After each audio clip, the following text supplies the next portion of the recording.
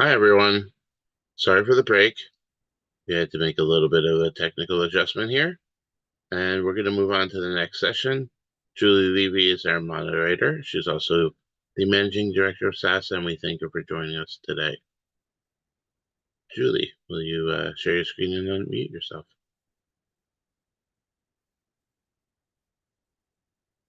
Hi, everyone. Thanks for having me on, and I am pleased to be joining us.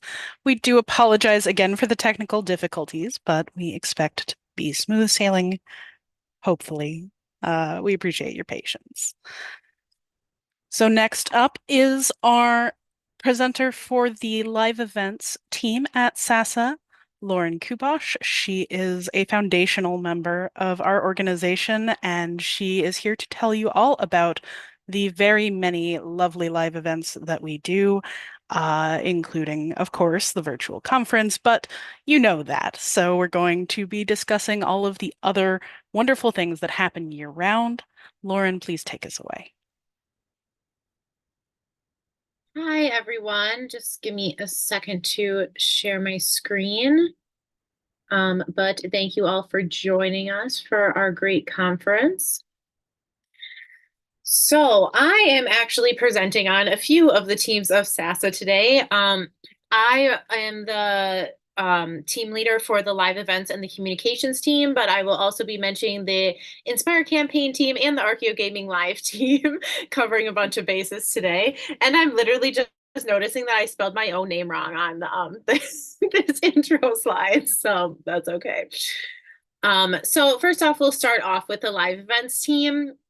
We have events ranging from monthly book clubs to master classes, reading groups, and more. You can hear from your favorite authors, learn more about our Port Ancient partners, and sign up for summer and winter reading groups, which I have a few links to put in the chat. I will send those right now, actually. One of them is to our events page, which is what I'm talking about right now. The next one is our link tree where you can follow us on social media. And the next one is the bookshop, both of which I will talk about in a second. But please do check out those links. So our live events, including the virtual conference. So obviously this one is live streamed, and a lot of our events are live streamed on our social media platforms, including Facebook, Twitch, Twitter, and YouTube. But we do also have reading groups during January, which are the winter ones, and then over the course of the summer, which are private Zoom sessions. This was one of the first projects ever with SASA. It's how I got involved in 2020. And they are RSVP only, where you then receive a live syllabus link with all of the open access readings. They're great discussion groups. This year we had 19 of them. There are still, I think, at least 6 or 7 of them open. So as the link in the chat goes to the events page, you can find them there to RSVP. They are some 3-week reading groups and some one-time master classes that are still open. So please do RSVP if you're interested in any of the topics we have left. So again, a little bit more about the reading groups. They run over summer and winter. And they connect those interested in the ancient world through a range of topics explored in live weekly discussions. Through this project, we aim to continue to open the world of ancient studies to students in high school, college, and beyond. Each group is led by a SASA educational ambassador who is a dedicated PhD, or sometimes who already graduated, sometimes someone that is in grad school, specialized in the particular area of study. These groups have been very generously sponsored by the Gladys Kriebel-Delmas Foundation for the past 3 years for the summer reading groups, as well as from the Society for Classical Studies for the winter reading groups. So we are very grateful to those organizations, which give us the access to be able to pay our reading group leaders for the work that we're doing. These are a very popular project with SASA. We get hundreds of people coming to these groups each session, and we really enjoyed the discussion. It's a great place to get resources and have a discussion about specific topics in ancient studies that you might not get to dive into with other scholars very often. If my computer will go to the next slide, there we go. The next live stream that we have is our monthly book clubs. This is your chance to pick the brains of some of your favorite ancient history authors. From nonfiction to fiction, fantasy, and reality, we explore the worlds of books which are set in ancient times, focus on ancient history, and help you learn more through the amazing descriptive imagery of the ancient world, as Judith was talking about her book earlier. These are organized by MJ Pankey, who is also an author who's been featured on our book clubs, and she's a volunteer with SASA. We have done probably at least about 20 book clubs, which are all saved on our YouTube channel in the book club playlist. So you can go and find them there. Here's a list of some of the past ones that we did and a few upcoming ones we have. We also have a bookshop where you can find discounts on pretty much every book that we have featured. There's maybe a few that aren't on there, but somehow Bookshop has everything for cheaper, and we get 10% comes back to SASA to help us keep doing these projects. So please shop at our bookshop, which again, that link I put in the chat as well. Another stream that we do is called Crewing the Ship, which highlights our Port Ancient partnerships. I think Leon will be on tomorrow to talk about the outreach team and the Port Ancient partnerships a little bit more. But basically, as Jan with World History Encyclopedia mentioned earlier, this is our partnership gallery where we have all different kinds of pages, platforms, podcasts, YouTube channels, publishing companies, and more that have to do with ancient studies that we find are good tools and resources for people to use and would be interesting to people. It's like really exciting. I already listened to a lot of these podcasts and follow these YouTube pages when we became partners with them. So it's great to see we're trying to build up this community of all different fields of ancient studies. And this is a great way to do it because a ton of people have very high quality content all over the internet, and we want to be able to highlight them. So we do streams that are about 20 to 30-minute streams introducing our partners and talking about projects they have going on. So you will see those on our social media channels, and you can find the playlist on YouTube as well. Listed at the bottom of the screen here are just a few of our partners that we have, some of which are streaming our virtual conference for today. Then we also have Archeogaming Live, which is actually its own team led by Dr. Kate Minetti, Alexander Vanderwalle, Julie Levy, who just introduced me, and David Serrano Lozano. They do Archeogaming almost every week. They're on a little bit of a break right now over the summer. But where they play through video games that have to do with ancient history, and that could be potentially used for teaching with ancient studies, which again, the Archeogaming education team will be on tomorrow as well, talking about our education modules. The Archeogaming Live team streams on Twitch, and it's a little bit more of a fun discussion-based thing than the organized education modules that are for classrooms. We have an absolutely great time.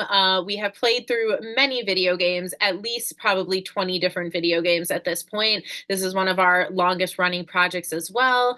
These are some screenshots from our Twitch page. These do only stream to Twitch, but they're saved on YouTube later. So please go to the link tree and follow us on Twitch and YouTube to find our Archeogaming streams. Then there's the communications team. We are responsible for everything you see on social media and a lot of the things on our website. Now we do have our own website team too as well. We work hard to keep our members and viewers up to date with SASA, from promoting our live events, Archeogaming education modules, and access database, to updating the website and creating the SASA Oracle, which is our bi-monthly newsletter, which is now also its own team, the InterOrgs team, because SASA just keeps growing exponentially, which is great. But it's our job to make sure that the ancient world and everything SASA and our partners are doing, we promote and protect ancient studies to stay relevant, intriguing, and fun for the general public. So we post on social media multiple times a day. A lot of times, as mentioned, it is about our other projects going on. But as you see here, some of these are our reading groups that we have over the summer, our trivia night, which is related to the Pictionary night, which you can sign up for. Intro guides is another project from the Access team that's introductions to different topics in ancient studies. So SASA has a ton of projects going on, and we try to promote them all on our social media channels. Another way we do this is through the Inspire campaign. So this one usually runs over the summer, although it will be going into next fall. So it's an ongoing social media campaign that engages the public and their curiosity about the ancient world in a little bit more of a fun way. We do this by having a few different categories of things that we post about, including ancient anime, pop culture, ancient wisdom, ancient steam, modern roots, ancient words, which is etymology based. There are some ancient kitchen videos that are us cooking ancient recipes. And What's That Artifact is kind of like a game that we're going to be starting up again on our Instagram and Facebook stories, where you guess what an artifact is or where it's from. This team is led by Nicole, which I'm sorry, shout out to some of the other people, Samantha and Parthika and stuff, that their names were on the screen and I did not read it till just now. So where can you find SASA? Again, the link tree is in the comments that I had sent at the beginning of my presentation. We post almost every day, well, definitely every day, on Facebook, Instagram, Twitter, or X. We stream on Facebook, YouTube, and Twitch. We post every day on LinkedIn as well. And we do have a TikTok account, although it has been slightly inactive, so check back for when we are more active in our TikTok account again. And that is kind of the end of my presentation, trying to keep it short so we can move on as scheduled to the next presentations. Yes, I guess calling back to Julie.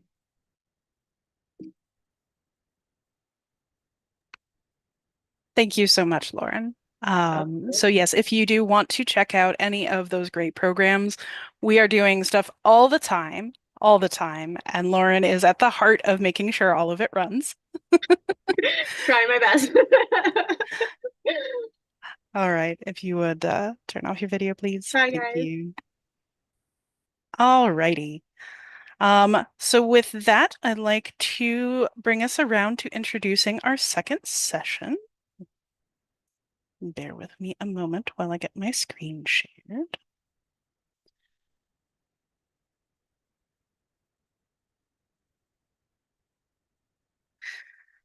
So our session 2 is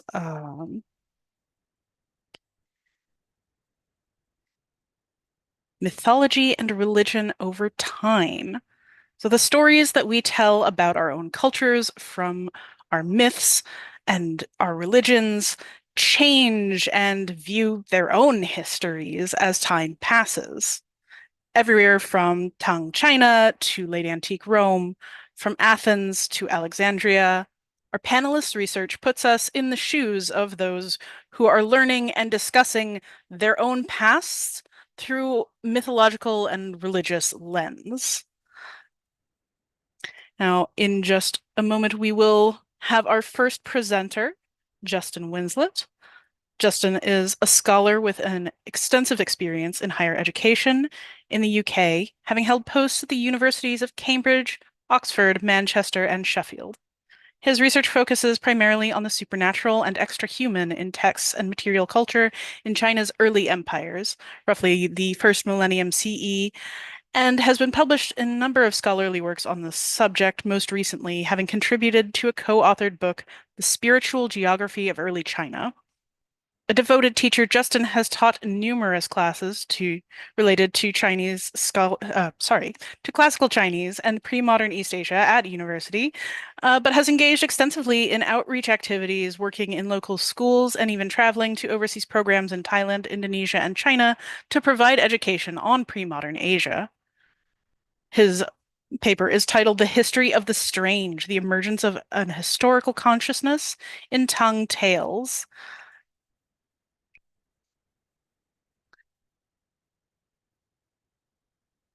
Justin, if you would, please go ahead and share your screen and you may begin. Thank you so much. Thank you.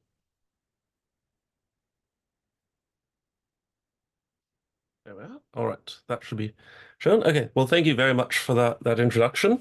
So yes, basically this talk, as stated, the title of the talk, The History of the Strange, the Emergence of an Historical Consciousness in Tang Tales, basically is going to talk a bit about how basically what we can understand as an historical consciousness and what we saw, and I'll discuss a little bit about what we mean, kind of develops in the Tang and what we kind of see with regards to that. Now, those in the audience who are familiar a little bit with sort of China and Chinese history might already be very familiar with the idea of Chinese historiography. Indeed, the thing is, Chinese historiography is somewhat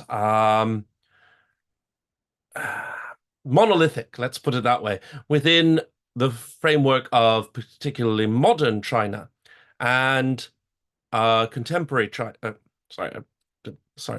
Modern China and contemporary China. And this is partly due to events that occurred in the 20th century. History as a concept became strongly associated with nation building, identity, modernization, also this and other things in China. It's also partly to do with the rise of social sciences in Western academia that also looked at China as a particular other and were exploring it in ways. Again, this isn't a talk on that. I'm not going to talk about the 20th century because that's the modern period. But basically, again, just to kind of frame it for those of you who may not be familiar, the idea of Chinese historiography is actually very well studied and trodden. Basically, within this sort of scholarship, there are three very dominant understandings of how we, as modern people, when we're reading these texts, are kind of expected to understand the history that we see in Chinese texts. The first is that basically history is rooted on the traditions and conventions of a text called the Shiji, which is considered the very first sort of standard imperial history of China, and in fact basically is the conventions and the tropes that it adopts and uses are then further adopted later on. Now they are adopted, and what will be important for us is that they are adopted much more widely than simply within the confines of, say, what becomes known as imperial history. And indeed, imperial history, as we understand it, isn't really written until much later from the Shiji. The Shiji itself is dated to the 2nd century BC, but actually the kind of notion that it forms this kind of lineal history doesn't really arise until really around the 14th century CE. Now, basically, the second kind of point about how we are supposed to understand Chinese historiography is that history is very much the realm and the purpose of what's called literati culture, particularly that of the late imperial period, which is basically for China in the 2nd millennium CE. Now, in this period, people in China basically were to advance themselves, to be employed by the imperial offices. They had to pass what was known as the civil service exam. This exam very much just sort of shaped Chinese history, or, well, yes, actually pretty much everything to do with China at this time. And so history became a part of that sort of education and that curriculum to learn to pass the civil service exam. The purposes of history and the use of it basically was involved mainly for the literati, and for the literati to understand why they're there and what it means to be a literatus, as it were. Further, history was meant to be read as providing a didactic. Literati from this time would quote or cite or paraphrase or reference historical events or historical personages, and readers were expected to understand that there was some sort of moral lesson to be learnt from reading those. Okay. Now, as I said, this is very much the kind of dominant and very, very sort of staid way in which pre-modern Chinese history has generally been portrayed as being understood. However, many scholars, going back as people like Peter Bol or Hilda de Weert, and myself included, will point out that there is one very salient problem with using these principles and imposing them all over across all of what we call pre-modern China, i.e. before the 20th century. And that is, all of these concerns are very much associated with the late imperial period. prior to the 10th century, the Chinese empires did not really make use of the civil service exam. There were examples of it, but they didn't really use it to staff their governance. As such, they did not have a uniform education system which trained and taught students basically the things that they needed to know to pass a civil service exam. Further, the literati were more associated with the aristocracy and aristocratic culture than they were with their own kind of individual group or sort of associations of people. Also, without publishing, which is also something that comes in after the 10th century, basically texts were not distributed widely or as widely across the empire. In fact, quite simply, they were very sort of which texts people had access to was somewhat random. And again, particularly today, although there is some scholarship in trying to understand how these texts work and how they're all associated with, or how people got associated with them, there's still a lot of questions as to, well, who had access to libraries, in what capacity were those libraries established, what was in those libraries, etc. Basically, without any kind of uniform, constant culture and curriculum that culture expects there's the sort of the people who do know, the literate people, to engage in, there's no reason to presume that these kinds of what we call Chinese historiography really applied to anything before the 10th century. And as I will talk a little bit about, basically that raises a number of questions as to, well, what were these, how did these people understand history? As already mentioned, of course, each generation contributes and uses history and uses these stories and uses tales and uses things in their own way. And that brings us to basically the Taiping Guangzi, which basically is what I'm going to be talking a little bit about as basically one of the ways of kind of contributing to this question. Of course, as I just said, if before the 10th century, you don't have any kind of uniform curricula, you don't have any sort of uniform education system, then basically what is it that how did these people understand the sort of history or the events that came before them, and what did they mean to them? Obviously, there's many, many, many different types of texts to look at, but in my research, I tend to work very much with this particular text, known as the Taiping Guangzi, which is basically a large compendia of tales that was organized in the 10th century of material that came before it. It's 500 volumes, 7,021 tales. You can see that. Those of you who are perhaps interested in the organization of knowledge and the creation of compendia, just as a slight aside, these sorts of massive works where the knowledge of the empire is being gathered and put together become a hallmark of the late imperial period, even though this is all material from the earlier imperial periods like the Tang.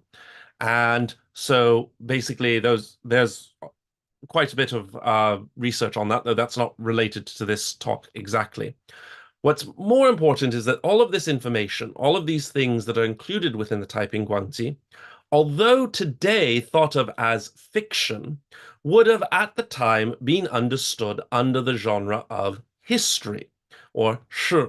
They also rely on the conventions and the tropes that are found in the text, the Shiji, as I mentioned to you. And this is part of why the Shiji is actually much more important than simply setting up an imperial history, and in fact actually influences and provides for an entire genre of writing in which people recount events and tell their readers about things that are happening. Okay. Now, obviously, for this talk, I basically used a sample of the tales that I have worked with in the past for other articles and other talks. So that's about 750 of the tales. And just for your information, they basically date from the earliest are dated to the 4th century, the latest to 10th century. The majority of them are composed in the Tang. And that's pretty typical of most of the material in the Taiping Guangzi. So let's talk a little bit. I'm I hope I'm still going well on time. I don't want to really go over. Let's talk a little bit then. I don't really have enough time to go into all depth of all of the tales or tell stories. So I'll just kind of give you guys sort of an overview or the summary of basically what these tales and how these tales use history. So I've been told I've got about 3 minutes left. So let's basically see, well, how are they using history? The first thing is that actually the majority of the tales do not actually provide any sort of time frames or any reference to historical events or other forms of time. That's actually pretty normal. In other words, there doesn't really seem to be an historical consciousness. But a number of the tales, particularly from the Tang, do actually provide certain things. They provide reign dates. This is a very normal thing where they state the emperor and the reign, and then the reign. And they also provide notable events, certain events that happen. But what's very noticeable about this is that all of the reign dates and the notable events are from contemporary periods to when the text is written, particularly in the Kaiyuan era, which is basically 713 to 741 of basically the Tang. Invariably, almost all events that are mentioned basically are in the first 5 years of that reign period. Likewise, the notable events are usually related to the emperor at the time, Xuanzong, particularly when he had to flee to the southwest during a period of civil strife known as the Anlushan Rebellion. This is again something that's often mentioned. When distant periods in the past are mentioned, almost all of the texts mention basically the Three Kingdoms period. I don't have the time to go into that a little bit more, but rather than mentioning any other sort of time, there is a good 1,000 years of written material before the Tang. There seems to be a strong association with the Three Kingdoms period. There are also about 17 tales that talk about Siddhartha Gautama's life, the living Buddha, but these are often probably translations of South Asian tales, so they're probably just associated with with Buddhism. Now, like I said, I'm actually really running out of time. So I'm just going to then summarize. Well, okay, so I've just told you what we see, but why do we see it? Basically, what we tend to see is first and foremost is that time is primarily used as a framing device. It's not really used because most of these time periods are contemporary to when the text tale is being written. They are primarily there to deliver an idea of setting the scene or the space. Oftentimes, the events mentioned have little to nothing to do with the actual events in the tale. One notable one is a person who travels with Xuanzong to the south when Xuanzong flees and turns into a were-tiger. His turning into the were-tiger had nothing to do with, obviously, Xuanzong's fleeing to the south. But the tale does frame it, and creating this sort of time period helps to explain why the protagonist is going down there. However, the obsession with particular space of time and the specific sort of realm, specific sort of like the Kaiyuan era, raises questions around omenology and also the other issue of the extrahuman and the strange. Time is not just simply dates or counting. Within Chinese culture, actually many cultures, pre-modern cultures, time and is strongly associated with basically omenology, divination, cosmology, and astrology, which are often incorporated just naturally because they form how people just innately think of time.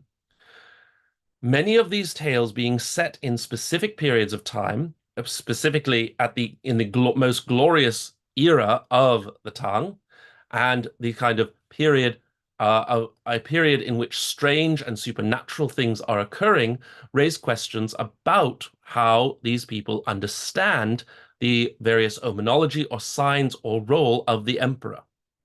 And yes, as agreed, this is a great place to wrap up. So I think I'll just wrap it up there and let you know, and then leave it for questions.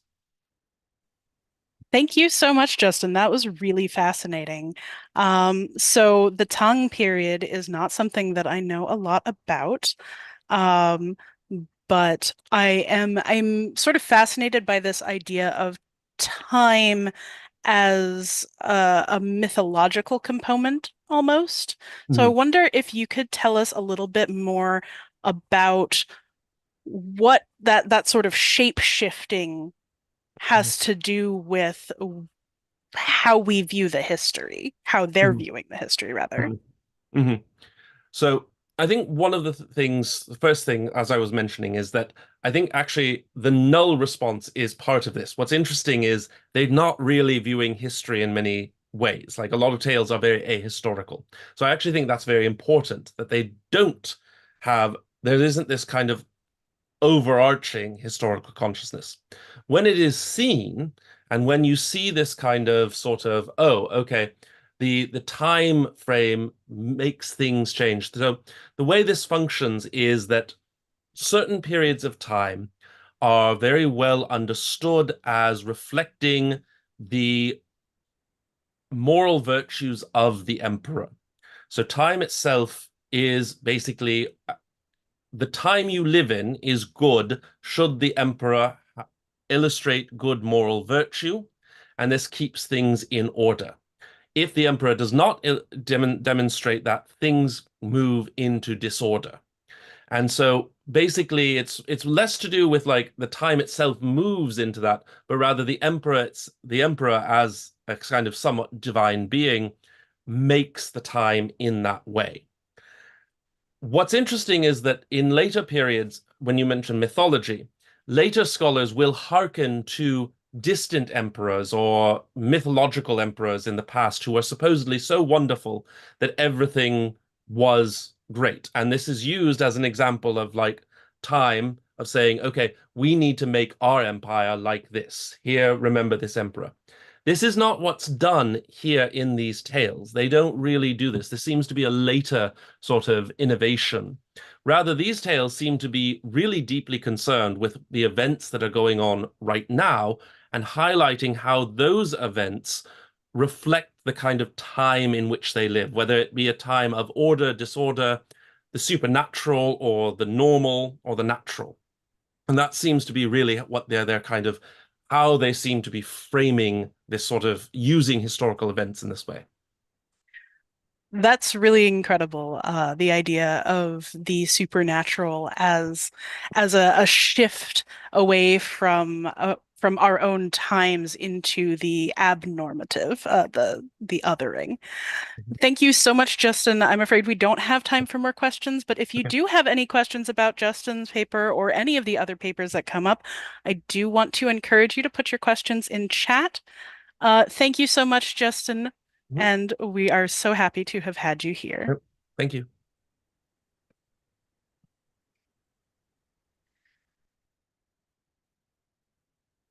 Our next presenter is, is Karis Hughes, who will be presenting a paper, Amazon on the Acropolis, the mythology of history, the Athenian imagination.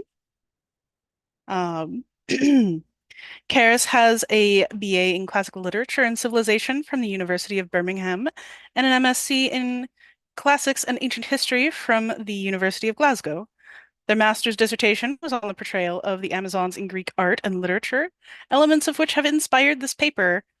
Although no longer a student, they are still interested in the ancient world, especially the construction of gender and sexuality, and are a member of the Queer and the Classical Organizing Committee. They currently work as learning support in a school classics department and hope to teach in the subject and enthuse the next generation. Karis, thank you so much for joining us. I'm looking forward to your paper. You can go ahead and share your screen.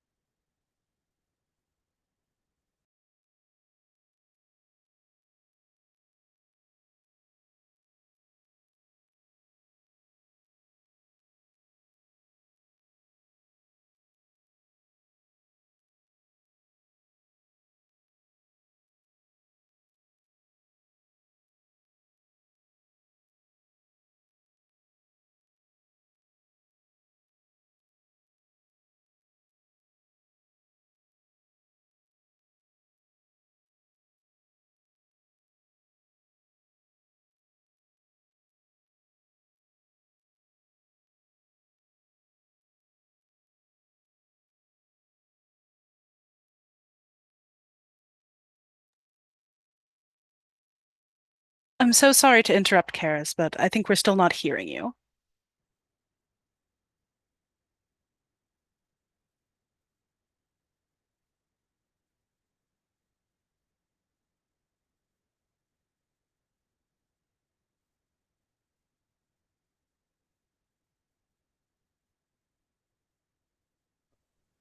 All right. Is that coming Yes, through? now we can hear you. Thank you so much. Sorry. Okay. Do the preamble again. My apologies. All right. So good afternoon. Thank you again. Apologies about that. Today I am going to be talking about Amazons on the Acropolis, mythologizing history in the Athenian imagination, where I'm going to be doing a hopefully very brief exploration of the ways in which Amazonomichies, which are battle scenes between Greeks and Amazons, are used in Athenian kind of monumental art in the years following the Persian Wars, and the ways in which this kind of artistic motif is used by the Athenians to reimagine and recontextualize their recent history through mythology. All right, so the Amazons are a very, very popular myth in the ancient world. They're said to have encountered many of the Greek heroes and exert a certain fascination on Greek and Roman authors. However, for the purposes of this talk, we're going to be looking at one specific myth, the myth of Theseus's encounters with the Amazons, which is a very unusual, and I might go so far as to say quite a unique myth about the Amazons.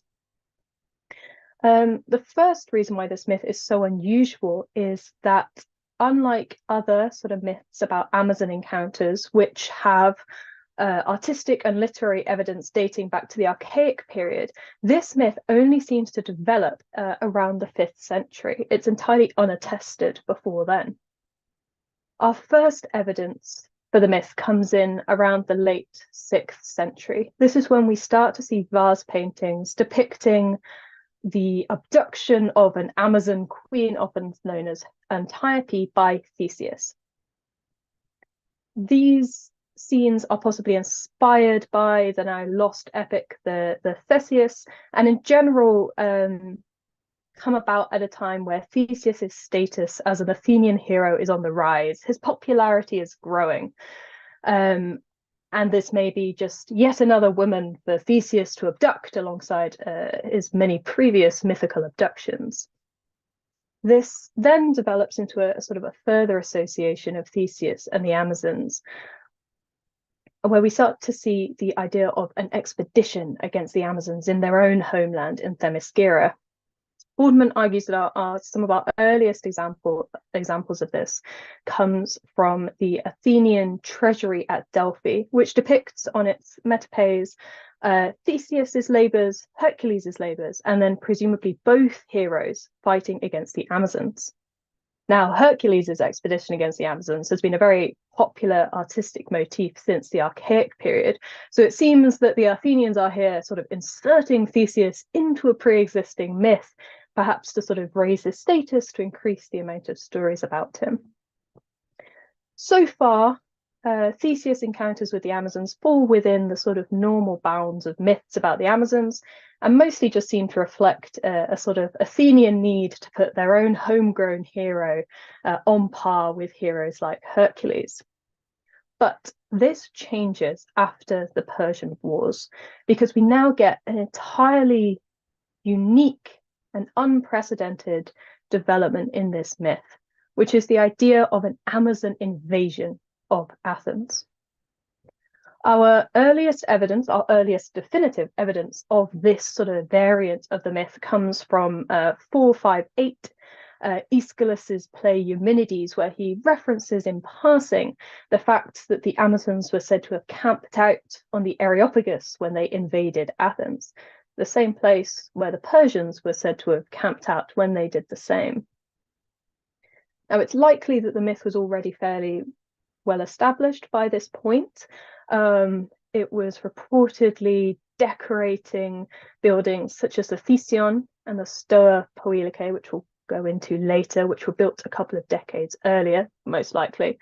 And we see a surge in popularity of vase paintings like this one here, the lovely Gela Crater, which show Theseus fighting Amazons, presumably as part of this Attic Amazonomachy, which again become very, very popular at this time and probably reflect the appearance of this myth on these monumental sculptures. Now, the association between Amazons and Persians is fairly universally accepted by scholars at this point. The extent to which this particular myth is a deliberate reflection of the Persian Wars is somewhat more contentious. But I think looking at the way we can see this myth develop over time, it's fairly clear that the idea of an invasion of Athens by a powerful barbarian Asiatic threat appearing only after the Persian Wars is surely a response to these historical events.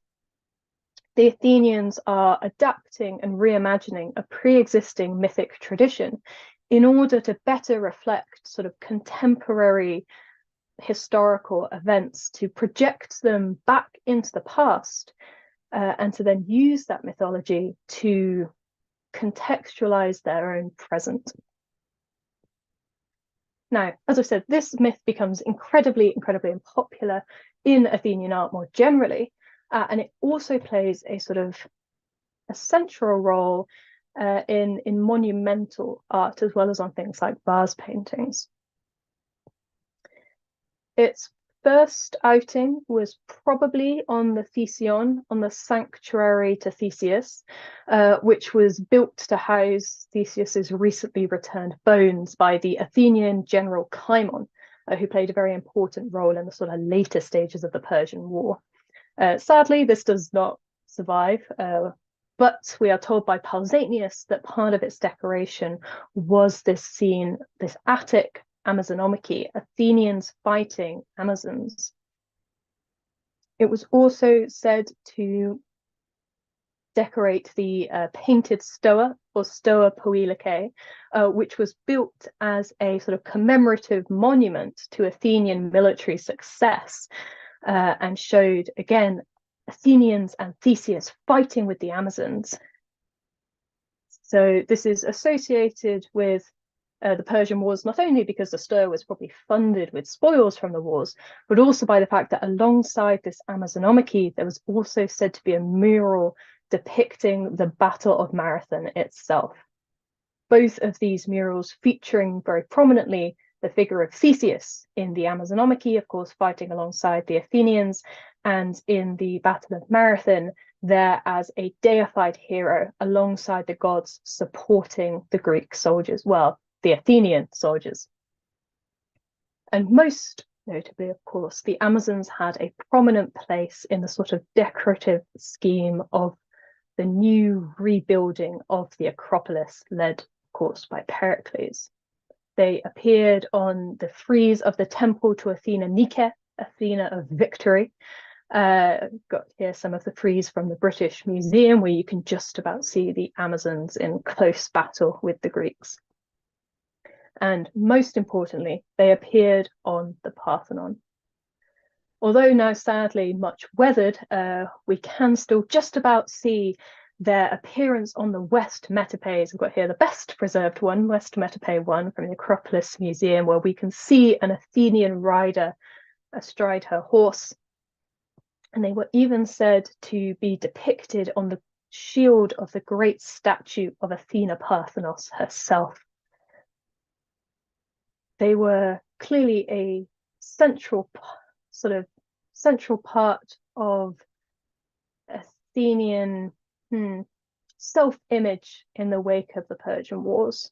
All of these monuments are associated to some extent with the Persian Wars, the Parthenon, of course, being almost the ultimate symbol of not only the eventual Greek victory being built on the site of previous Persian destruction, but also specifically of Athens's increased status in the wake of the wars, it being funded with money taken from the Delian League, meant to be used as defense against Persia. So I I think the question I'm asking is why the Amazons? What about the Amazons led to such prominence, and what effect did these depictions have on how the Athenians sort of conceptualized the Persian Wars? Well, purpose number one is, of course, commemoration of the wars. By developing this conscious mythic precedent, as Castrota kind of dubs it, this deliberate parallel, the Athenians are thus able to project their recent victory over the Persians without having to do anything as blasé as actually put lots of pictures of Persians up on all their monuments. Using myth as a form of commemoration is a common Greek strategy, and this allows for a more direct representation without having to go so far as to actually directly represent history. It also allows them to mythologize the recent conflict. By creating such a close, almost one-to-one parallel with the Persian invasion, it allows them to draw comparisons with the recent conflict and to suggest that contemporary Athenian soldiers and generals are on par with, are of the same status as these ancient heroes like Theseus, a fact which is suggested most intriguingly by Plutarch's anecdote that on the shield of the goddess, here a reconstruction from Nashville actually, one of the Athenian soldiers was said to be carved into a likeness of Pericles. Very, very literally sort of inserting and associating their contemporary leaders with the ancient heroes. This is, of course, quite an important function strategy of the myth, but I would also note not one entirely unique to the Amazons. Scenes of battle with centaurs, with Trojans, with giants also feature prominently on monuments from this time period. As I'm sure anyone who's visited the British Museum and seen the Parthenon marbles will know. And these two can provide mythic parallels that allow this sort of indirect commemorization and mythologization. But the Amazons have certain advantages over these other mythical enemies. The first is that the Amazons were, to a certain to a very arguable extent, that's a very contentious debate in Amazon scholarship, were believed to be a real historical people, in some ways equivalent to the Persians. Creating this idea of an Amazon invasion then sets up a sort of a narrative of an ongoing, continuous conflict between Greeks, and specifically Athenians, and an Asiatic barbaric force.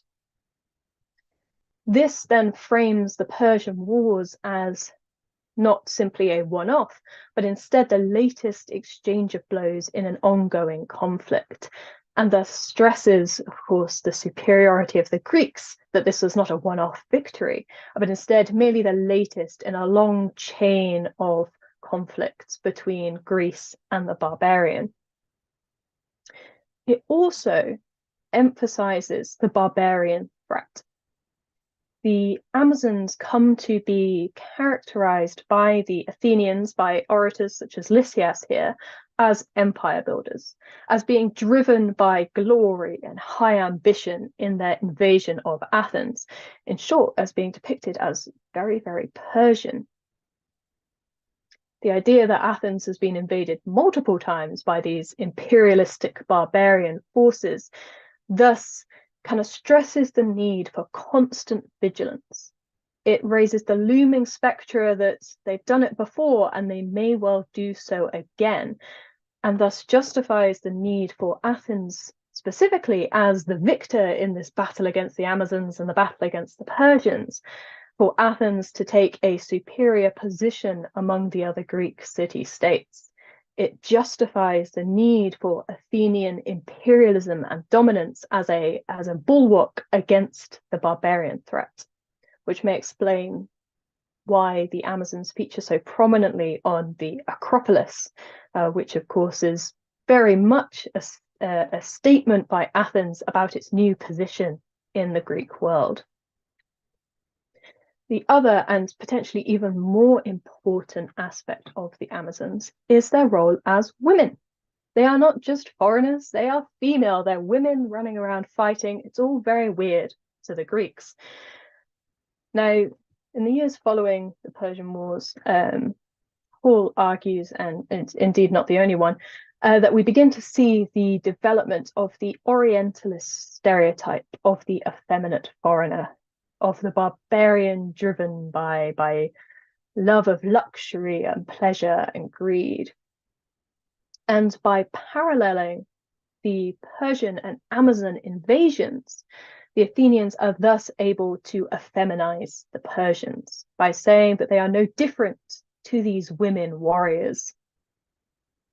The Persian invasion is then characterized not as a military or political decision, but is instead one driven by these effeminate qualities of immoderation, of greed, of lust. The Persians are made out to be like women. And this is, formatting. This is also kind of further stressed by the Greek view of the world as one that's defined by polarity. We see this lovely quote, supposedly from the philosopher Thales, who sets out his identity in a series of 3 opposing principles. One of human versus animal, the second of man versus woman, and thirdly of Greek versus barbarian. And these sort of 3 sets of oppositions are thus sort of associated with one another. To be a barbarian is to be like an animal and to be like a woman. And by creating this parallel, this mythic precedent, every time the Athenians show that fight with the Amazons, they stress that associations of the Persians with effeminacy and weakness. And it also places the Persian War into this pre-existing hierarchy. It naturalizes Athenian supremacy by suggesting that just as a man is superior to a woman, because a barbarian is like a woman, it means the barbarian is inherently inferior. And this naturalized hierarchy, I think, further supported by the presence on the threat of sexual violence in the midst of the Amazons. Now, sex and violence already very much linked together in the Greek imagination more generally. Could do a whole other thing on that. It's even, we see kind of linked together when thinking about the Persian Wars. We have this vase here, lovely example, showing a Greek soldier sexually approaching a Persian who stands facing out to the viewer and says, "I am Eurymedon, I stand bent over." Now, Eurymedon is the name of a river where there was a famous battle, or a Greek victory against the Persians. So here we see the military victory being expressed rather euphemistically in terms of sexual dominance, which is also a common thread motif in the myths of the Amazons. As women, the Amazons are vulnerable to being eroticized, objectified, and many of the heroes who encounter them do seem to have, there are many sort of erotic, I don't even want to say romantic necessarily, encounters between the heroes and the Amazons. We've seen, of course, that Theseus is said to have abducted an Amazon and thus kickstarted his whole conflict. Perhaps more relevantly, we have the myth of Penthesilea and Achilles, as the Amazon queen Penthesilea is finally defeated by Achilles, who penetrates her with his suspiciously placed spear. He looks into her eyes and falls in love, or if we're being more realistic, in lust. Military and sexual dominance are thus collapsed into one another.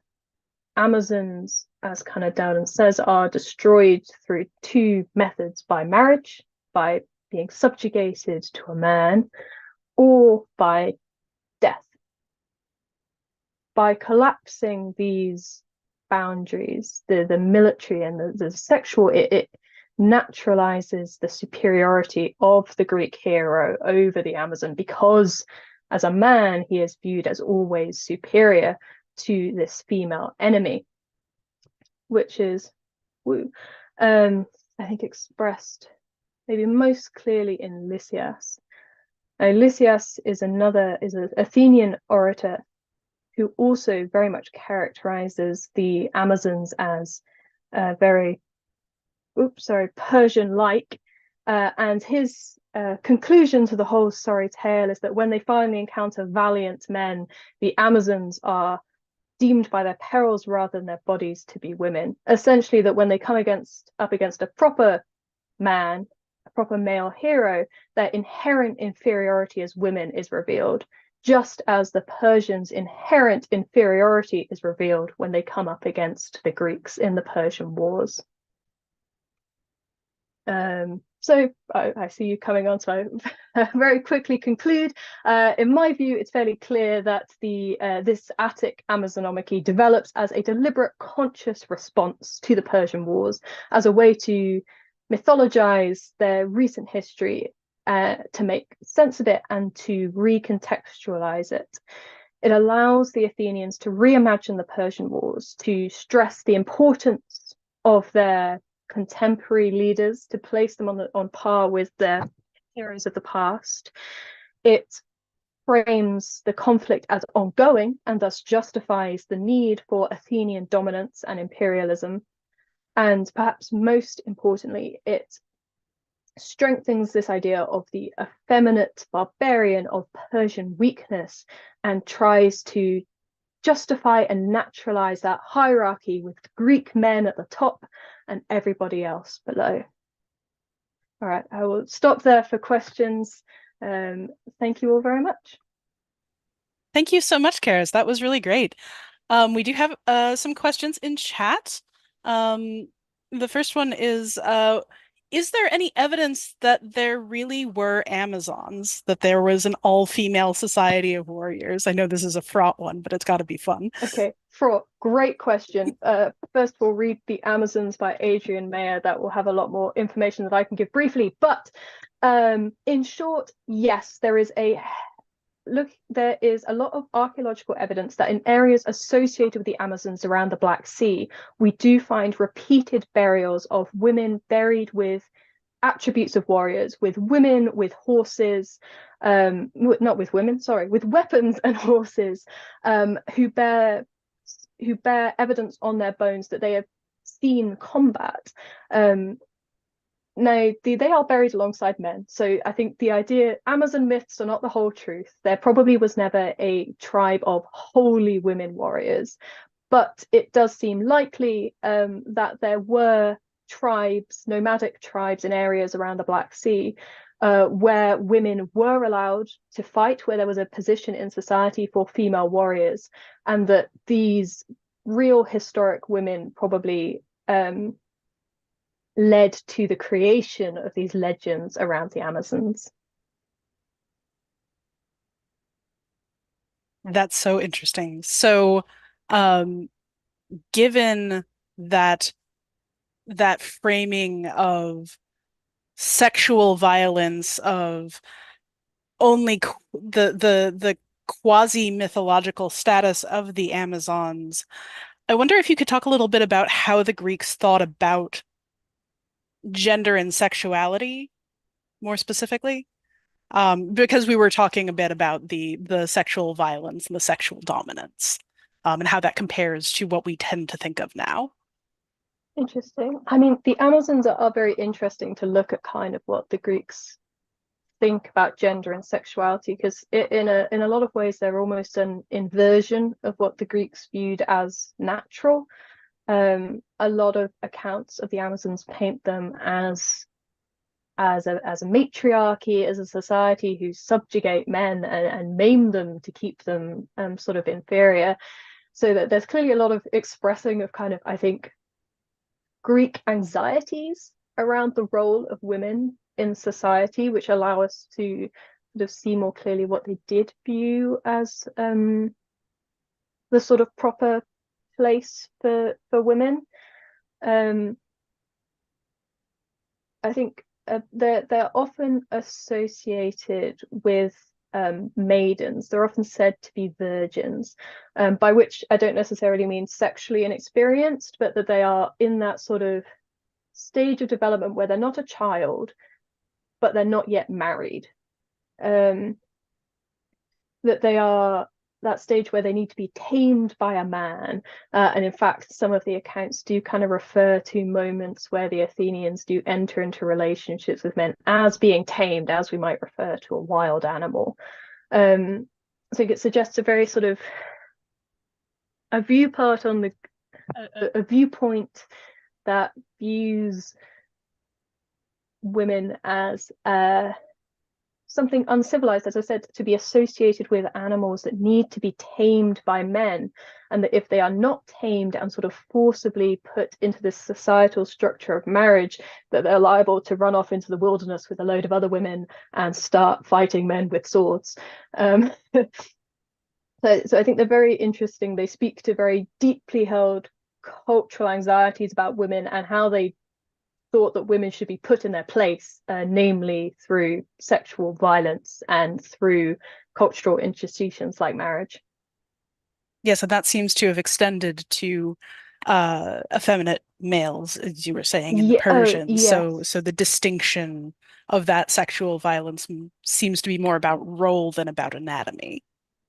Yes, certainly. It's about power and dominance rather than necessarily about that. And I think perhaps it is so prevalent in the myths of the Amazons because they dare to upset that power balance by being women who take on a more masculine role, and so they must be forced back into what was viewed as their proper place. But yes, I think it also really expresses the Greek idea that sexual dynamics are more about power than they are about anything else. We probably only have time for a very short answer to this last question, but I wanted to come back to the notion of using a sort of past to build a present that you were talking about in sort of the monumental use. So I guess the question I have is, what would you say is the thing from the past that they're trying to take, that they're trying to use in creating this Theseus and the Amazons myth?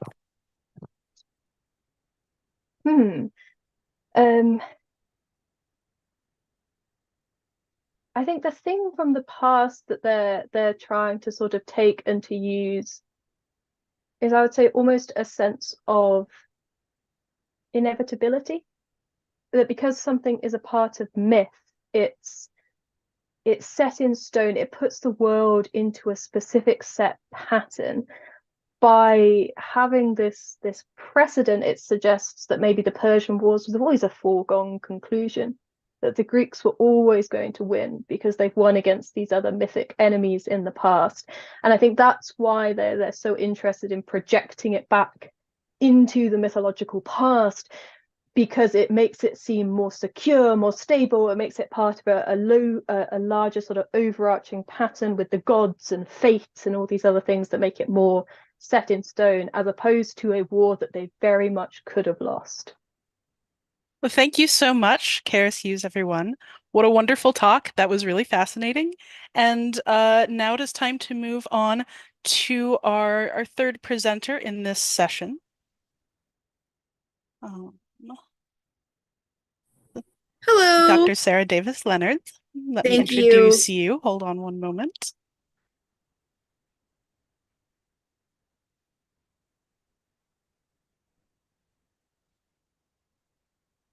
So Dr. Sarah Davis Leonard is going to be presenting on rediscovering the world of Cleopatra. She's a 14-year secondary educator with a PhD from Liberty University in American and European history. Her dissertation focused on the relationship among the resorts among the Appalachians, especially in Bedford Springs Resort, located in Bedford, Pennsylvania, and it's provided a common meeting place for Northern and Southern politicians and press as the summer White House for the Buchanan administration during the antebellum era. For postdoctoral research, she's been extending the understanding of the turbulent election of 1824 and the incarceration of captured Japanese diplomats after the fall of Berlin at Bedford Springs Resort during the summer of 1945. In addition, she's served for the past 2 years as the co-county representative for Guilford County for the North Carolina Council of Holocaust. She works alongside fellow educators and Holocaust survivors to further education and awareness of not only the Holocaust, but genocide as well. And what a fascinating detour we are taking into the world of Cleopatra. I am absolutely excited to hear what you have to say. Please do go ahead. Hey, thank you for that introduction. Let me go ahead and share my screen with you. I'm an educator, so we always have to have a PowerPoint presentation. So now y'all can see that. Let me pull that up. So education of Cleopatra, as the introduction said, my name is Sarah Davis Leonard, and I have a PhD in American and European history. And when you go into a doctoral program or something like that, you focus on an area, and the ancient world is one that is sadly dying, as that's the reason for this organization. So that's why I wanted to jump into this conference with the education of Cleopatra, because as a teacher, we know what goes into our students. And I know as a just finishing my PhD, I know what went into my education. And we can look to famous people like Alexander the Great. We know about, Aristotle and his teachings, and we can read what their teachers was. So I want to know, like, well, what did Cleopatra go through for her education? And as I found through the research, we don't know that much about Cleopatra factual wise, and that's due to the Romans destroying things, also due to her contemporaries being Romans, the victors write the history. And so things change. But what we do know is her culture. The Ptolemaic Egypt, which was started after the death of Alexander the Great, when Ptolemy the First, Alexander the Great's general, took over Egypt and continued the dynasty, focusing and talking about Alexandria and that role in the life of Cleopatra. And then not just her education, but her family and her children. So the Ptolemaic dynasty was the 31st dynasty. So ancient Egypt lasted several thousands of years, and they just incorporated all of the traditions of the past 30 dynasties, even though they were foreigners. So they combined not just the Greek culture of their heritage from Macedonians, but also the pharaoh traditions, the religious traditions, the intermarriage between brother and sister, and just continued that. And across the board, they were accepted by the Egyptians because, and one of the resources I used is this great book, Cleopatra by Joyce Tynesdale. And she said that it didn't matter if Pharaoh was a baby, if they were, quote, a foreigner, as the Ptolemaic dynasty was, but as long as they had a pharaoh, they were fine, because the entire Egyptian civilization revolved around a pharaoh. The pharaoh was in charge of the religious ceremonies. Those religious ceremonies then led to the blessing of the Nile and the flooding of the Nile. And then you also had the pharaoh as military leader. So also, because of the Greeks' influence from the Ptolemies, you have the Greek language being brought in, you have Greek culture being brought in, also Greek civil service being put in to supplement the Egyptian civil service. And we know a lot of that time period thanks to the Rosetta Stone, which I have a slide on in the next slide. And also, on top of that, you have the Library of Alexandria, which welcomed all the scholars of the Mediterranean world.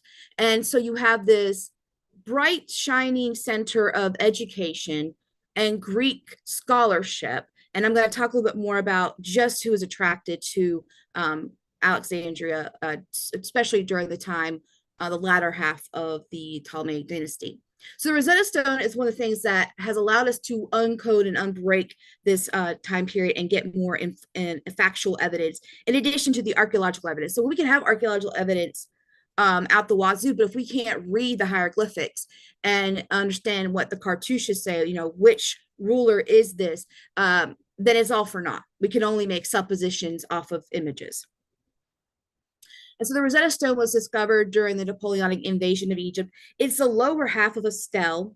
The stele was much, much higher. Of course, as many things we have from ancient Egypt and other civilizations, we only have chunks of it, kind of like you think of Ozymandias's, the poem influenced by the big statue of Ramesses II in the British Museum.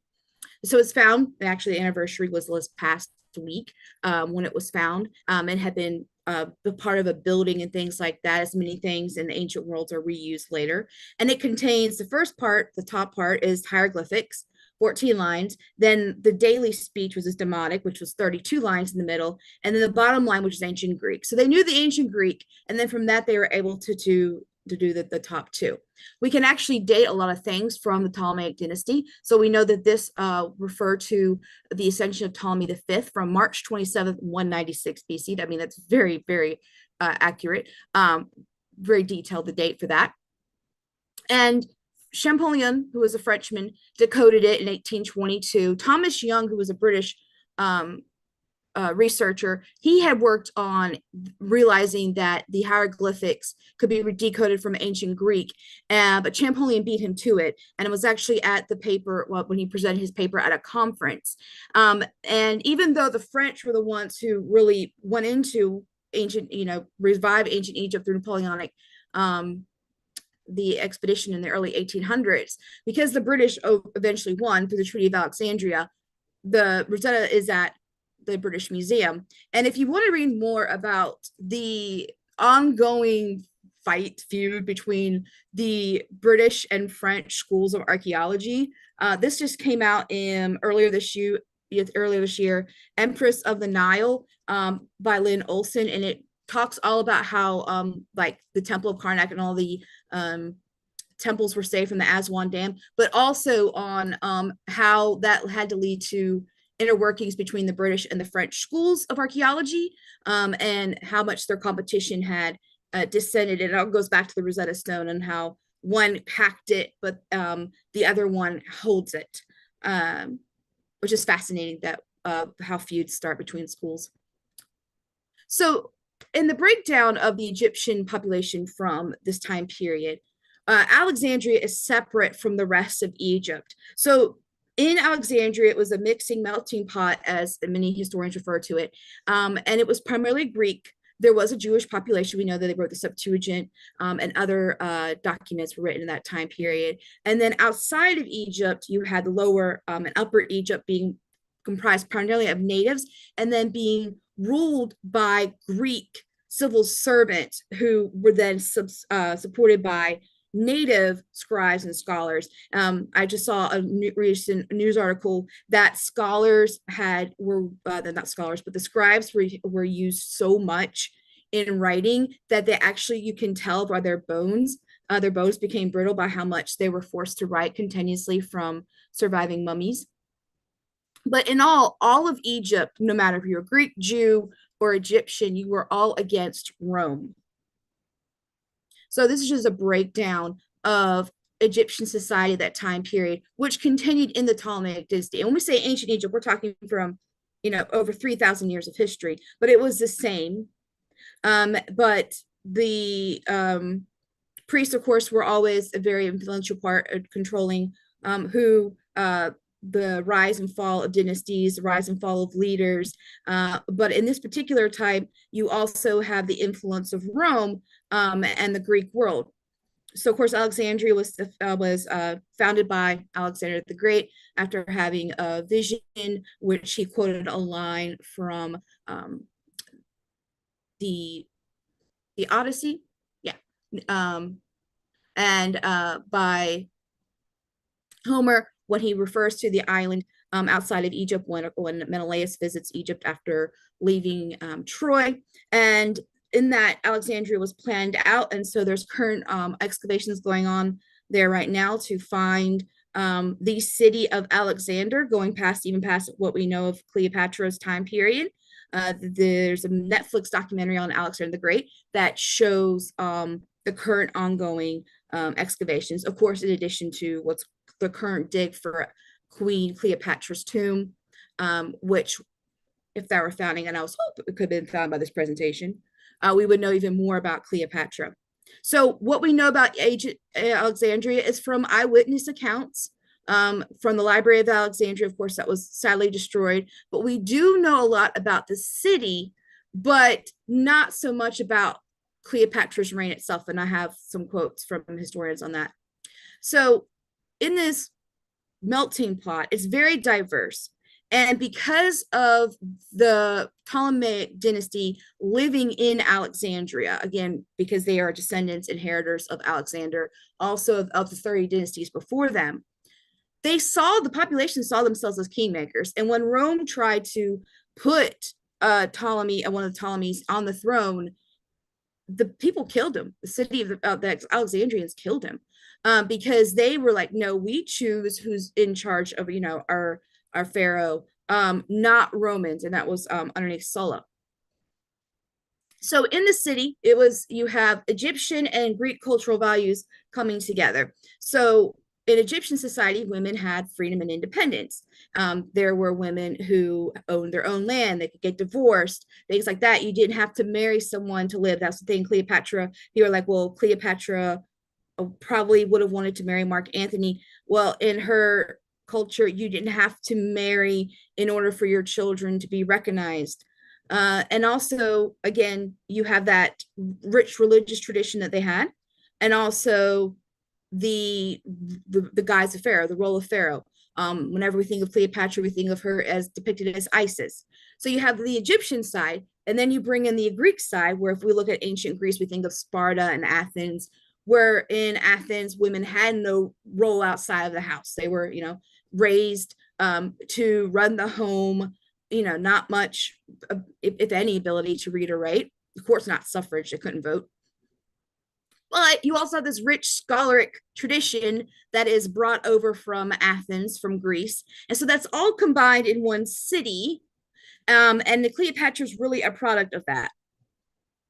So this is again from this excellent book by Joyce Tisdale on Cleopatra. She said that her reign has yielded fewer papyri than the early Ptolemaic reigns, and which is due to the high water table. So we have really no papyrus primary resources evidence from that time period. So therefore, it is very, very hard for us to actually decode what happened in her life.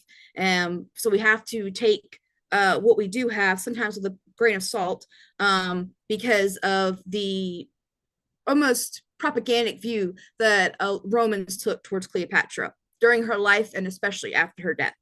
So again, in her lifetime, we're not even sure what her birth date is, because the way they would date things is based on the date of the reign, and Cleopatra was a middle child. She wasn't the eldest.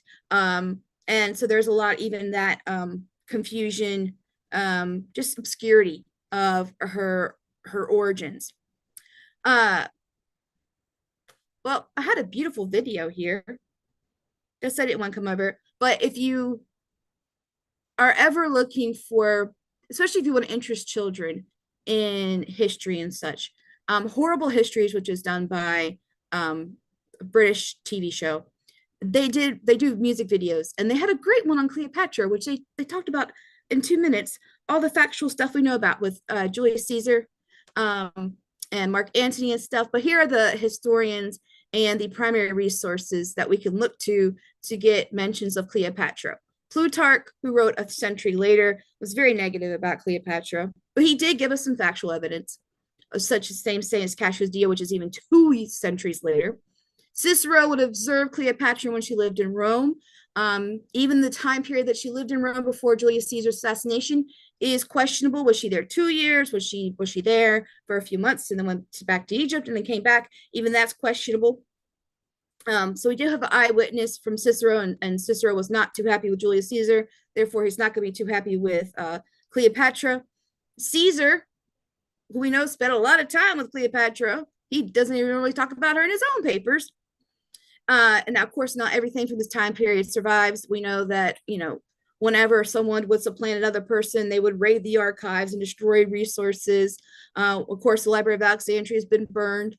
Strabo, who did live during the time period, does credit Cleopatra with her intelligence, which Plutarch also verifies. And then Josephus, who writes after Cleopatra, but is influenced by writers from her time period and observers of her reigns, and not only just in Egypt, but also in Herod. He worked for Herod. Well, he wrote on Herod the Great's reign. He hated Cleopatra over her supposed treatment of the Jews in Alexandria, which has later kind of been debunked. So even images of Cleopatra, which may give us evidence, maybe hints about her education in childhood, don't even really exist. There's a few busts, but they're disputed. This is the only one that's in Rome that can be credited to, like, this is Cleopatra, in addition to coins. But then even coins, you can get into what view was she trying to put on? Was she trying to be an imitator of her father? Was she trying to be a masculine in a masculine world? Was she trying to be like Isis and show her connection with Caesarion? It's just all different things. So this is one clear view that we have of what she looked like. And as we get further away from Cleopatra, our view of her even gets more clouded, because you can look to Shakespeare, you can look to George Bernard Shaw's images of Cleopatra, and that's what the modern world thinks of her today. So in her time period, there was a library of Alexandria where every time someone came into the city, they would have, if they had any scrolls with them, they're immediately seized and copied, and then the copy was given back to the person. They kept the original, and then they were translated and studied. So we know that she knew at least Greek, Hebrew, Egyptian, Persian, and Latin. Not only read them, but spoke them. Now, Plutarch doesn't mention Latin in his quote when he's talking about Cleopatra's knowledge. But that may be because he assumed anyone who was scholarly or, civilized spoke Latin. But it's impressive the number of languages that she spoke, many of them rare. She was also the first pharaoh to actually learn the language of her people, hieroglyphics. And she used those to her advantage. So her tutor was Philostratus. He was known for his philosophy, rhetoric, and oratory. We know she spoke 7 languages at least. More than that, she probably read several of them. Her model that she modeled herself after was Mithridates VI, the Great of Pontus, who was credited with 22 languages. And though there is evidence of her handwriting, which is disputed, scholars believe that she may have wrote cosmetics that she may have, given back to the academic world by writing on medicine. She did support some healing temples. And Galen, the physician, talks about 6 different sections of her works. And so that's how that has survived to modernity. Now, her siblings, her older brother didn't get the same education, which is interesting. Maybe it's because Cleopatra was a go-getter, had a growth mindset. While her younger brother, we know, was controlled by his tutor, which led to his downfall. But the thing is, she had an intellectual court, and that can be seen through her children. And not only do, of course, the twins survive her, but Nicholas of Damascus, who had studied at the Library of Alexandria and had tutored her children, when the children are taken to Rome in the Great Triumph, that the twins are, he follows them to Rome. And we know that their paths intersected with Cleopatra Selene. And so it can almost be seen that with his guidance and the education she received in her mother's court, then that was modeled in her reign with Juba and Mauritania, which continued the legacy of her mother, and just not her mother, but her whole entire dynasty of the Ptolemies. So what we can see from her is, even though the facts are very, very mired in speculation, assumptions, we can see that she had a growth mindset. She traveled the Mediterranean world. She saw that education was a key to power. She saw education led to languages, and she could see, hear people and understand people in their own tongue, because things do get lost in translation. Very similar to what Elizabeth I did. And that allowed her to be one of those people that we remember still today because of the great strides that she took in order to put herself on the power stage and also create, a lasting legacy that we still talk about today.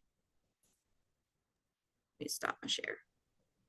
Thank you so much. So we do have some questions from chat. The first is about dynastic names. The name Cleopatra is such a fascinating topic because it does run through family lines, right? So like you were mentioning Cleopatra and her daughter, Cleopatra Selene. So I wonder if you can sort of talk about where in the history of that naming scheme, the Cleopatra that we're discussing, falls. And so she was the seventh. Her mother, even that is a speculation. Like, who was her mother? Because there's evidence of a Cleopatra before her, and they're not sure. In this book by Joyce Teisdale, she breaks it down even to, so we're talking about all the different Cleopatras, that can get very, confusing. But maybe looking at culturally, ethnically, where did they come from? Because sometimes the queens would be in reference to what monarch they were with. If they were like a sister wife or the mother of a monarch, then that would be the way they would list them. But the Cleopatra before her just kind of disappears. And so they're not sure if that's because she was a lesser wife. Was she a marriage from another country? Was she native? They're not sure. And by, reinforcing the dynasty of, Cleopatra I, Cleopatra II, and all that, it's just like we do with, monarchs today, where they, it's Charles III, because you're reinforcing that you are inheriting the family line, the family tree. And it's so interesting that the women did it, and there are so many, like, are the only probably longest dynasty that we could talk about would be the British monarchy, and there's never been, is Elizabeth II, or Mary III. That's how far they've ever gotten the female lines. And so to have that number of succession showed, again, the inheriting of all the 30 dynasties beforehand, but also set that precedence of strong female pharaohs. And that's why I used the background that I did of Nefertiti statue and everything like that, because we recognize that as, oh, hey, powerful female pharaoh. Now, would have Cleopatra have known all that? Probably not as much, because we know that after their deaths, their memories were expunged. But they did know that there was a powerful line of female pharaohs who could rule in their own right and had ruled in their own right. So you mentioned the sort of expunging of records, but we do clearly have some knowledge of this. So can you talk about what Cleopatra, as a highly educated woman, might have known about the legacy of Nefertiti, the legacy of prior queens and pharaohs, as they relate to her position in the late stages of Egypt as its own power? So I think the first thing we can look at is the temples and the scenes depicted on the temples, because that was one thing that even Cleopatra, there's one, I believe it's in Karnak, that we still have her on a temple because it's so high up they couldn't get to it. And so there are still clues. This is, again, I keep drawing comparisons to British monarchy, but it's like Henry VIII tried to expunge everything of Anne Boleyn, but a few of her symbols survived because they were so far up. There's like, or they missed it. And so it's the same thing in ancient Egypt. You could, and she could read the language, so she could read and understand, like any of her predecessors in her own dynasty, read the history of the people who came before, we know she traveled immensely throughout ancient Egypt. She traveled down the Nile with Julius Caesar and other types, but also it was important for the pharaoh to be seen outside of Alexandria, to visit Memphis, to go through Tulsa, because the priests were so powerful. So all that came together to where she could actually take advantage of not just the symbolism, but she could actually be like, draw connections, and they did. And her naming, she, Philopator, the daughter, trying to embrace what her father was known for. And so she really worked heavily on that symbolism, not just within Egypt, but within the Mediterranean world, of the role of a female pharaoh. Yeah, you mentioned something there that I think is really interesting to bring up. You said that unlike her predecessors within her dynasty, she could read the local language. So I guess I want to ask you about the relationship of the Ptolemaic dynasty to the Egyptian population. And I don't know how much you want to get into that. We only have a couple minutes left, but wherever you want to take that is great. So they were removed from the populace, especially because they set up shop in Alexandria, unlike the previous pharaohs. When we think of Memphis or Thebes, when you think of, the Valley of the Kings, the pyramids, that's a totally different time period. And those existed, right? The Valley of the Kings and Queens, which in, again, this book, Empress of the Nile by Lynn Olson, the French archaeologist actually argues that the Valley of the Queens and Kings should be named Valley of the Children, because of how many what they're finding in that archaeological rich valley. So they were removed from the populace, the local populace. Yes, Alexandrians were unique. Yes, there were Egyptians and there were Greeks and there were Jews living there, but they weren't the normal farmer on the Nile River. And again, that's what almost the whole career of the French archaeologist I mentioned earlier was looking at the burial ceremonies and things and seeing like what was the actual life of the Egyptian peasant or farmer or what have you, scribe was like. And that was something that's really only been done in the last 60 years. And so they were removed from that. Yes, they were adored and by the people, but that was because of their image. It was centered to their civilization and reinforced by the priest and the ceremonies that they went through, and also the coinage and all the trappings. They were very big into displays and things like that. So the common person living on the Nile River would have seen the pharaoh several times a year throughout the thing, but there would not have been a connection between the two. Unlike in previous years when pharaohs had to do, testaments of strength and run races and things like that. That was it was a shift in the practices of, living within the people like they did before the 1 through 30th dynasty, not the 31st. All right. Well, thank you so much, Sarah. That was a lovely talk. We got a lot of chatter going in chat. I am unfortunately going to have to move us on. We have our next paper. Thank you all so much in chat. We are having a great time with your questions. Do please keep it civil in the chat. And now it is time for our next presenter, Paul Snow. Paul, I'm going to introduce you just a bit. Thank you. Hello, I'm coming through. Yes. Okay. So our next presenter, Paul Snow, is going to be talking to us about conflicting representations of the Christian past. Maximinus II versus Eusebius of Caesarea. Caesarea? I'm sorry, I actually don't know what the English pronunciation of that word is. Caesarea. So Paul is semi-retired these days, but he continues to offer fine handcrafted databases and statistical items for a discerning clientele from his workshop in central New Hampshire. Paul researches the formal management of inference and decision by people and machines. During his more active research career, he developed a survival semantics for expected utility decision-making, probabilistic semantics for unprobabilistic calculi like possibility, necessity, and non-monotonic logics, and a linear programming game theoretic semantics for Zada logic. In recent years, Paul has combined his background in normative reasoning about evidence with his lifelong interest in the imperial Roman affairs to ponder some tractable open questions about Christianity from its origins through the 4th century. Paul, we are delighted to have you. Thank you so much. Well, thank you. Now let's see if we can share here. And with luck. Hello. And more luck. Hello. Okay, let's try it this way. View and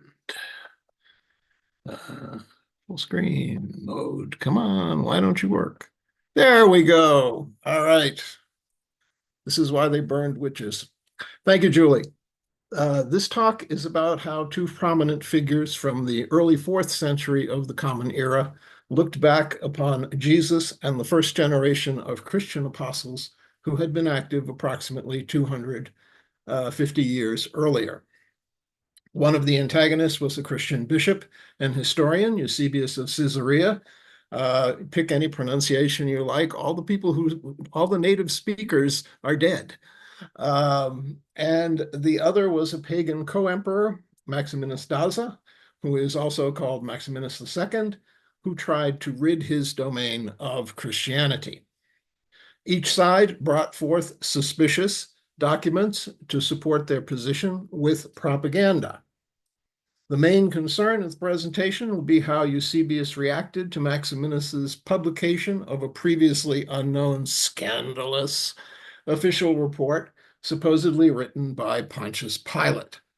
What better response could there have been than to put forward a flattering letter to Jesus from a neighboring king, along with the letter which Jesus himself wrote in reply. Got many buttons to push here. The main question is, why did a scholarly bishop who presented himself to the world as a serious historian try to refute one forgery with another forgery?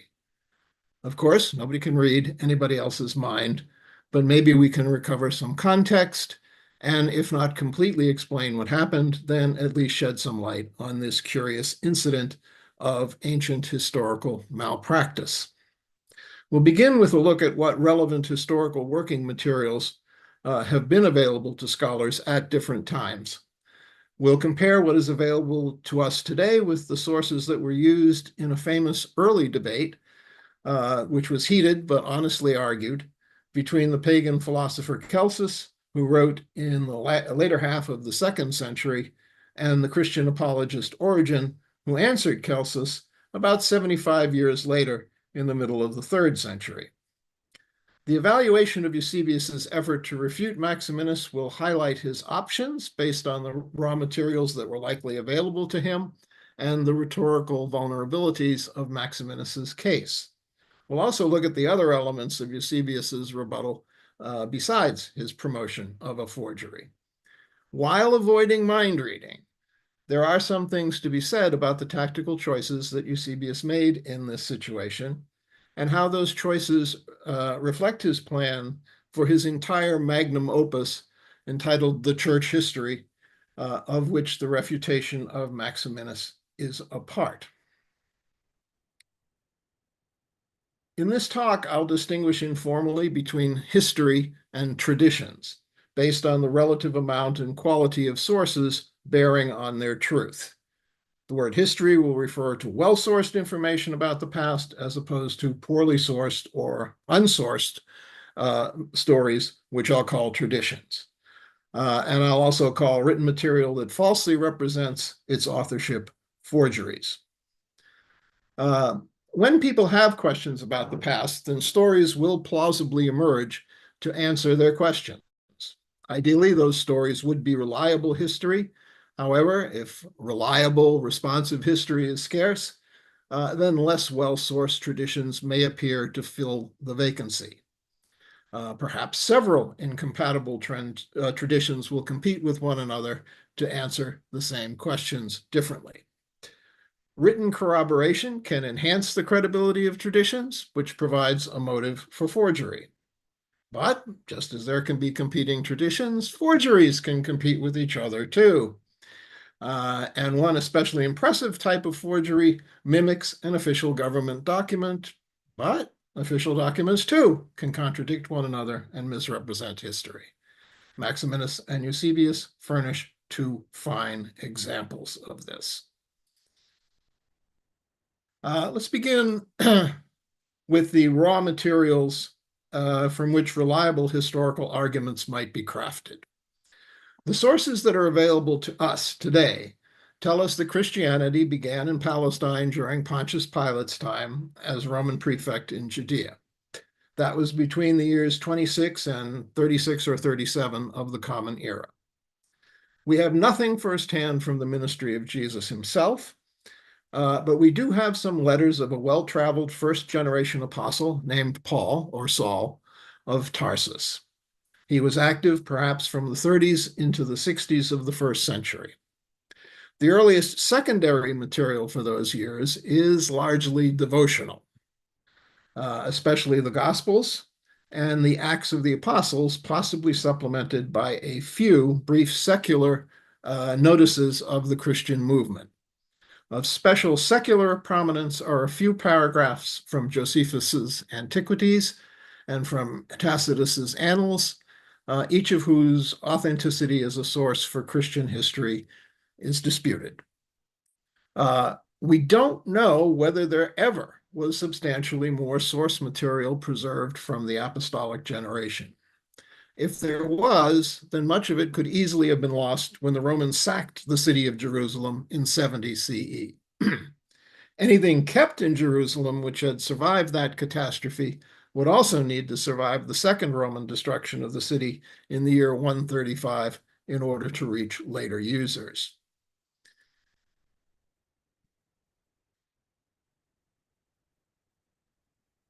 So the more decorous debate.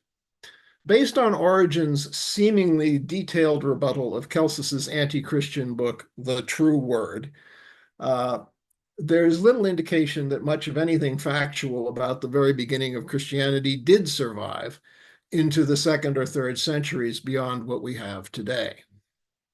Throughout much of their debate, Origen and Celsus concerned themselves with philosophical and theological issues rather than history, but sometimes they argued about their differing interpretations of the careers and moral character of Jesus and his disciples.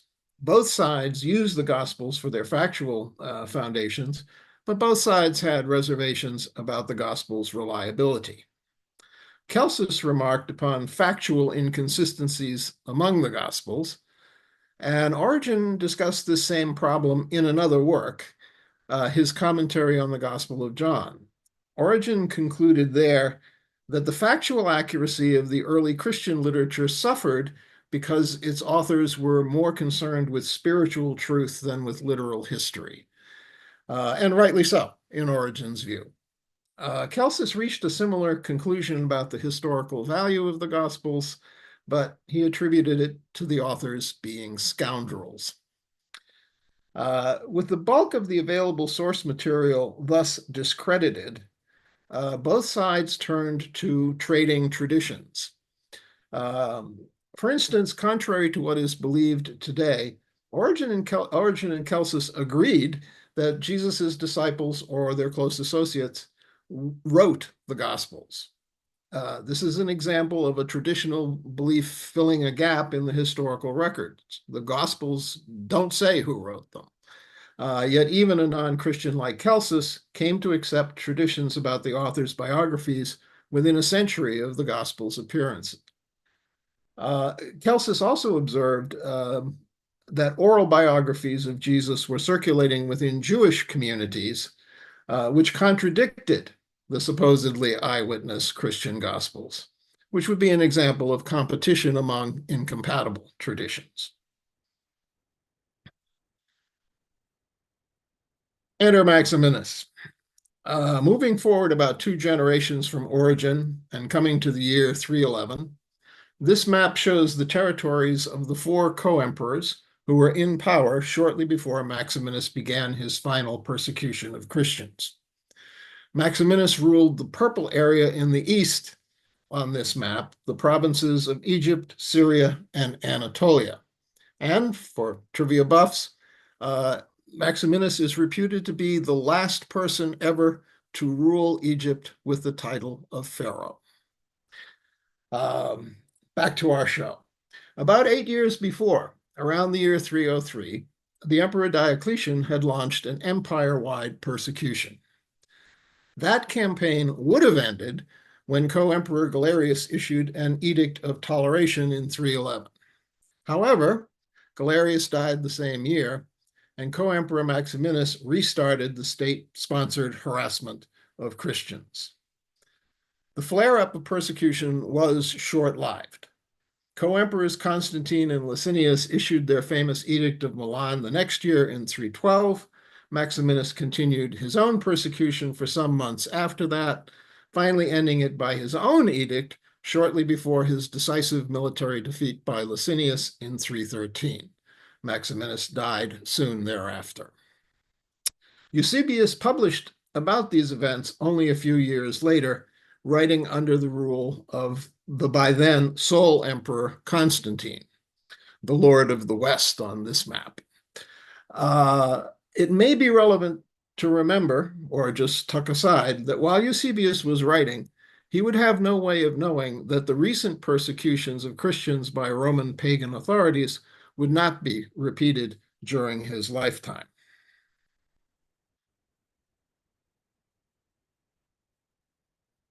Both Diocletian's persecution and Maximinus's extension of it included the distribution of propaganda. The well-placed imperial official Socianus Hierocles helped Diocletian's effort by authoring a book called The Lover of Truth. In rebuttal to that book, Eusebius noted that there was little in it about Jesus and the first-generation apostles beyond what Celsus had written about them more than a century before. Hierocles did introduce the Pythagorean philosopher Apollonius of Tyana as a contrasting figure to Jesus, but that provided no new information about Christianity's earliest years. Maximinus's notable propaganda initiative was his intense circulation of a forged report, supposedly from Pontius Pilate, addressed to Tiberius, which cast aspersions on both Jesus and John the Baptist. Eusebius's church history is our only source for the existence of this document, which is widely called the Acts of Pilate. Some aspects of Eusebius's response to Maximinus are surprising. Eusebius provides his reader no specifics about what exactly pseudo-Pilate had alleged against John and Jesus. That's odd, because it would be reasonable to expect that pseudo-Pilate would have written something about John or Jesus that Eusebius thought was factually wrong.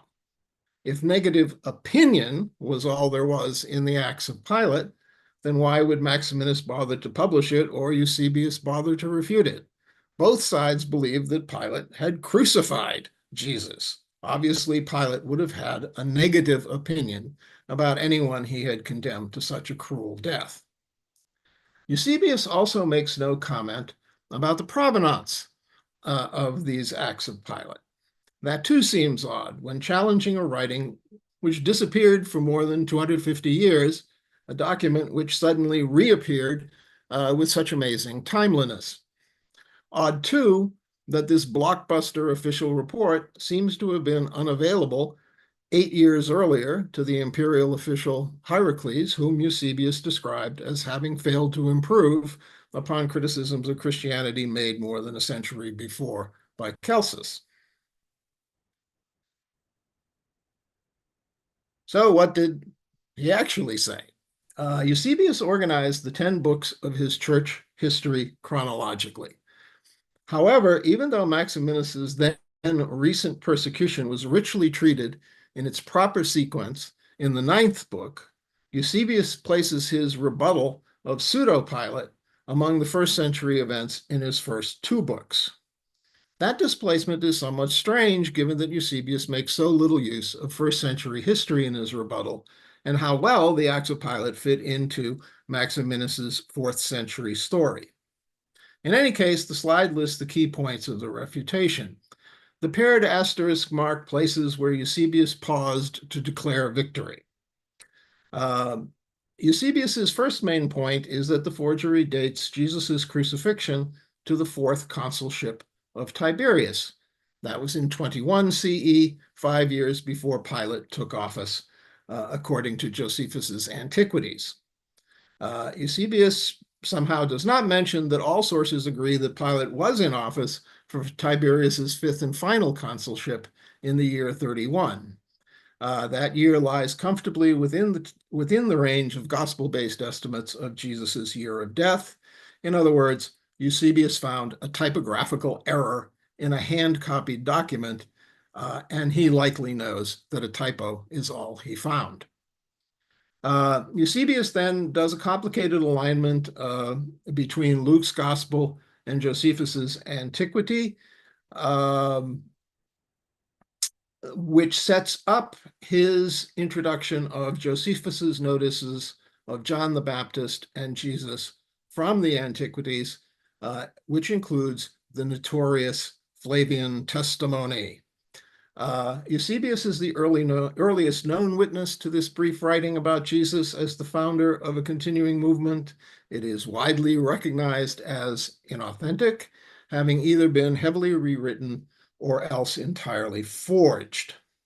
However, the most extraordinary feature of Eusebius's rebuttal is his discovery of letters supposedly exchanged between Jesus and King Abgar V of Edessa, which Eusebius says have been preserved in the Edessan official state archives. Edessa was a Roman client kingdom during the 1st century. The name Edessa can refer either to the capital city or to the kingdom as a whole, which was also called Osirene. The kingdom was absorbed into the Roman Empire in the early 3rd century. Shortly before its absorption, the Christian scholar and author Sextus Julius Africanus visited the royal court and studied in the state archives, apparently as an emissary of Rome. The significance of his visit will be discussed shortly.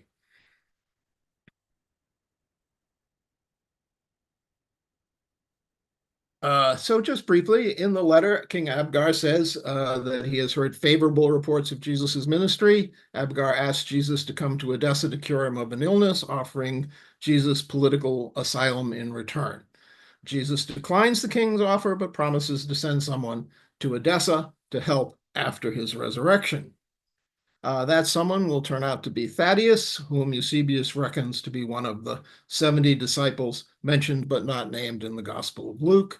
Thaddeus, again, according to even more records that were archived in the state archives, Thaddeus's mission was very successful. He cured the king, he converted a lot of people, he founded the Edessan Christian Church. If any of that were true, that would make Edessa one of the oldest centers of organized Christianity after Jerusalem. Finally, in a definite anticlimax, Eusebius's final rebuttal element presents Tertullian's story that Pilate really did write a report about Jesus, but the report was so complimentary that Emperor Tiberius asked the Roman Senate to declare Jesus to be a god. Eusebius tells this story twice. The first time prefaced with a conventional distancing formula that was often used by historians when they wrote about poorly sourced traditional material, even today. The phrase, people say that Tiberius did these things. Eusebius attributes the second telling, however, without any reservation to Tertullian's book, The Apology, as if it were an authoritative historical source. In the Apology, Tertullian tells this story without mentioning any sources. That is, Tertullian was writing about a tradition, and a doubtful one at that. So we do a little bit of evaluation here. There is some humor in the places where there were double asterisks on the earlier slide. Finding a typo does not establish that something is in a copy. It does not establish that the original was a forgery. And trumpeting Josephus's supposed enthusiasm for Jesus is no rebuttal at all unless you've introduced something in the document that contradicts that or that's controversial. Of course, Pilate had a different opinion than many other people. Eusebius's embrace of Tertullian's fantastic claim about Tiberius' attempted deification of Jesus is also humorous. The second telling, however, where Tertullian is treated as an unhedged authoritative source, is a little bit troubling. It overstates the reliability of this. And rather than humor, there is irony that the centerpiece of Eusebius's refutation, the letters between Abgar and Jesus, are themselves forgeries of official documents from a supposedly official governmental source. Mirror images, so to speak, of the acts of Pilate, which they purport to discredit. Eusebius could hardly have failed to notice the parallel between Maximinus's promotion of his acts and the Edessan Christian Church's promotion of these letters. And therefore, Eusebius seems to have consciously chosen to compromise his reputation for factual reliability, even his effectiveness as an apologist, to promote a doubtful Edessan Church tradition. And this consciousness of what he's doing follows from the tactical situation that he's in. This remarkable step of avoiding any complaint about the dodgy provenance of the acts of Pilate now makes sense. Eusebius could hardly disparage the provenance of Maximinus's forgery and then promote the Jesus Abgar letters. They have the same provenance. And the provenance of the letters really are at least as difficult as the spurious acts, because Julius Africanus was in Edessa, in the state archives. He's an author, he's a Christian hero, he's a scholar, and he has no idea about these letters. Just couldn't happen. However, we must end on a note of grace. In his defense, Eusebius was candid in disclosing his intention to traffic in tradition. In the introductory section of his church history, he describes what kind of material he intends to include throughout his book. Eusebius describes his plan using another one of those formulaic distancing phrases, "it is said," that warns the reader that poorly sourced material is in the offing. Eusebius explains that he will transmit the important events from his church's past, the events which it is said have taken place, church traditions as well as church history. Say what you will, in the Jesus Abgar affair, Eusebius was as good as his word. Thank you so much, Paul. And if there are a few minutes left, maybe someone has a question. We have time for maybe one or two questions. I know there was some chatter in chat asking about sort of biblical reference in terms of how reliably sourced things are. We're looking fairly far out for both Maximinus II and Eusebius, right? So when it comes to what they're presenting, do they make reference to the Gospels, and how much do they rely on that versus these sort of extra canonical texts? Yes, well, the thing that people say about Eusebius, and this would also apply to Maximinus, is they don't really have anything else unless they make something up. So Eusebius made something up, this letter from Abgar and the reply from Jesus. If you read them, they're short, they're in church history, which is online all over the place. You'll recognize Jesus's reply as cribbed from the Gospels. And of course, Pilate's report, that is a gospel story, right? That he crucified Jesus, held a trial, made an investigation, and so forth. So in that sense, yeah, they are relying on gospel material in the sense that they have nothing independent of the gospel really to work with.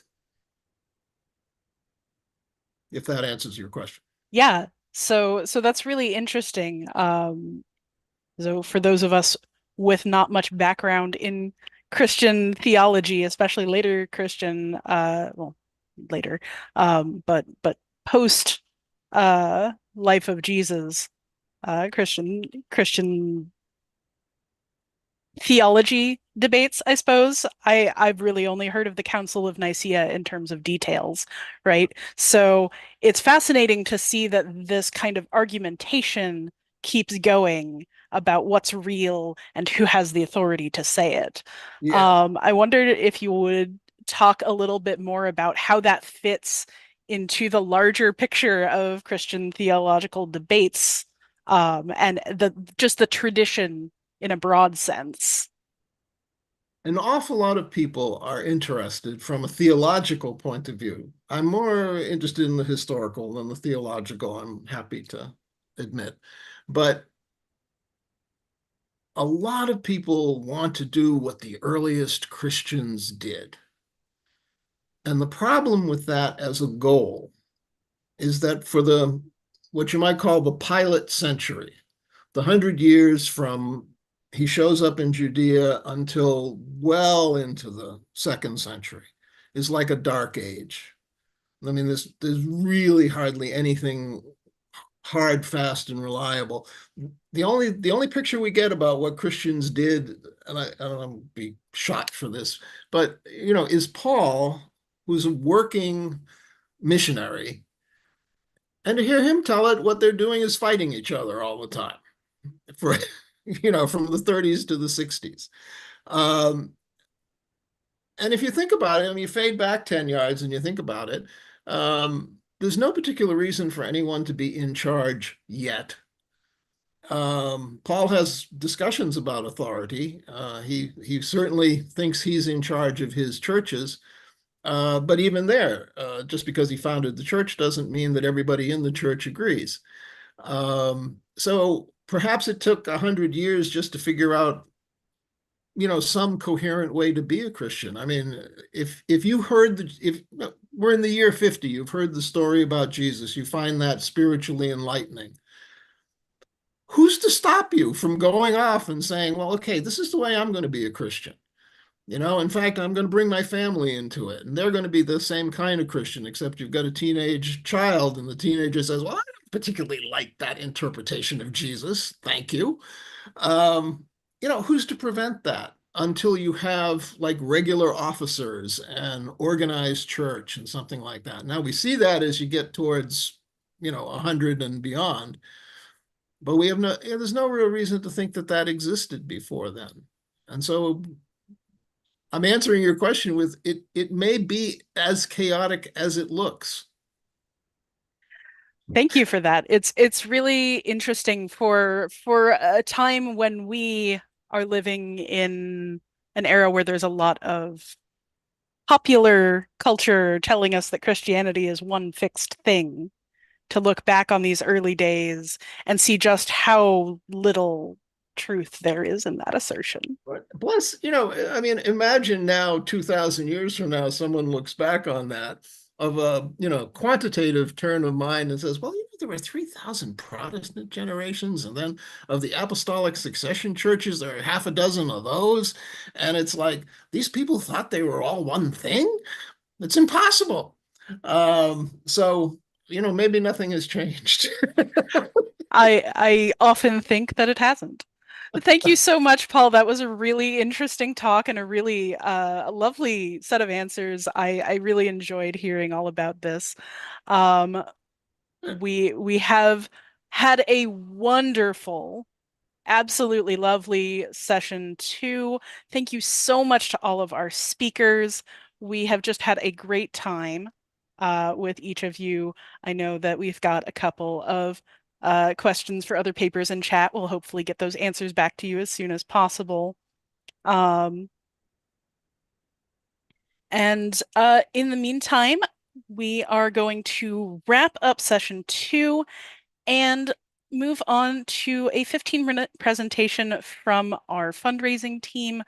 They have been working so hard to make this whole organization viable so that we can continue to do these conversations and continue to bring in such really interesting, disparate scholars on such disparate and wonderful topics. So please let me introduce our fundraising coordinator, Melanie Kotso, who has been hard at work on every aspect of what we do, backing it up and making it run. Melanie, please go ahead and take it away.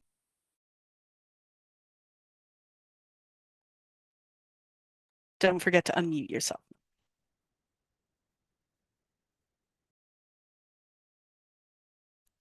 Well, there's always that. Hello, everyone. My name is Melanie Kuzo, and I am the fundraising team lead here at the Save Ancient Studies Alliance. I've been a proud member of SASA for the past 2 years, and in that time, I've witnessed remarkable growth and progress within our organization. Can you imagine a world where the timeless wisdom of our ancient civilizations is lost to history? This is the reality we face today as the availability and access to ancient studies declines within our educational institutions. As the study of the ancient world faces decline, we here at SASA recognize the significant impact this has not only on academia, but also on our broader understanding of history and culture. Through outreach, collaboration, enhanced accessibility, and public scholarship, we at SASA aim to ignite passion and curiosity in a diverse community of scholars, students, and lifelong learners. Our grassroots movements champions the study of the ancient world, inspiring an inclusive and engaged audience to explore the depths of our shared human history, and by doing so, we aim to preserve ancient studies. As a 501c3 organization, all of these things SASA does and offers to the community relies entirely on our two-pronged approach to fundraising. The first prong is the grants that we receive for our outreach and education projects. Grants help us to fund our programs, such as our reading groups and SASA's Archaeogaming education program. Over the last year, we've continued to secure several grants from organizations that have worked with us in the past, as well as granted new funding for future projects. The New Jersey Council for the Humanities has provided the funds for 2 new Archaeogaming education modules, and the Society for Classical Studies and the Delmas Kriebel Foundation have continued to support our winter and summer free public reading groups and master classes. Thank you for your continued support. We also have an exciting new partnership with the Wenner-Gren Foundation, who is providing the live Spanish and Arabic translations for this virtual conference. Thank you. Gracias. Shukran. On April 16th of this year, SASA was awarded a grant from the National Endowment for the Humanities. This grant will support SASA's Archaeogaming education program, which creates modules for classroom use that utilizes the rich worlds of commercial video games with historical settings to help educators engage students in teaching them about the ancient world. What we do. The Save Ancient Studies Alliance is dedicated to improving awareness and accessibility to ancient studies by providing as many paths as possible to ancient studies. As an organization, SASA has created a mentorship program as we recognize that many students interested in ancient studies might not have many opportunities to seek advice from experienced individuals within their fields. We set up our mentorship program to empower high school age students with expert guidance in their exploration of their future education and career paths, while also providing them an opportunity to make connections and to develop positive relationships with experts in their fields. We also offer 3 internship cycles every year, providing hands-on training and professional development opportunities for students, giving them guidance while they gain applicable experience in their respective fields. SASA has also recently added continuing education unit modules, providing free resources that are a vital measure in helping professionals in education retain their licensure. We have created an online resource database for ancient studies of free and credible resources for those learning about and researching ancient studies, as well as created an an archaeological terms in translations dictionary, where specialized terms for use in the field are being translated into an increasing number of languages, including Hindi, Arabic, Modern Greek, and more. SASA has also created introduction guides. These short lists are curated from our online resource database and are aimed at helping you to get started in your research on any specific topic in ancient studies. The Save Ancient Studies Alliance also holds reading groups where experts read in translation that are done over either 3 or 5 week sessions. And we host master classes, which are single 3-hour-long lecture sessions on various ancient studies related themes held by subject matter experts. We've created the Inspire campaign, which is a social media campaign designed to get teenagers and young adults interested in the study of the ancient world through engaging and informative social media posts aimed at cultivating a deep interest in ancient studies. We also offer archaeo gaming modules designed for middle school grade classrooms. These are complete lesson packages on various areas of ancient studies provided to teachers to help engage youth in ancient studies theme. And thanks once again to our generous grant from the National Endowment for the Humanities, we are able to work on creating these education models for use in higher education settings. The Save Ancient Studies Alliance regularly hosts Archaeo Gaming live events, which are live Twitch streams where field experts play video games and discuss ancient studies content. Our ancient fanfic collection provides opportunities for fun and creativity in the writing of fan fictions in ancient themes, presenting fresh perspectives on various areas of ancient studies. And of course, we have our Port Ancient partnerships that SASA has worked to create with other ancient studies organizations, educators, and programs all over the internet and the world. All of these are free and open to the public because of you. The second prong of our 2-prong approach to fundraising is you. Your donations are vital to the operation of the Save Ancient Studies Alliance. Your donations help us to further our mission to garner support for ancient studies and to make education free and accessible for all who wish to learn. To make your donation, please visit www.saveancientstudies.org/donate. We greatly appreciate.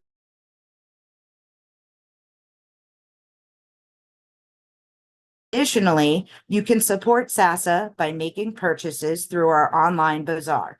Purchases not only help us to raise funds, but they also spread awareness of our cause through our unique items that are available. And now I would like to share with you the exciting future plans of the Ancient Studies Alliance fundraising team. Our team's success relies on 3 key areas: engagement, management, and appreciation. Each of these areas is crucial for building a sustainable support system for ancient studies. This year, we will be launching several new initiatives focused around these areas. Beginning with donor engagement, we have begun hosting a monthly trivia night on the 3rd Thursday of every month. Each trivia night has its own ancient studies theme, and these events are open to everyone. We have also begun distributing a monthly engagement email that includes all of SASA's upcoming events, has a spotlight on one of our valued SASA team members, and has updates on all of our current projects. Next is management. We have been working on improving our database and developing a more sophisticated donor management system to track contributions, engagement levels, and preferences. This will help SASA to tailor our communications and recognize our supporters appropriately.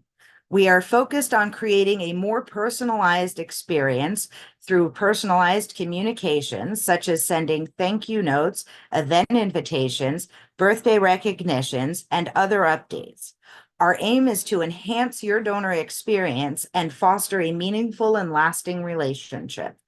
And finally, we have been developing a donor appreciation program. At SASA, we believe that education, knowledge, and understanding should be open and freely available to all. Our past is something that is owned by all of us, and we endeavor to actively share this knowledge with all communities. As such, SASA will never bar or paywall access to education, materials, or resources. Finding ways to show appreciation for your donations without limiting access to knowledge has required some creative thinking. But we've begun hosting special appreciation events, such as the Pictionary Night we have planned for all donors who donate during the virtual conference, as well as a special roundtable discussion to be held with our founder and director, David Danzig, for major donors throughout this virtual conference. We are also now offering some behind-the-scenes events, trivia nights, escape rooms, and more that are available to our donors to show our deep appreciation for all you contribute. All of you who contribute a certain amount or more will receive public recognition on our website, in our newsletters, and at our events. This acknowledgement not only honors your generosity, but publicly shows your dedication to saving ancient studies. Looking forward, the fundraising team plans to continue introducing new and interactive events, such as virtual workshops and webinars, to further engage our community. Through these targeted efforts in engagement, management, and appreciation, we on the fundraising team are striving to create a vibrant, supportive community, keeping our donors informed and connected to our mission. Now, I'd like to ask you, are there any programs or events that you guys would like to see from SASA in the future?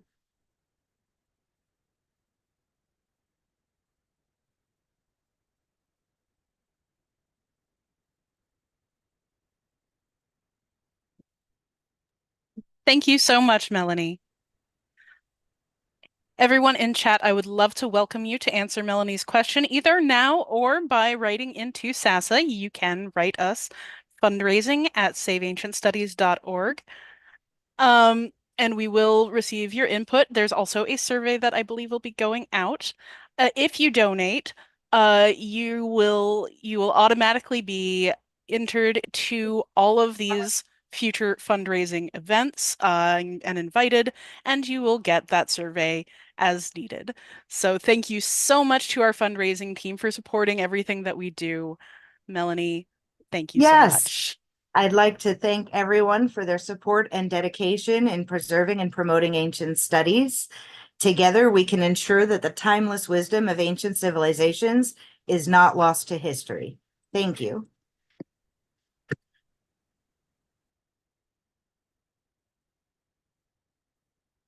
Thank you so much, Melanie. And with that, it is time to move on to our third session. I'm so excited to share it with you.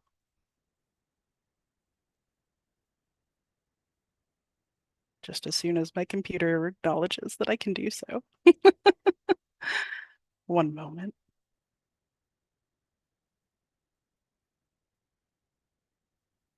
There we are.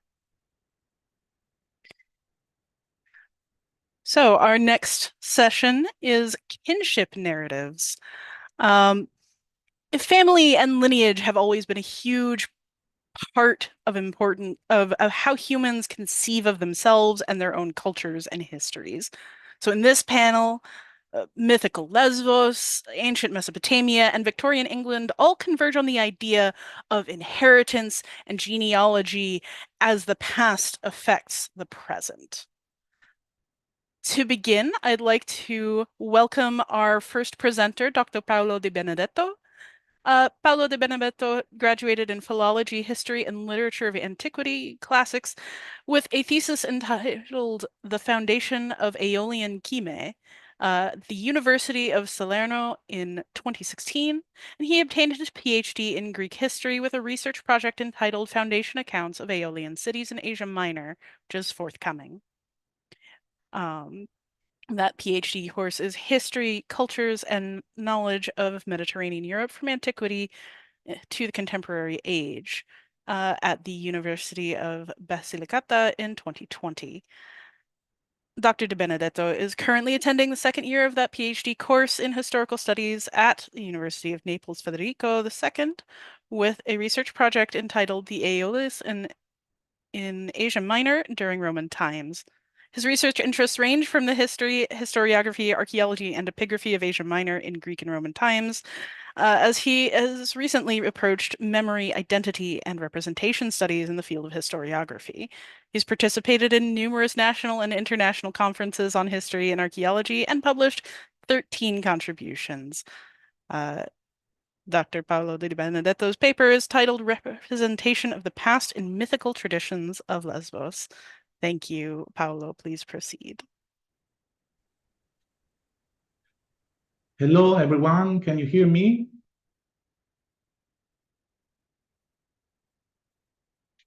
Can you hear me? Yes, we can hear you. Thank you. Okay. Thank you for the presentation. It's a pleasure to be here today. Now I'm going to share my computer. Just a moment. Okay.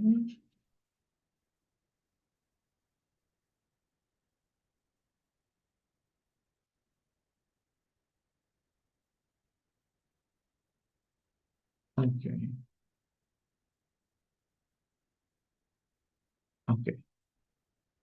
Can you see it?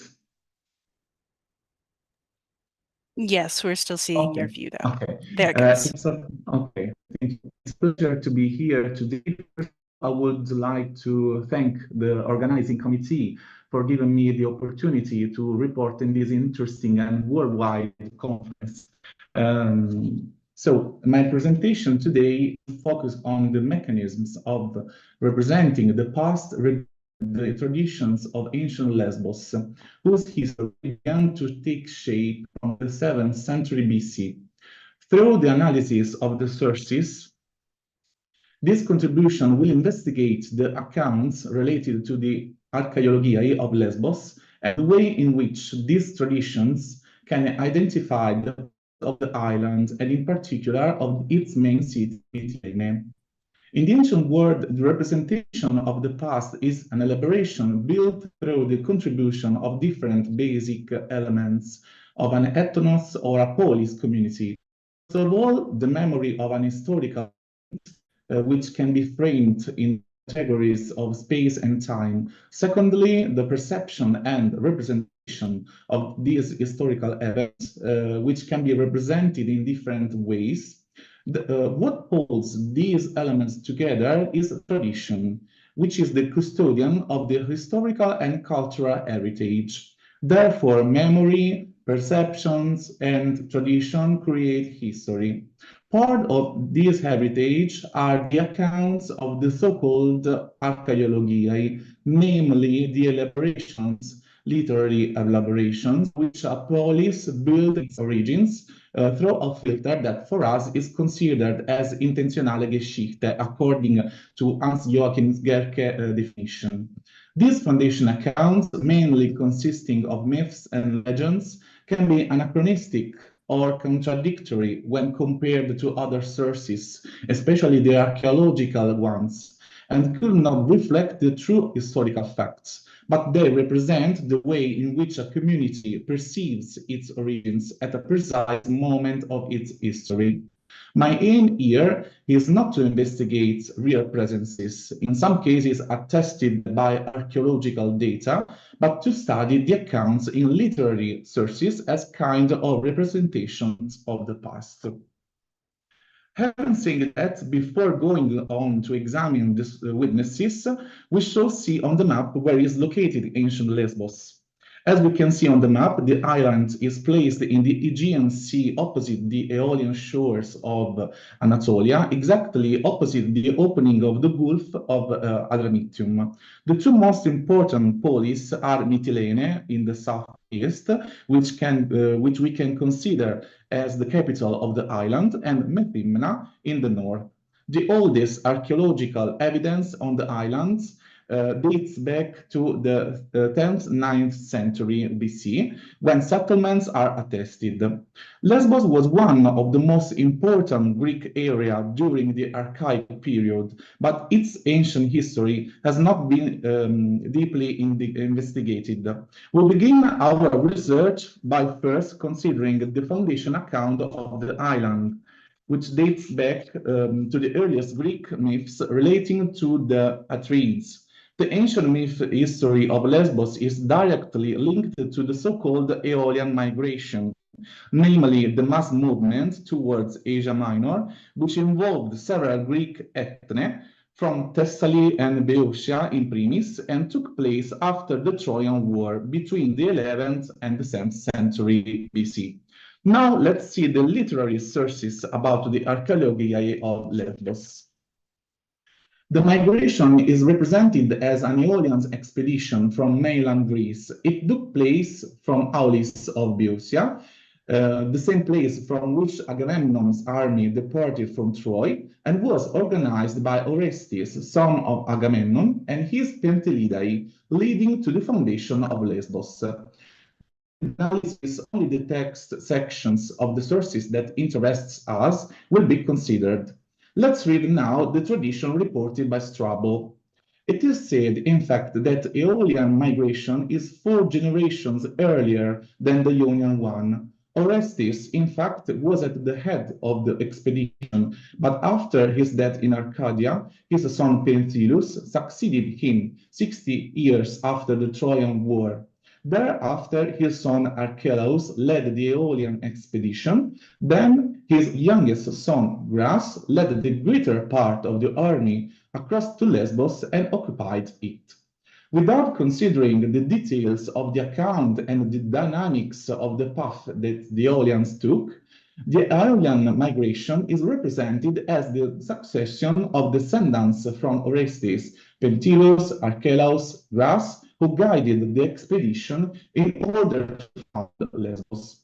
According to the account reported by Strabo, the Aeolian polis of Asia Minor and Lesbos too derived from the Aeolians' expeditions, which would have taken place in the generation after the Trojan heroes.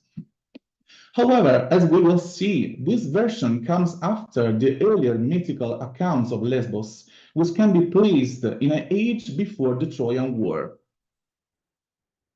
According to the local literary tradition, the archaeology of the island is articulated in several phases, which can be scanned, taking into account 3 ancient texts. First of all, the excursus relating to the history of Lesbos, reported by Diodorus of Sicily, from which we know the 3 phases of the ethnic presence on the island. Firstly came the Pelasgians that conquered the island, which was uninhabited, and gave the name Pelasgia to it, which was already Issa. After the universal flood came to the island Macareus, which is presented as the founder of Lesbos. Finally came to the island Deponius hero Lesbos. Let's read the text. When in fact Lesbos was uninhabited, it is said that the Pelasgians first occupied it about in this way. Xanthus, son of Triopas, who reigned over the Pelasgians of Argos, having come to Lesbos, which was uninhabited, called the island Pelasgia, which was formerly called Issa, after those who inhabited it.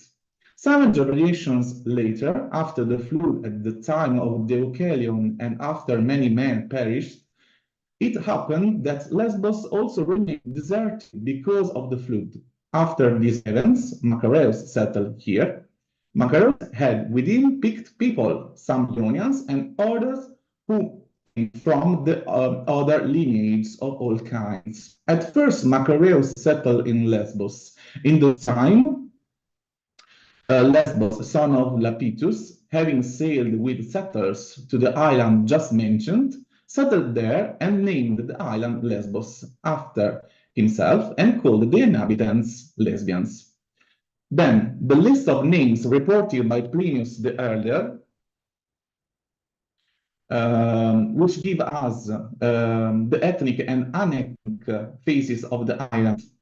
Very famous Lesbos, 55 miles away from Chios, was called Imerte and Lasia, Egira, Ethiopia, and Macaria.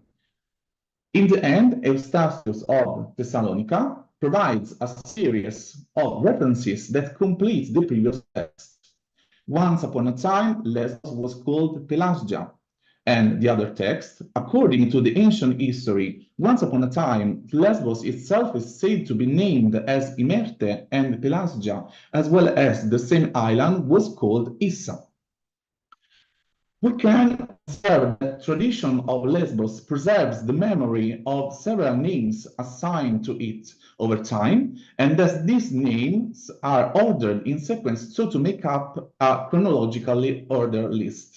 In particular, Pliny's list can be compared with the one that the same historian drew up regarding the city of Miletus in Ionia. Miletus, main city of Ionia, was called before Lelegeis, Pitiusa, and Anactoria. In these lists, each toponym indicates a different chronological level, the first phase, the second phase, and so on, and it is linked to a different ethnic elements. In the case of Miletus, Lelegeis refers to Carians on the land, Anactoria to autochthonous ethnos, while Miletus is the official name. Only the name Pitiusa, which means the island of pines, does not have an ethnic component, but seems to relate to a primordiality connected with the nature of the place. We can find the same pattern in relation to the list of the names of Lesbos, as seen so far. By putting together all these sources concerning the archaeologia of Lesbos, we can say that the first inhabitants of the island were the Pelasgians, guided by Xanthus of Argos. This is the earliest phase of populating the island ever. This Pelasgian phase lies between two great eras of Erimia. On one hand, the phase of original desert and primordiality, in which there was no ethnic presence and the island was uninhabited. This phase corresponds to the names Imerte, Lasia, and Issa. And on the other hand, the phase derived from Deucalion's universal flood, represented by the names Egira and Aetiope. The proto-colonization of Lesbos by Xanthus extends between these two macro phases for several generations, and it is the time when the island took the name Pelasgia. The sequence of metonomasiae provided by Pliny serves as a diachronic scan for the island's phases and for the ethnic phases that followed one another since the earliest beginnings. Therefore, we identify three main history of the island: Pelasgians first, Macareus then, and finally. Returning to Strabo's account about the migration, the foundation is assigned to Gras, Orestes' great grandson. This is an ancient tradition whose memory was still preserved in the 5th century BC, arrived as fact as the account by Strabo. The origins of a tradition linked to Pentelidae are a context related to the Archaic Age, in which the connection with Orestes and Lesbos were already known. Now we find that Pentelius is already called son of Orestes by the epic poet Sineto from Sparta, who was active around the 7th and 6th century BC. So, just a moment. Okay, wrote in his verses that Orestes' legitimate son, Pentelius, was born of Erigon, daughter of Aegisthus. This means that the traditions about the Pentelidae were known at the time yet, and that they were perceived as the founders of the island. This seems to be the most ancient tradition about the foundation of Lesbos. Among the traditions of Lesbos, we can find a reference which would have played a leading role in the Aeolian political scenario in the Archaic Age.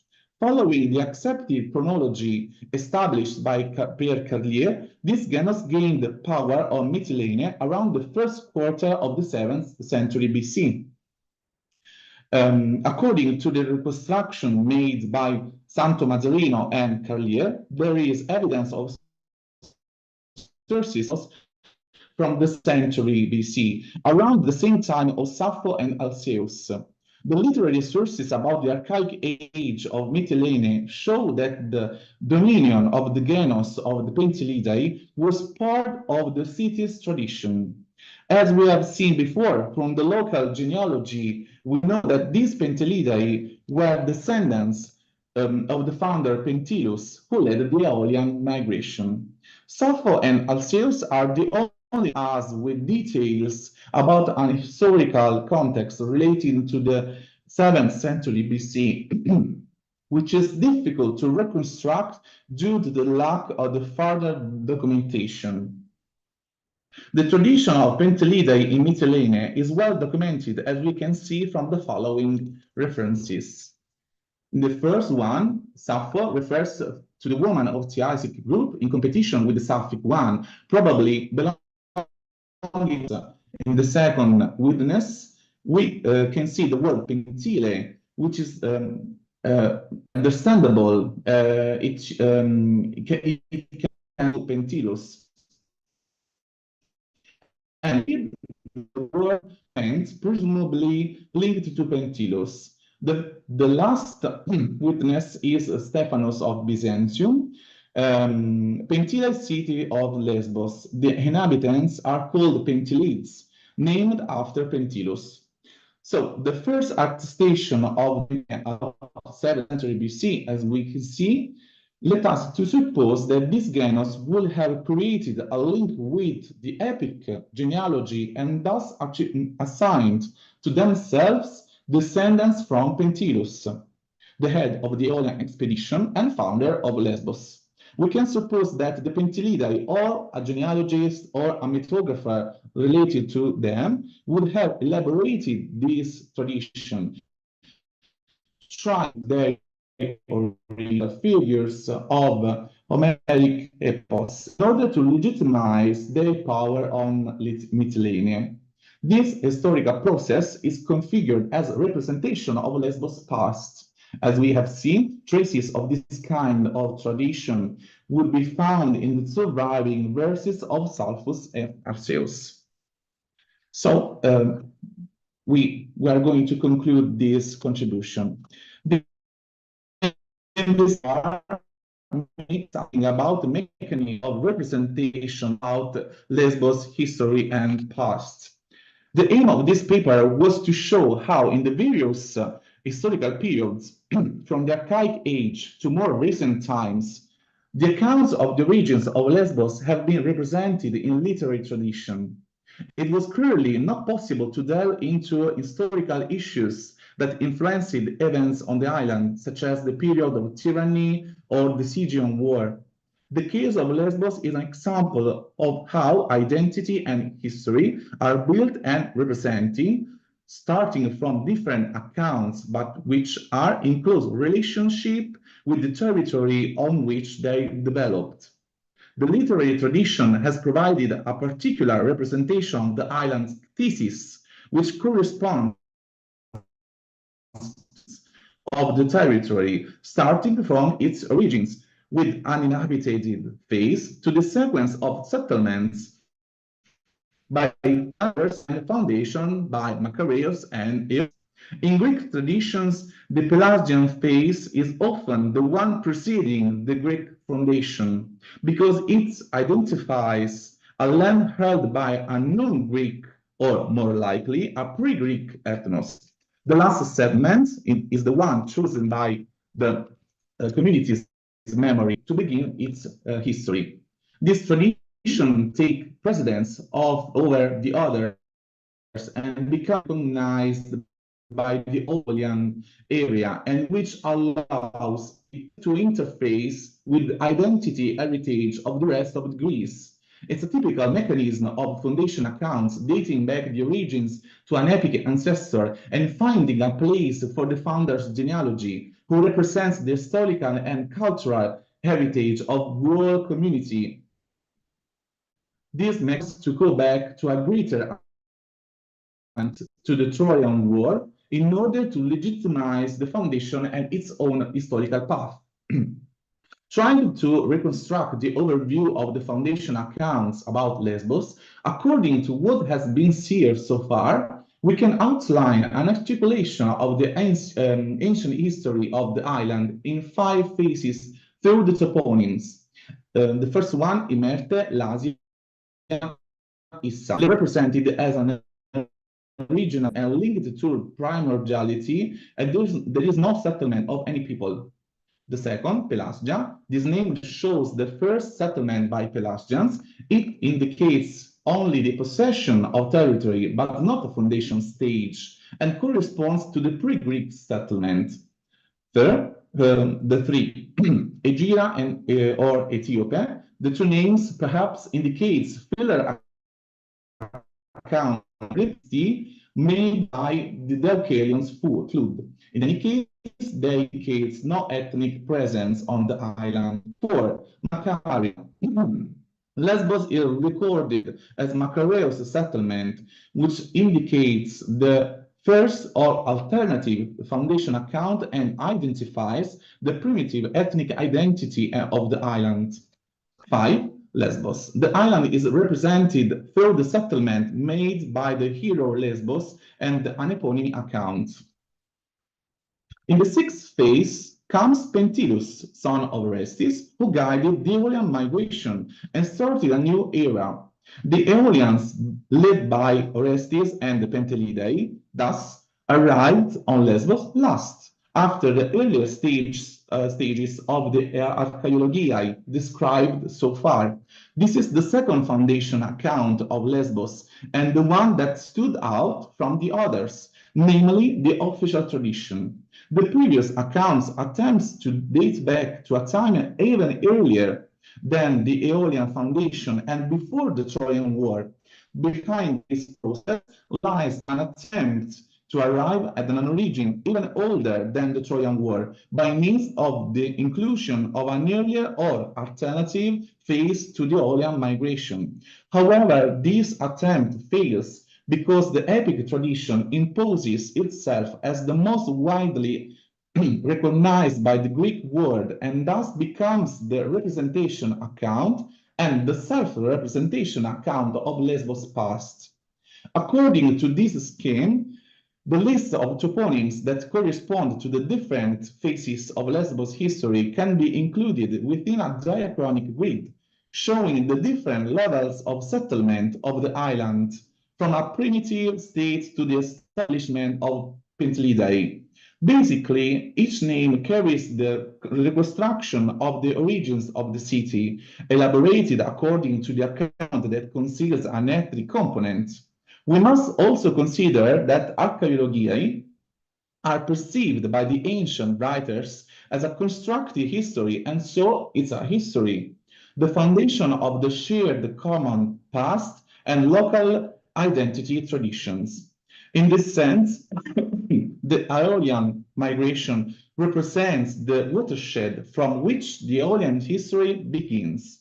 This myth becomes the paradigm to which all the local accounts of Aeolian cities in Asia Minor will conform. To conclude, memory and myth in ancient Greece are fundamental in the construction and representation of history and past of a polis or a ethnos. Mythical traditions and genealogy often play an important role in shaping the past to emphasize antiquity or ancestry, as in the case of the Lesbos.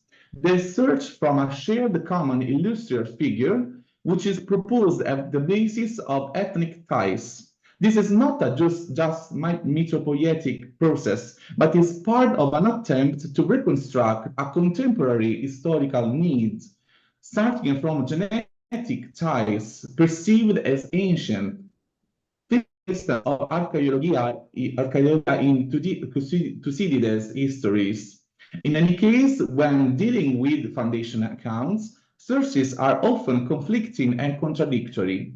It is not always possible to reconstruct the real origin of the cities from a strictly historical point of view, but more often that not scraps and fragments of a city's past. We can reconstruct only the representation of the past about a given city, which reflects the community's collective sense of identity in a close link between past, memory, and invention. This is the case of Lesbos, a charming island which has left memory of its origins that has been preserved for all this century until now. Thank you so much, Paolo. What a Yeah. lovely paper presentation. Okay. We just have a Yeah. couple minutes for questions. Okay. Thank you. If you do have any questions, please feel free to put them in chat, and we will try to pass them on if we don't have time to get to them right now. But I would love very much to hear a little bit about so you've gone very in depth on the various layers of names that we have. I would love to actually hear your opinion on the outcomes of that layering in modern times. In the now island of Lesbos, and what it has sort of come to be known as is still retaining that identity, that last one that you talked about. Thank you for the question. Well, I think that the name Lesbos is the ancient one that it is preserved in modern times, because in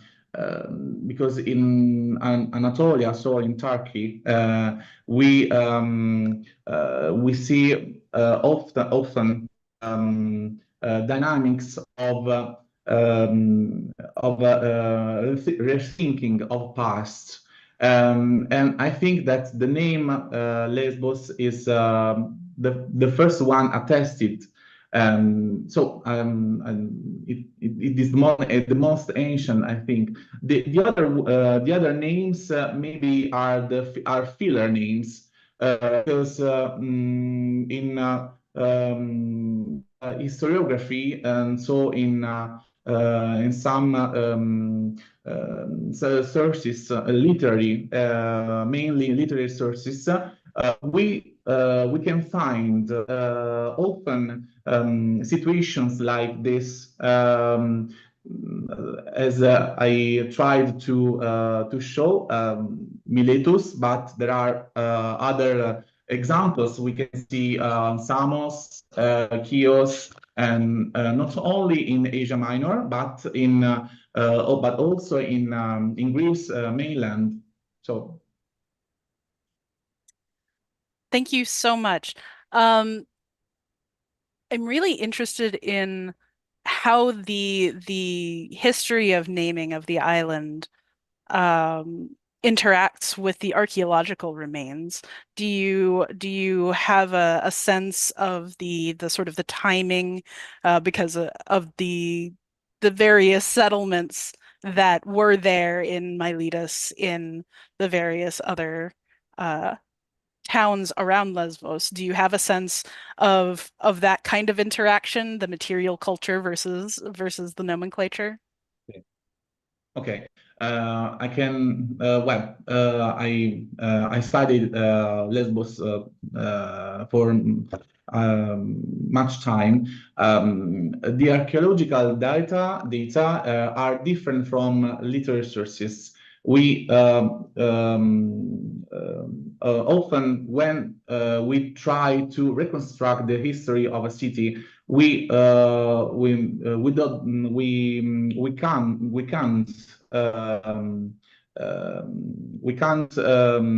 make a combinatory system, because it is wrong. It's a wrong way to reconstruct historical context. Relating to Lesbos, archaeological data refers to Mycenaean era, of course, but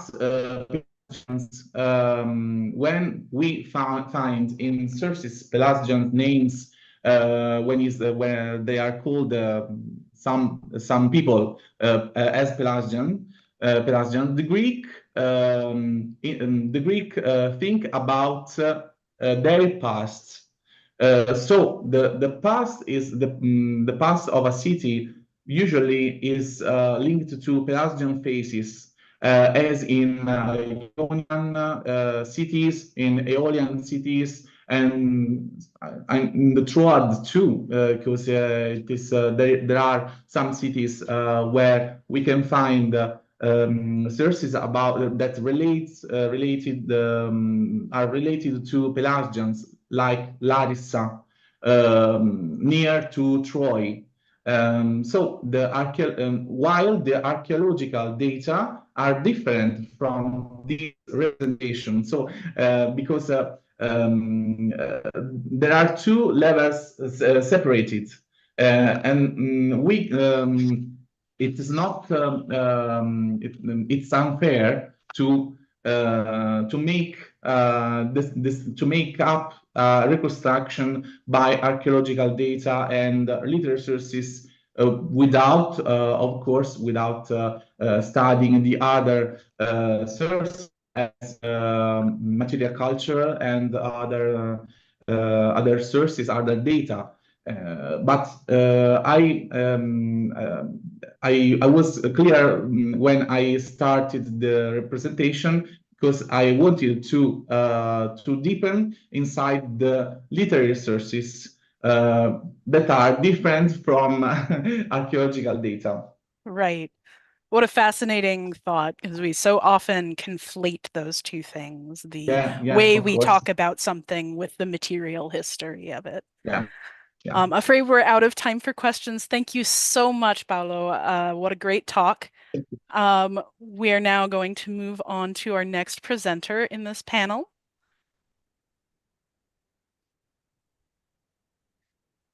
Just a moment. Okay, I interrupted the presentation. Yeah? Yes. And you can go ahead and stop sharing your video as well. Thank you. And so now I am honored to introduce our next speaker, Dr. David Danzig, the founder and executive director of SASA, who will be speaking about making history for posterity, the creation of ancient Mesopotamian texts for future audiences. David holds a PhD in Ancient Near Eastern Studies from New York University's Institute for the Study of the Ancient World. His dissertation explores immigrant identity and life in 6th to 5th century BCE Babylonia, examining groups of Judeans, Arabians, Carians, and Egyptians who lived in the countryside. He's currently revising it for submission to Eisenbraun's publishers for publication as a monograph. He's also the creator and lead researcher of the Shenati Project, for which he received an NEH Digital Humanities Advancement Grant. The Shenati Project works to reconstruct the ancient Babylonian calendar with day-level accuracy.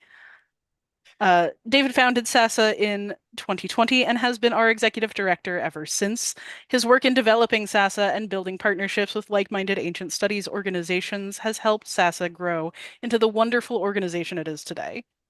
He wants to thank everybody who has volunteered in SASA over the last 4 years, and especially those of you who have made this conference possible today. Thank you so much, and welcome, David. Hi, Julie. Thanks for the introduction. I'm now going to share my screen, my presentation, and there we go. Can you see it okay? Looks fine. Okay.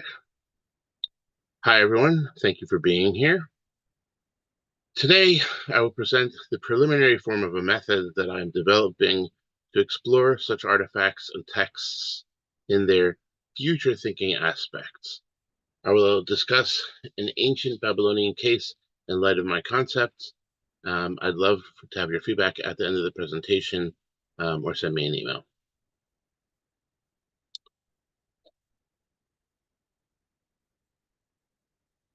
The theme of today's SASA virtual conference is Representations of the Past in Ancient and Modern Times, examines aspects of the concept of time, particularly in the relationships cultures perceive between themselves and the past.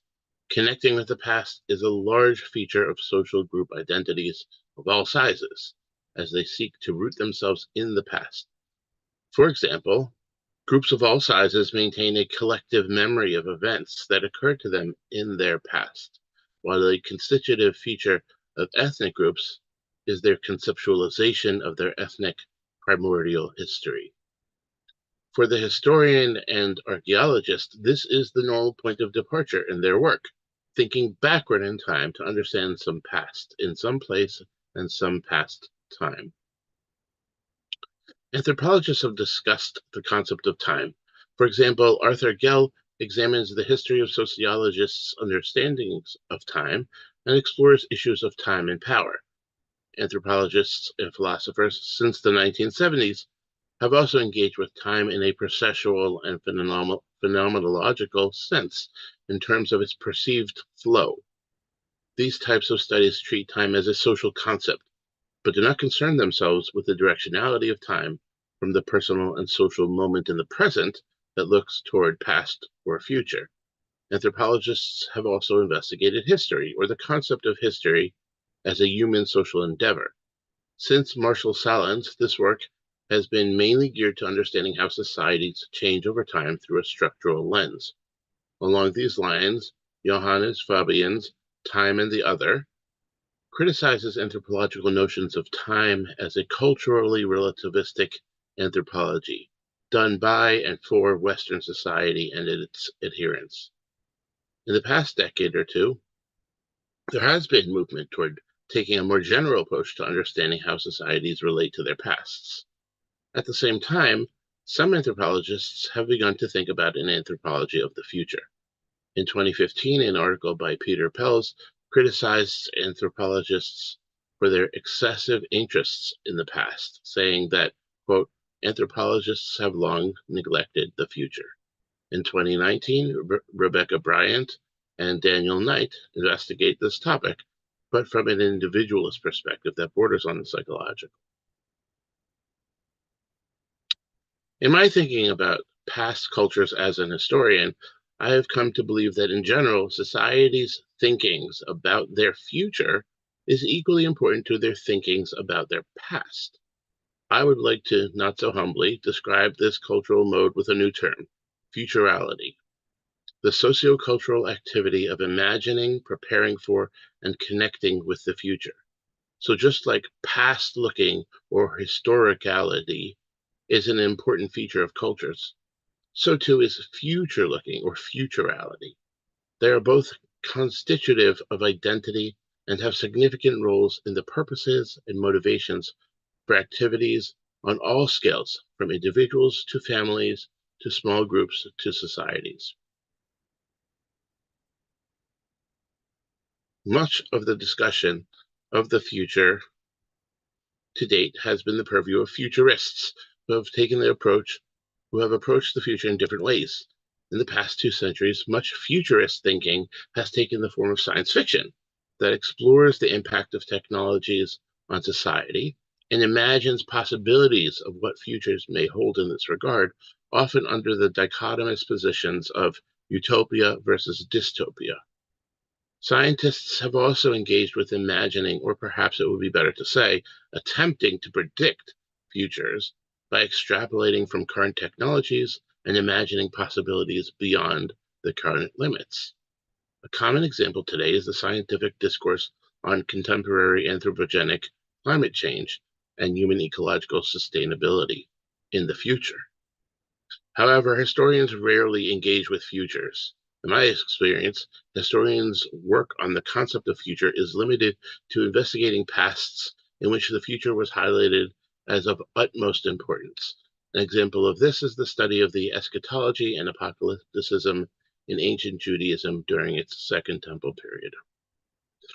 Within my notion of futurality is one subset of future-looking behavior that I think may be particularly important to the historian. I call it history-making, the act of attempting to send information to future people via things and texts. An important feature of history-making is the intentionality involved. This includes the collection and selection of what to send to the future and the choosing of a vehicle for the message that has some type of durability. One example of history making is the modern time capsules, such as the Westinghouse time capsule of the 1938 New York World's Fair that you see here. A similar activity that is widespread in the ancient Near East was the writing of inscriptions on stone by kings proclaiming their successes to the gods their contemporary subjects, and 2, the future. In order to explore the concept of history making, I have developed a preliminary method. It is based on the following 5 key points. History making is a regular feature of culture. It is not an atypical or abnormal human behavior, such as some might criticize those who engage in this activity very actively, for example, in the creation and sequestering of time capsules. Rather, sentience or self-consciousness inherently includes a perception of the passage of time, and therefore a concept of future. Psychologically, it is an activity of reaching beyond the bounds of the present and attempting to break the presentism of the human condition, to break out of the confines of now and connect with the future, just like with the past. History making is a part of a culture's futurality, as I previously defined. It is directly connected to culture's concepts of the future and how that impacts what they do now. It also gives a window into the psychological mood of the time, so that by investigating why and what information people aim to convey to the future, we learn about how they think and feel in their present. History making is a part of identity construction. Attempting to communicate with the future, meaning future people, is essentially constitutive of our self-construction of temporality and identity. It locates ourselves in time in relation to the past and the future. History making is temporally relational. The creation and deposit of objects and writings intended for long-term information storage is enmeshed in the time relationships between past, future, and present. And finally, history making is mediated by things. To understand the elements involved in such activities, I must understand the objects and texts used for history making in the context of the culture's concepts of time. Conversely, those history making objects and texts may convey an understanding of that culture's concepts of time. The method I'm working on consists of the following 7 areas of inquiry so far. Audience. Who is the target audience of the history maker? Practicalities. What are the practical methods they use to send information to future people? Goals. What do they think sending information to future people will do? Self-representation. How do they portray themselves to future people, intentionally and unintentionally, by way of the information that they send? Impact and efficacy. How does sending information to the future impact on their present? How does it impact on the future when we actually have evidence of this from history? Motivations. Why are they doing this? How is this part of who they are? And finally, concept of future. What is their concept of the future? As a preliminary case study in how to apply and begin to refine my idea, I figured it made best sense to select a context from my general field of study. I decided upon the cultural entity in ancient Mesopotamia of the building inscription, particularly those placed in what are called foundation deposits. In the ancient Near East during the first millennium BCE, temple building, restoration, and renovation were often driven by royal initiative and financial support. Support of the gods, including their anthropomorphic needs and glorious earthly abodes, the temples, were generally viewed as part of the royal responsibilities. Temple building was often reported by kings in their messaging as among their greatest achievements, on par with territorial conquest and economic prosperity. Their cultural logic saw a direct connection between those three. This religious royal imperative was a cross-cultural, region-wide concept. Although the founding of a new temple was an unusual event, temple renovations were undertaken as often as every other generation, and oftentimes ancient Mesopotamian kings produced inscriptions upon the renovation of a temple containing texts classified by modern scholars as a genre called the building account. These were sometimes displayed for the public and sometimes interred within the walls or foundations of the temple. The Neo-Babylonian kings undertook a particularly energetic approach to divine to temple renovations. This formed part of their normal role in their being the upholder of the urban divine sanctuaries. However, they went further than might be expected. They sought to connect their hegemonic regime to the old Mesopotamian religious past. This is evident, as has been expounded by several scholars, in the king's search for ancient objects and texts during the process of temple renovations. Scholars have viewed this as a passion for things from the past as ancient antiquarianism.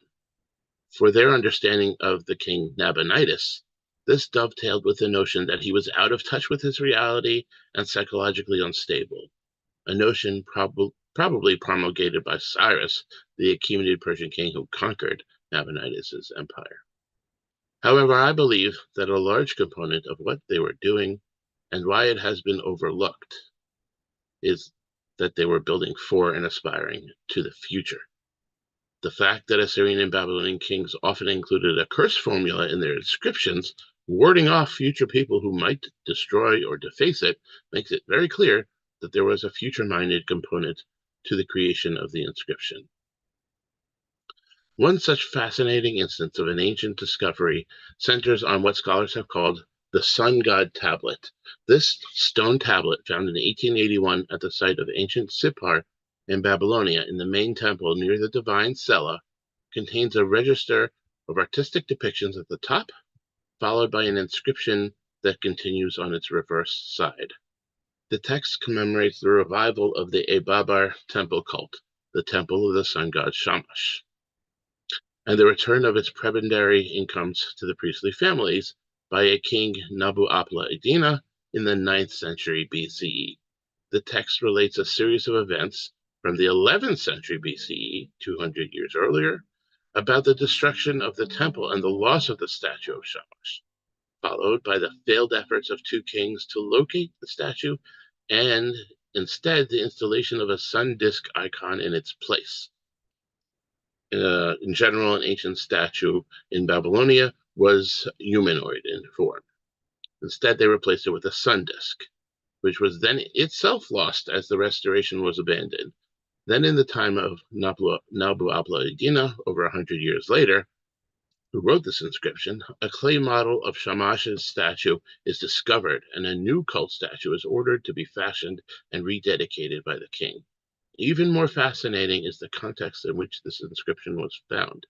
In a special-made clay container with a lid that you see here, that included 2 clay mold impressions of the sun god tablet, one of which you see here. This assemblage was found inside of a small bitumen-paved chamber.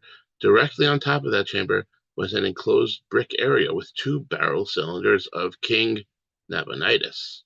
Christopher Woods concludes that Nabonidus had uncovered the sun god tablet in his excavations for the reconstruction of the Ababar temple, repaired the tablet, created the box for its storage, reinterred it, and placed his own foundation deposit above it. This foundation deposit contains layers of history of the transmission of religious history and ideology through the centuries. The barrel cylinders of Nabonidus that were found there even claimed to have found the foundations of the temple as constructed by the old Akkadian king Naram Sin 2,000 years earlier. Part of the reason for the retrospective rather than prospective investigation of Nabonidus' temple renovations in general by scholars these days is that when his reign ended in 539 BCE, it was because his imperial regime was overtaken by Cyrus II, king of Persia, and subsumed into the Achaemenid Persian Empire. So he's viewed as the last monarch of successful Mesopotamian monarchies, the last indigenous monarch. Nevertheless, when viewing the Nabonidus temple building activities in light of his forward-looking frame of mind, I think there's a different set of questions we can ask in order to develop a more full understanding of the history, culture, and ideology of his time. So I'm going to go back to the 7 points that I came up with as my method. Audience. In applying my method to this context, I begin with audience. Who was the intended audience for these foundation deposits? Scholars point out the obvious divine audience, and of course that of future kings, but another audience were future royal scribes. In general, ancient Near Eastern royalty were illiterate, as was the overwhelming majority of the population. Royal scribes were therefore integral in producing building accounts and in developing the ideological, historical, and future-looking representations within these texts. Due to these facts, future members of the royal chancellery were an implicit audience for these history-making texts. Even though the texts are comported in the first-person perspective of the king, royal scribes were instrumental in creating the text and its content, as well as in receiving it in the future. Next, practicalities. Regarding practicalities, this work was taken very seriously by Nabonidus and his scribes. Multiple copies of inscriptions were buried, baked clay was the medium for the writing, and reinforced loci were constructed to house the contents. All of this would help ensure the success of the transmission of the messages to future people. Goals. Nabonidus' main goal in excavating temples to their deepest foundations, locating previous foundation deposits, and then preserving and reinterring them with his own inscriptions, seems to have been to establish the Babylonian urban religious cult centers as firmly as possible.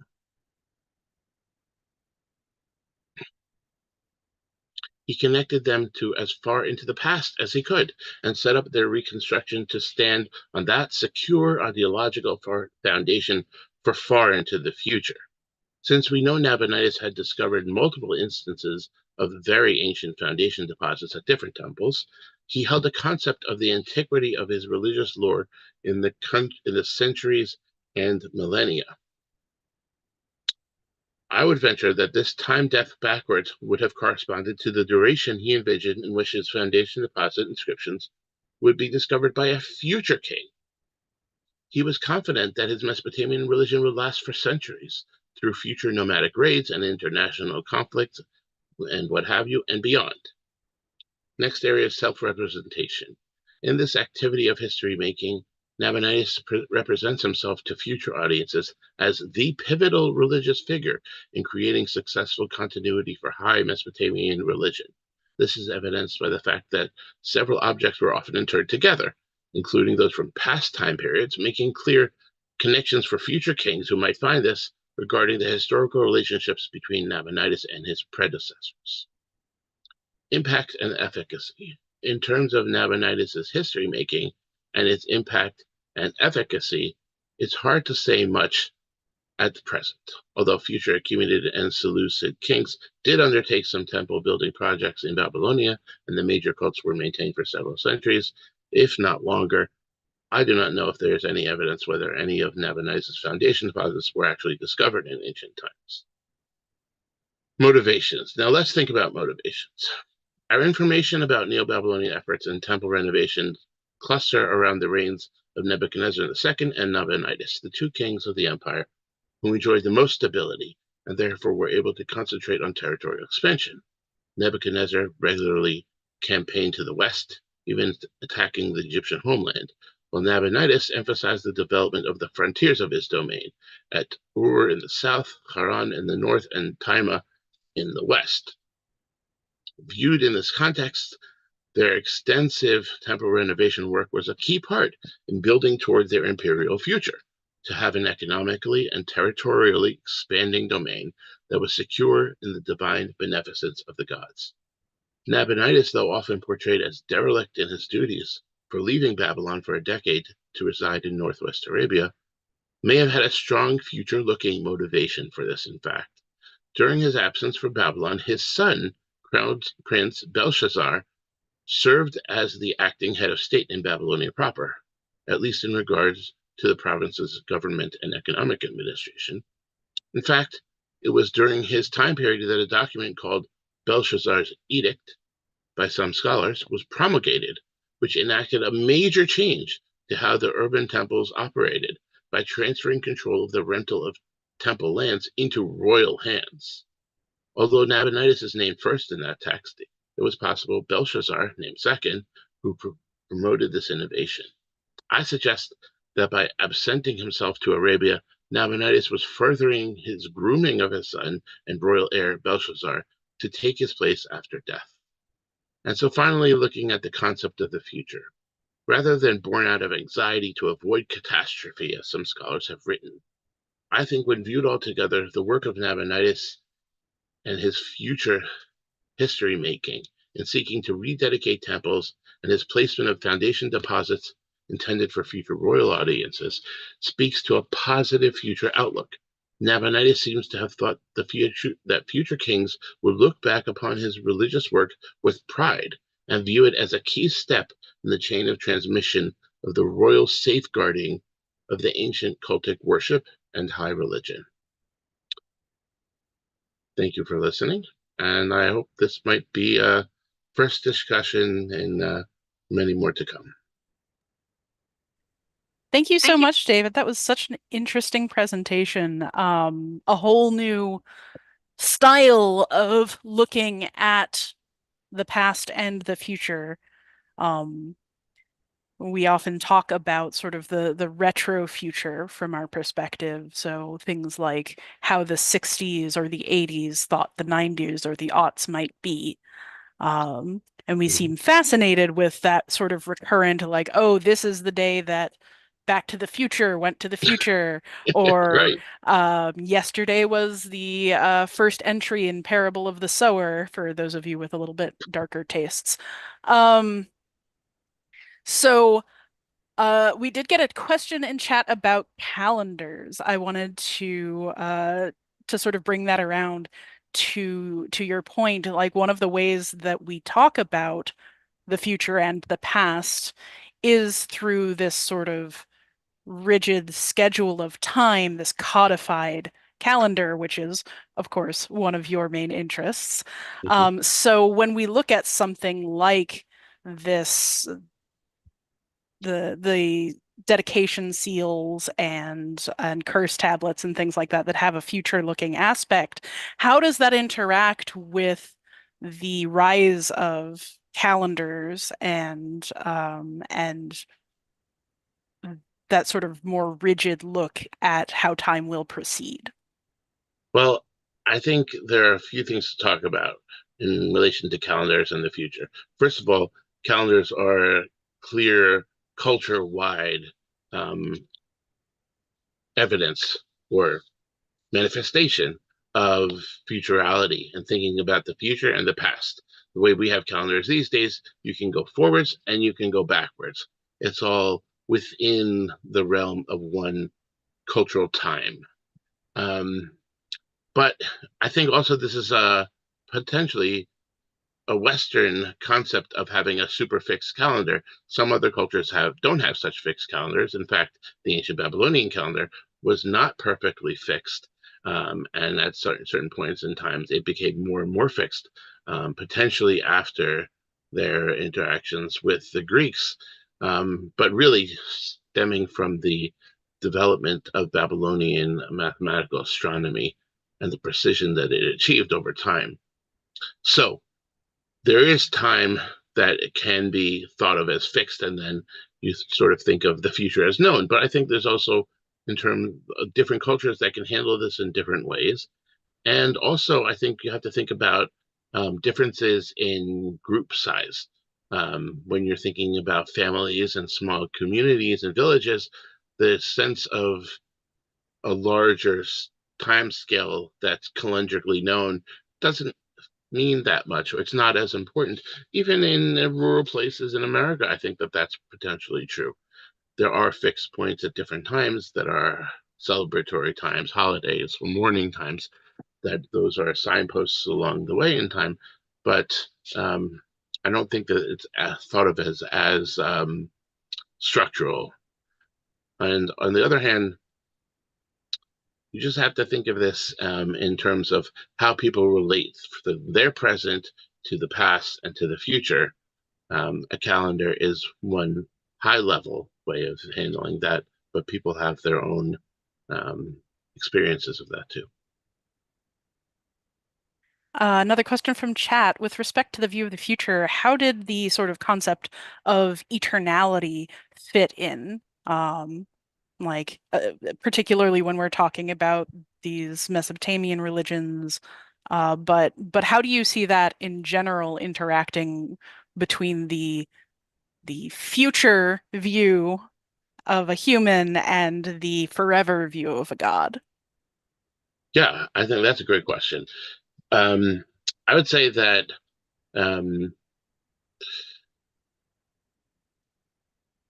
thinking about the different cultures' concepts of time is a key point in what I'm trying to get at.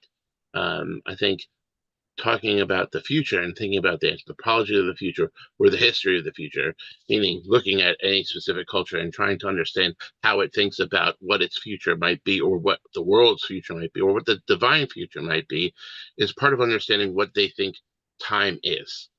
A lot of cultures have a cyclical notion of time, in which eternity is just an inherent feature of it because it's cyclical. It's never going to stop. It just keeps going through repetitions. I mean, when we live in today in our world, right, we have a concept of the solar year.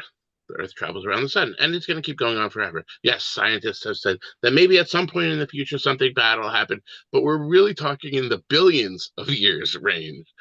So we also have a sort of cyclical concept of time.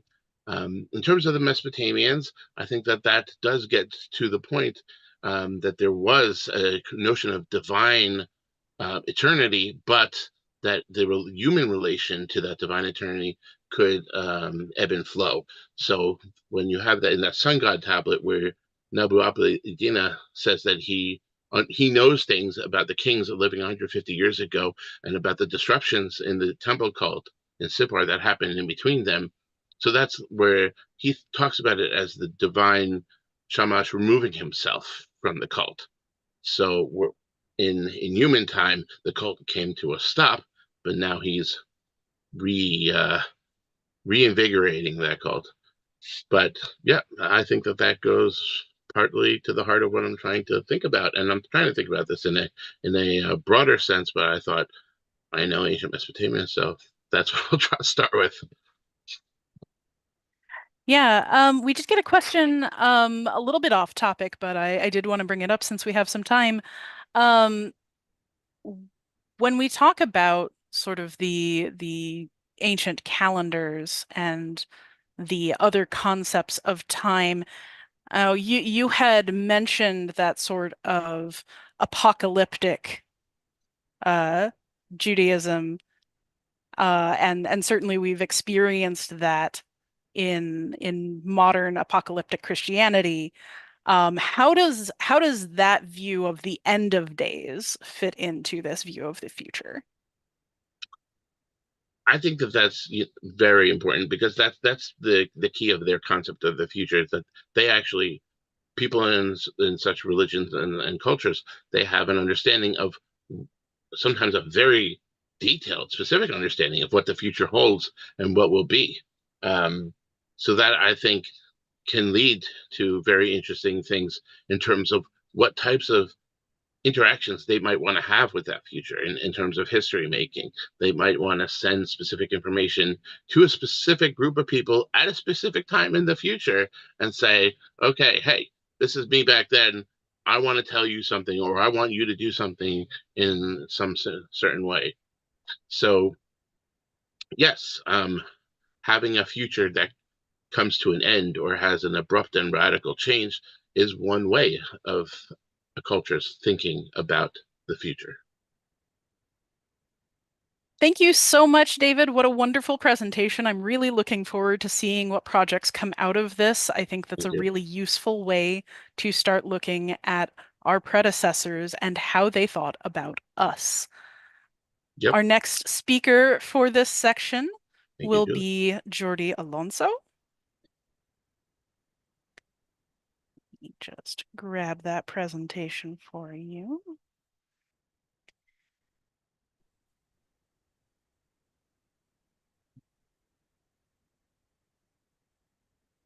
So Jordi Alonso will be presenting All Gorgeous Things on Victorian Reception of Hadrian's Villa in the 4th edition of Nicholas Mitchell's Ruins of Many Lands.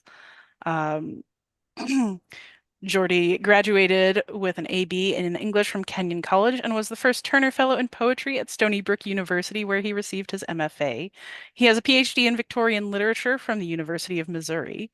In 2023, he received an MA in Classical Studies from Columbia University. He's been published in Kenyon Review Online, the Banyan Review, Livre littéraire, and elsewhere. He's the author of Honey Voiced and the Lover's Phrase Book and is currently working on a project involving the Latin poetry of Ubertino Carrara. He teaches at Louisiana State University. Jordi, welcome. We're so happy to have you here.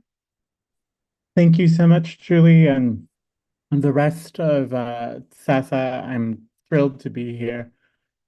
I feel like this is a ritual phrase by now, but let me share my screen. It's been a hot minute since I've taught on Zoom, so bear with me here. All right. Can everyone see my screen? If we go. We can see it. Yes, thank you. Great. Thank you. All right. So all right. There we go. Just wanted to be sure to have the correct draft of this talk here. Again, hold on. It says my screen sharing is paused. Okay, there it goes. Okay. I was just about to say it seems to have paused on loading, but there it is. It's full. There we go. Great. Thanks. Apologies for the technical difficulties here. Before I start, I wanted to thank the organizers of the conference and this panel. I've had a wonderful time attending today, and I'm sure there'll be talks tomorrow that'll be just as riveting. My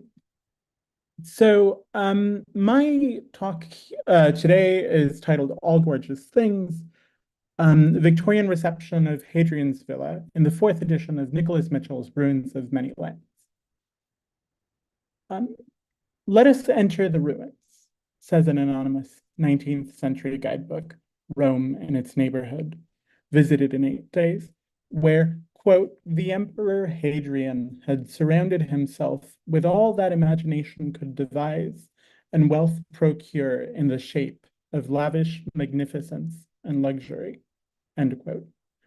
This talk seeks to lay out the ways in which Nicholas Mitchell, in his long poem, Ruins of Many Lands, interacted with Hadrian's villa and memorialized his and his readers' imaginary travel to it. It is a short part of a longer project examining how Victorian travelers and writers interacted with material remains of the Roman and Greek pasts. The Emperor Hadrian, and to a lesser extent his residence in Tivoli, which you can see on my screen here, make rather frequent appearances in the poetry of the British Isles in the long 19th century. And it was noticing that was the impetus for this research project. After setting the scene with a few stanzas by Lord Byron from his poem, The Curse of Minerva, I will examine an excerpt of the 4th edition of Nicholas Mitchell's long poem from 1859. So this is the 4th edition. There were a grand total of 8 editions in Mitchell's lifetime, and he kept enlarging them. So I'm focusing just now on the 4th edition. But turning to Lord Byron's Curse of Minerva, we can see that this poem, written on March 17th, 1811 at the Capuchin Monastery in Athens, it was unpublished during his lifetime, this poem. And though it was very much Athenian in flavor, the appearance of Hadrian's name, here Byron calls him Adrian, down here in line 102, the appearance of Hadrian's name, referring to the arch built by the Roman emperor in Athens, and the anxiety of the poet who is, in this excerpt, being addressed by Athena, set the tone for other poems of the period, which are underpinned by many of the same imperial cares, and that which Maria Luisa Ferrara calls Il culto delle ruine, the cult of the ruins, in her book of the same name. Byron was preoccupied with ruins, as the lines on my screen from the Curse of Minerva show. Before this excerpt, the speaker of the poem eulogizes, quote, the land where Phoebus never frowned before, end quote, and contemplates how certain aspects of the landscape around him are the same as those seen by Theseus and Socrates. Interestingly enough, he mixes a mythological viewer of this landscape, right, with a historical one. Then, taken by the magnitude of this history, the speaker extols the fact that within the confines of Athena's city, quote, the past returned, the present seemed to cease, and glory knew no climb beyond her grief. This is about 30 lines before the excerpt here. And as he stands alone and friendless, Athena appears and chastises him here in our excerpt. So she is the she who is speaking. When the speaker of the poem blushes, with his blush of shame that proclaims him a Briton, Athena knows that he is English born and berates him, even though he, that is to say the speaker, had just a few lines previously expressed admiration for the culture of ancient Greece. By equating him with Alaric and Elgin, after reminding him of the, quote, vacant, violated fame, Athena makes it plain that the speaker of the poem, and Byron as the poet by extent, must repent and make amends to Greece personified. Elgin, of course, infamously, made off with part of the Parthenon frieze, which remains to this day in the British Museum in London, and has to this day been part of the repatriation efforts that the government of Greece has been trying to get through diplomatic channels. Coleridge's edition of the poems of Byron, this is not the Coleridge the poet, but rather a grandson of the poets. Coleridge's edition of the poems of Byron notes that the words quod non fecerunt Goti, hoc fecerunt Scoti, that is to say, what the Goths have not done, the Scots did, had been, quote, deeply carved on the plaster wall of the chapel of Pandrosos adjoining the Erechtheum. Elgin, to nobody's surprise, is Scottish, and Alaric, of course, was the king of the Goths who led the sack of Rome. By having Athena say these words, Byron, who had ancestral ties to Scotland himself, counts on his readers, similarly educated, to understand the fact that his is a different attitude to classical ruins, especially when they have been further, quote unquote, debased by imperialist Europeans seeking to profit from their associations with the civilizations of Greece and Rome. This now brings us to the main event, as it were, the fourth edition of Nicholas Mitchell's Ruins of Many Lands. This poem went through multiple printings and editions since its first publication in 1849. In the fourth edition from 1854, Mitchell observes in a preface that, quote, such a work from its nature must continue necessarily to admit of additions and emendations. He assures his readers that the whole poem has been, quote, thoroughly revised and augmented, because the publishers have thought it expedient to stereotype this edition. The present, he says, is the last time, perhaps, that the author can hope to amplify or correct, and on this account has spared no pains or care in the execution of his task, being anxious to render the work less unworthy than that favor which has been shown it by the general public.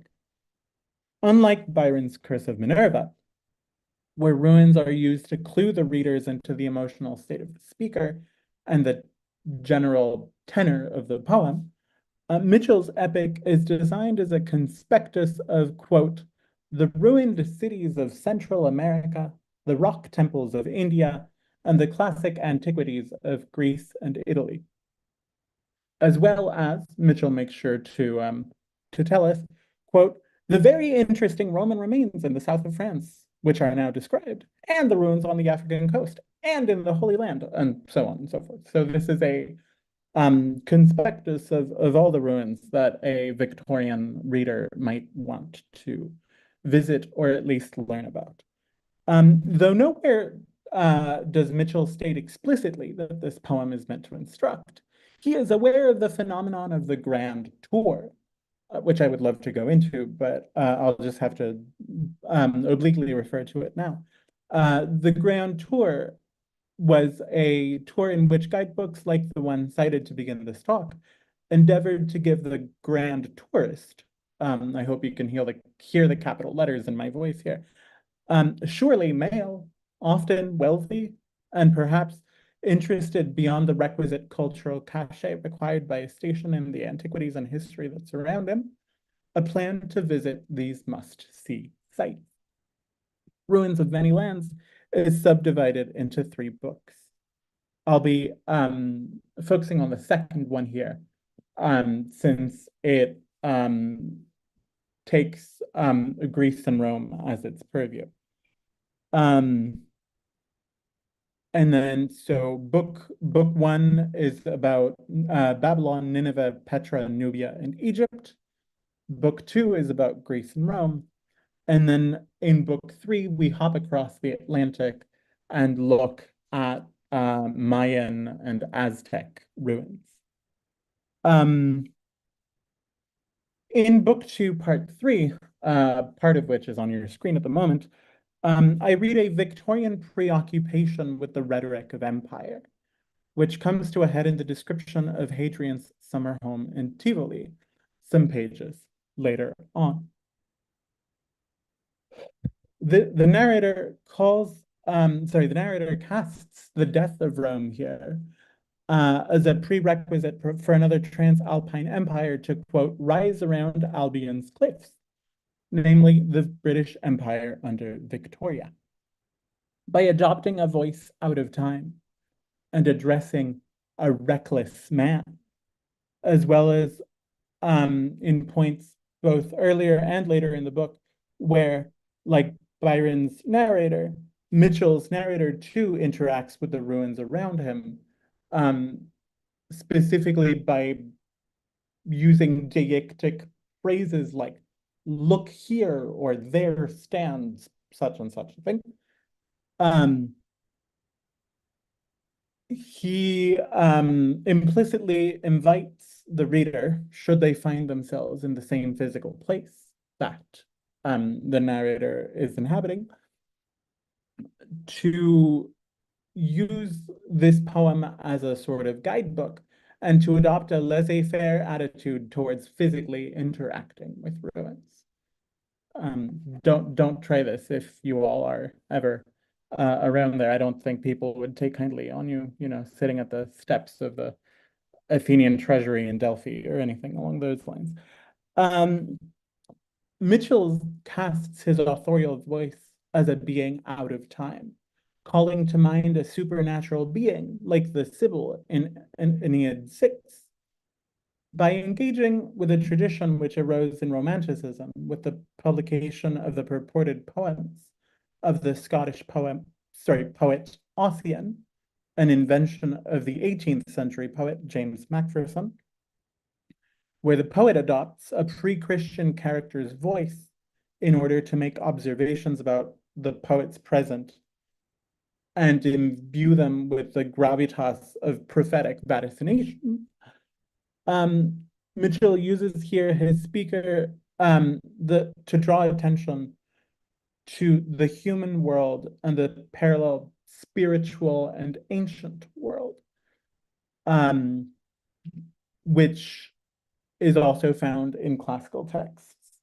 This liminal space is usually accessible only by special demigods and a few chosen humans in Greek and Roman literature. And oftentimes those humans are religiously or artistically attuned ones. Think of, say, Orpheus, or the Wates, right? The figure of the poet priest in the Annals of Ennius, where both these poet priests, these Wates, and the fauns, which are just sort of wandering around the countryside, sing using the same meter. Or think of, say, Cicero's De Divinatione, where, quote, the cry of fauns has often been heard before battle, end quote, warning Romans of imminent danger. This preoccupation and intense connection to the past was assuredly in the air during the Victorian period.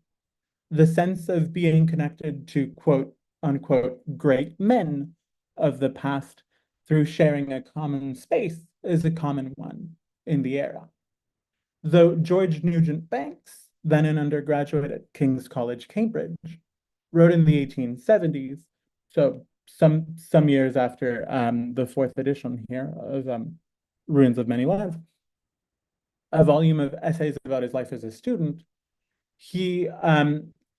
Banks says, "It is a grand thing to feed where so many great men have fed before," end quote. Likewise, once we just now we'll see the section of Mitchell's poem relating to Tivoli and Hadrian's Villa, we'll notice the abiding principle that I call greatness by extension, that it is a grand thing to walk where Hadrian once did, or, as Mitchell puts it, arriving at Tivoli. Reading this excerpt of Book 3 closely, we see an almost panoramic view of the Tiburtine Valley as if in a double exposure, both as it was in the time of Hadrian, quote, in Rome's palmy time, end quote, as a realization of the bucolic Roman trope of the loikos amoinos, the gorgeous things, proud columns, and statues which charmed the eye, we are told, are now, quote, dark, end quote, and overseen by ruin, who frowns where once the Graces smiled. Mitchell takes a darker view of the permanence of ruins than does Byron in his description, which I unfortunately had to cut out of the talk, of the neglected temple of Poseidon at Sunion, where Byron laments that these proud pillars claim no passing sigh, end quote. As the excavations of Hadrian's Villa had yet to commence in earnest at the time of Mitchell's publication of this fourth edition, we might be inclined to take his descriptions, particularly those in his prose footnotes, as a reliable guide of what the mid-19th century had revealed of Hadrian's Villa. Excuse me. Excuse me. Gavin Hamilton, the Scottish neoclassical painter, for example, had already profited from artwork excavated at the villa. And he may be one of the vague group alluded to by Mitchell when he cites in one of the footnotes, quote, some antiquaries who believe the Sibyl's temple, end quote, on the villa's grounds had been dedicated to Vesta. I am no archaeologist, so I'm not super sure whether any of this was accurate. I'm gonna skip a little bit here because I just ramble on about the footnotes. In order to form a more complete picture of the Anglophone 19th century reception in Belles Lettres, to say nothing of the art historical reception of the Villa of Hadrian, we would have, of course, to consider more material, among which we could count, but not exclusively, excerpts from Robert Bradstreet's The Sabine Farm from 1810, The Widow of Crescentius by Felicia Hemans, 1859, Hadrian's Villa Tivoli by Frederick W. Farrar, 1859, and the Lays and Poems on Italy by Francis Alexander McKee, 1862. Frances Anne Kemble's Hadrian's Villa and Lines on the Arno at Tivoli and The Siren's Cave at Tivoli. Those are two different poems, both from 1866. The anonymous poem Antinous, A Dream of Hadrian's Villa, 1866 as well as a pair of poems, both titled In Hadrian's Villa. So you see how all these poems pretty much have the same titles, and yet all are appearing in this frenzy within 84 years of one another.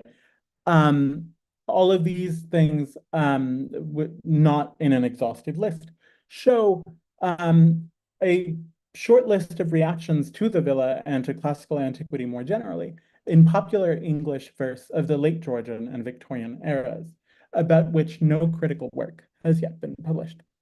Had I more time and space to explore, in which to explore the reception of the ruins of many lands, I would go in and track reviews of all the editions, establishing a variorum edition of the text so that we could make more insightful comments of just how revised and amended this poem was. Mitchell promises he will do that in the first page of the preface, of course, but I don't think he expected anyone to have read the previous versions of said poem. Once I did that, I could then make more insightful comments of how revised the poem was. And then, since the description of the villa of Hadrian feels generic, I would hope to find any literary or documentary evidence of Mitchell's actually having visited Tivoli. In the prose notes to this edition of the ruins, he does not mention the Hadrian's Villa episode of the whole poem, but he does indicate that, quote, he has not visited every site which he writes of. I hate to cut you off, Jordy, but we are running out of time. If you have one or two sentences to wrap up, maybe we'll have time for one quick question. Yes, I'm sorry, I timed myself and went. Not a problem. Let me just read my conclusion. It's real quick. This paper is a short trial trench which has yielded surprising and interesting results. Hopefully the larger project will take this and use it as a springboard to look more closely at the different views of different ruins, so not just Hadrian's Villa, as seen in the long 19th century. Thank you so much. I'd be more than happy to take any questions, and I apologize for going a little bit over. Not a problem. Unfortunately, I do believe we are out of time to make questions happen live, but for those of you in chat and those of you watching, please do go ahead and ask your questions. If you ask them in chat, we can hopefully respond to you today, or do leave us a comment and maybe we can get Dr. Alonso's questions along the way. Love to hear from you. Jordy, that was a lovely paper. I'm really intrigued by the whole reception of ruins and particularly of newfound ruins in Victorian England and the way that that elevates empire. Personally, you know, I have a lot of strong feelings about Sir Arthur Evans. Let's just say that. Oh yeah, no, same. I have so many strong feelings that apparently I timed myself 3 times today, and I was on time. And of course, when I show up on stage, that's not the case anymore. That's always the way. Thank you so very much. That was really fascinating, and I really appreciated it. Thanks. And thank you to everyone on this panel. This sort of look at narratives of past and future has been a really fun topic to explore in so many different ways. And with that, we are going to wrap up session 3 and move on to our second keynote speaker. I am so very happy to be introducing Dr. Martha Tepe-Covarrubias. Just a moment.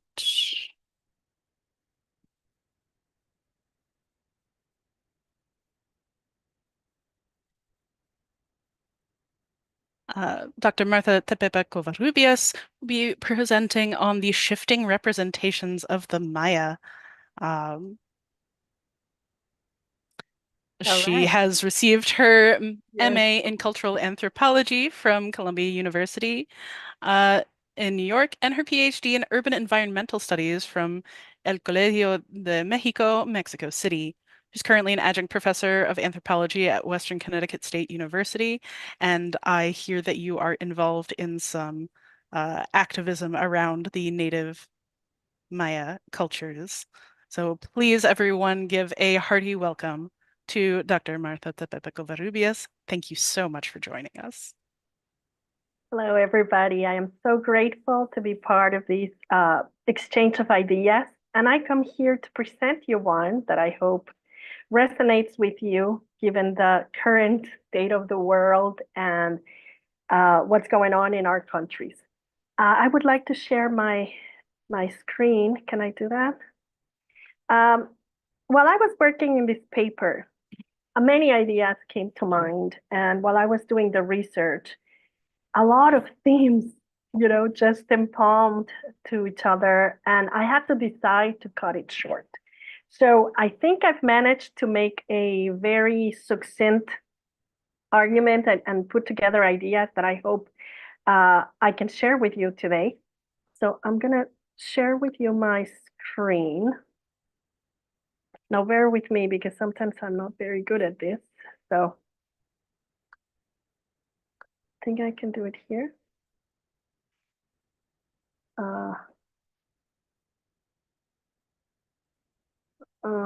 It's not letting, I cannot see where to share it. Can somebody help me? There should be a share screen button that has a little rectangle with an up arrow inside it. It might be under the three dots that say more. Yes, there you go. Oh, okay. All right. So tell me if you can see it. Can you all see this? Share? Not yet. Looks like it's loading. Okay. Yes, and it's showing us your whole the whole window. So once you start the presentation, that should work. All right. Let me see. So let's do this. Let me just grab this. I want to keep the whole thing. So how do I do it? Okay. So if you click on present, I think up in the upper right there. Yeah. Can you see it now? Yeah. Okay. Yes. I think I'd rather keep it like this because I don't want to crash my computer. So sure thing. Yeah, right? Okay. Now, while I was telling you before, while I was writing this paper, I thought I wanted to talk to you about the perceptions of the global north regarding indigenous communities. But as I was, thinking and researching and pulling out articles and looking at my archives, I decided to shift a little bit the talk and talk to you about why images, why categorizations, why definitions matter, and why they have, and how we discovered that they are deeply rooted in our societies, especially in Abya Yala, for so many times. So before I continue, I want to make two notes here. When throughout this talk, I'll use the term Maya to refer to the 22 ethnic groups that are currently living in Guatemala, and also to the people that inhabit what is known today as Campeche, Chiapas, Quintana Roo, Tabasco, and Yucatan in Mexico. All of these ethnic groups have Maya ancestry. In this talk, I'm going to leave aside the Shinga and Garinufa ethnic groups that are also part of rural communities and emerged in these conflicts that I'm going to talk to you about. But since their historical and anthropological pathways are very different from the Maya, in this talk, I'm not going to talk about them. You will also note that I'm going to use the term Abya Yala to refer to Latin America, what is known as Latin America in contemporary social sciences. The term Abya Yala is a decolonizing epistemology that defines what people from the global north and mainstream social sciences have deemed as the American continent. Abya Yala has its origins in the Guna people who live in the Darien Gap, located in northwest Colombia and southeast Panama. For decolonization purposes, Abya Yala exemplifies what is fundamental for this work, an intimate and rather inseparable relation between body, place, and knowledge. So throughout this talk, I'm going to use that term. And if you have any questions, just put them in the chat, or we can always correspond by email. So while I was doing this talk, I wanted to divide my the periods that I'm going to talk to you about in two. I want to talk about excuse me. I want to talk about two periods of time where I distinguish that how we define and identify indigenous populations matter. Let me just.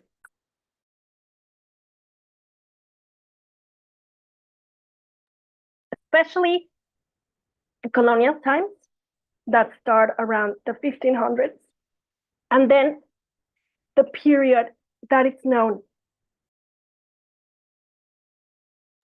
as La Violencia, which lasts about 35 years. It starts in 1940 and finishes in 1986. I'm going to refer to these two periods of time in Guatemalan history. And then I'm going to close my talk with a brief, and I hope positive, closing about the state of these shifting identities of the Maya today. To start the first period, it is important to note that this region where the Maya inhabited in Mesoamerican times, it comprehends what we call now Mexico, the south of Mexico, and all of these regions that are in the central part of Abya Yala. The modern states of Guatemala, El Salvador, Honduras, Belize, and a little bit of Panama. So my idea here is to tell you that the way people started thinking and imagining the Maya have a really, really deep root to colonial times, because it was under colonial times that the colonizers start defining who is what and what they are supposed to do. In my paper, I tell you that 200 years ago, when the Spanish people were occupying what we now call Guatemala, they set a pattern of society that is still used today. At the top of every country is an oligarchy of Hispanicized populations with European roots. Indigenous communities seldom or rarely, very rarely, have access to power structures. And they are usually at the bottom of the social hierarchy. Not only, and as we know, not only are they oppressed politically and economically, but since colonial times have also been imposed this idea that they are not as good as the people that came from Europe. At the same time, for many centuries, academic and scientific production and studies of our civilization was usually undertaken primarily by global north voices. Social scientists from European descent that came to these territories and explained to us who we were, what we were supposed to do, and where we were going. For centuries, all of these production was presented as a legitimate knowledge, not only to our students in our regions, but also throughout the world.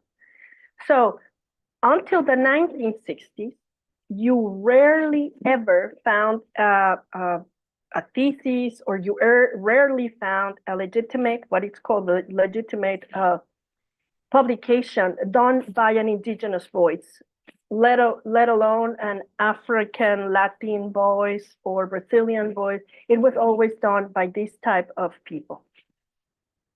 Not only because there was obviously no financing in our countries to produce this knowledge, but also because the main sources of knowledge about our civilizations, about all of these great civilizations that, according to their work, had vanished, was also done in a way that was never mentioned that indigenous peoples were either depressed, discriminated against, oppressed, or living in poverty.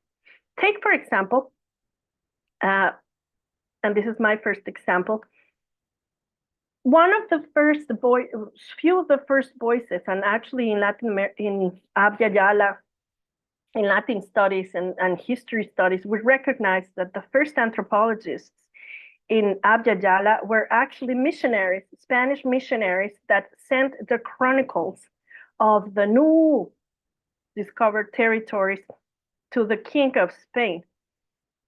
And what they did is that they sent these descriptions of the communities of the people that they found while they were exploring and conquering and occupying their territories.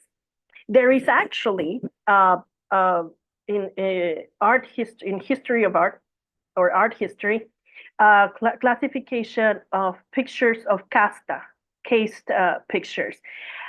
Colonial powers used these classifications, these categories, to establish rules and laws to control not only the land and the natural resources, but also to impose tributes and taxes that, in fact, now that we look at that, also denied opportunities to accumulate wealth or advance in a social structure to those that were deemed inferior.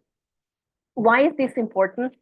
Because since cultural assimilation succeeded in our territories, these indigenous communities became or were named minorities, which is really, ironic since they were living in their own native territories.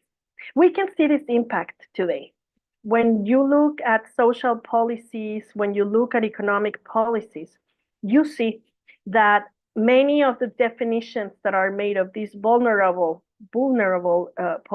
populations are made with that same kind of correct categorization. And you see it today when you do field work around in Abya Yala, around all of these different urban populations. You notice that very few people with indigenous ancestry openly identify with their heritage, choosing instead to highlight their white or Spanish identities.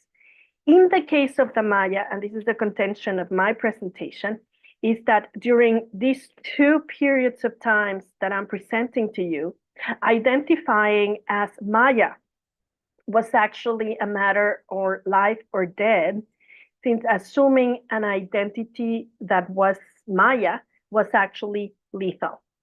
Take, for example, in the colonies.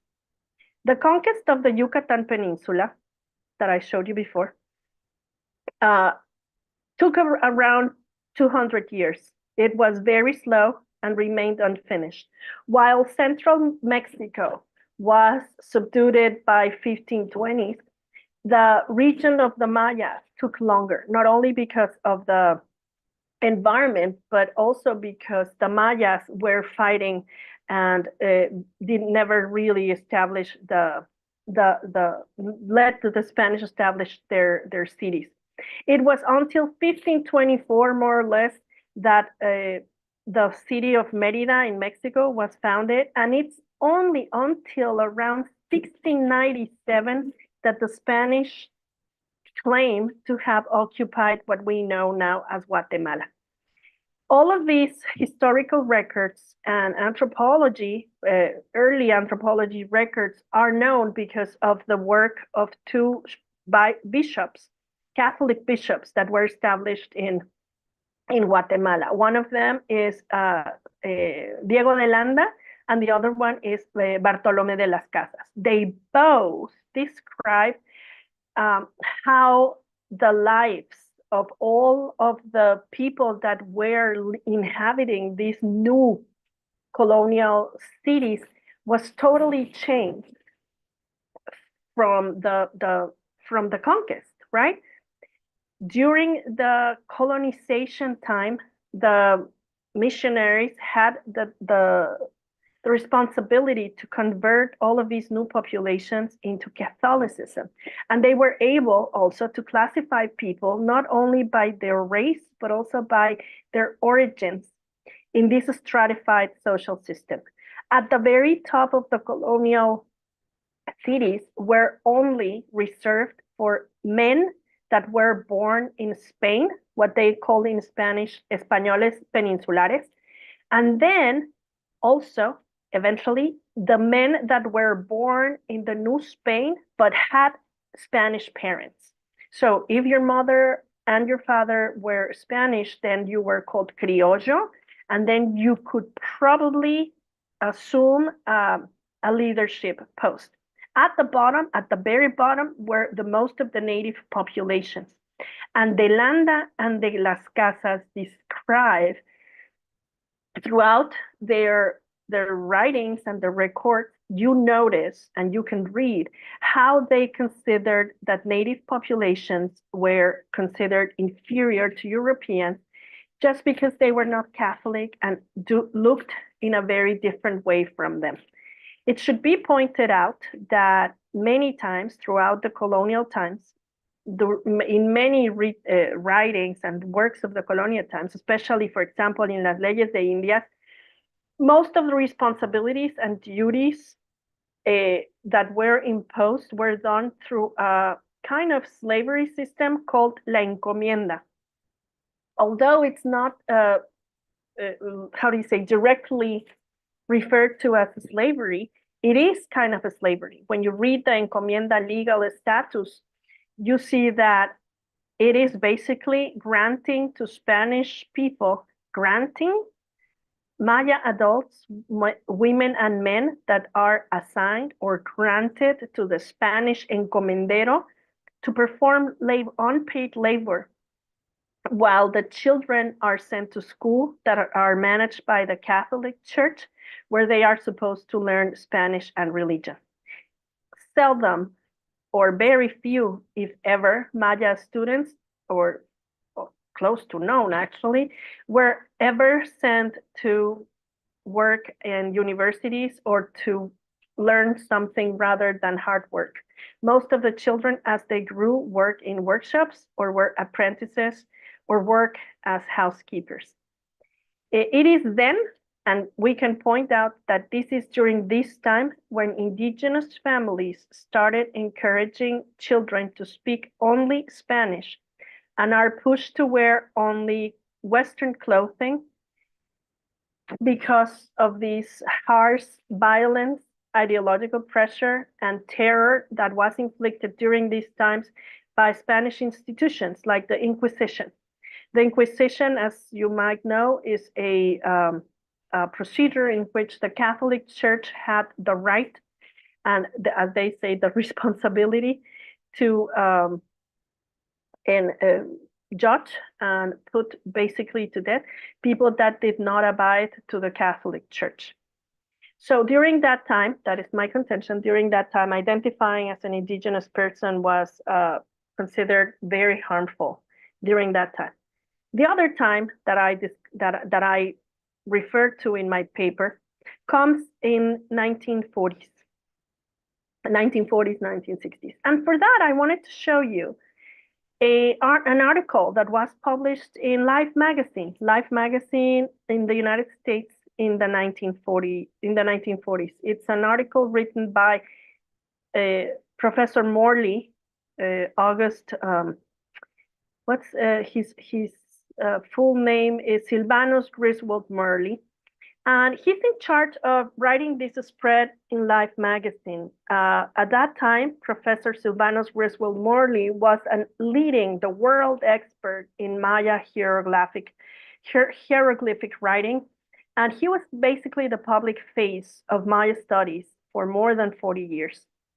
As you read the article, you see that Morley defines the classic periods of archaeology, of Maya archaeology, and he goes through all the stages until at the very end he talks about the modern Maya.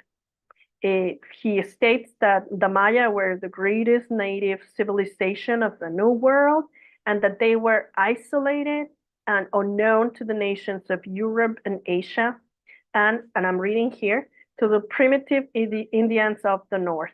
Not even tribesmen from neighboring lands dared to penetrate the tangled jungles of Guatemala or the Yucatan Peninsula. In the screen, you're looking at a picture of Professor Morley in Yucatan. And in the bottom, you see some, the front page of Life magazine, and also some pictures that were taken by Dimitri Kessel, both of European descent, right? Professor Silvanus, an American man, and Dimitri Kessel, a German that emigrated to the United States. Yeah, it's 1940s, and you see the romanticized view of the Maya as a great civilization that suddenly abandoned their wonderful cities. And in the article, they write how their descendants, the descendants of the Maya, are superstitious and resistant to change. In page 63, and I'm reading from Life magazine, you read that Professor Morley says that the men are farmers, not different from the old and new empires. The modern Maya have resisted change. He has borrowed a few items from the white man's civilization, trucks, tools, even radios. But his way of life still reflects, though dimly, the patterns of the great culture that has vanished. This, in fact, was the view of the Maya in the 1940s. Right there in the screen, you can see the picture that Dimitri Kessel takes of a Maya family. And you see how Professor Morley also writes about the way that he sees Maya peasants, right? In that. Now, this wouldn't be a big deal unless I also have to share with you that it is during that time, the 1940s, when the United States has a big role in Abya Yala. I contend that my second period that I want to share with you right here, my second period of La Violencia starts more or less in that time, 1940s. Just a side note, it was in today, in the 1950s, when the Cuban Revolution explodes in the Caribbean. And it is then in the 1940s when you have the starting of the Monroe Doctrine that was used by the US to intervene at the beginning of the Cold War, intervene potential communist states throughout the world. My contention is that the period of La Violencia in Guatemala started with a military coup backed by the United States that overthrew President Jacobo Arbenz in 1954. Since then, for 3 decades almost, Guatemala experienced a deadly and very bloody civil war that turned into internal armed and intellectual even conflicts. These conflicts put together and confronted not only military regimes and guerrillas of that time, but also intellectuals. Many leading social scientists fled to Europe or to the United States or to Mexico. And the ones that stayed became not only supporters of these military regimes, but also did a lot of work that is now questioned because their work was based in a now very criticized theory known as eugenics that was used by the militaries in Guatemala to categorize Maya people as subversive and label them as communists. People that were Mayas were target of military attacks aimed to physically eliminate entire communities in the rural areas of Guatemala.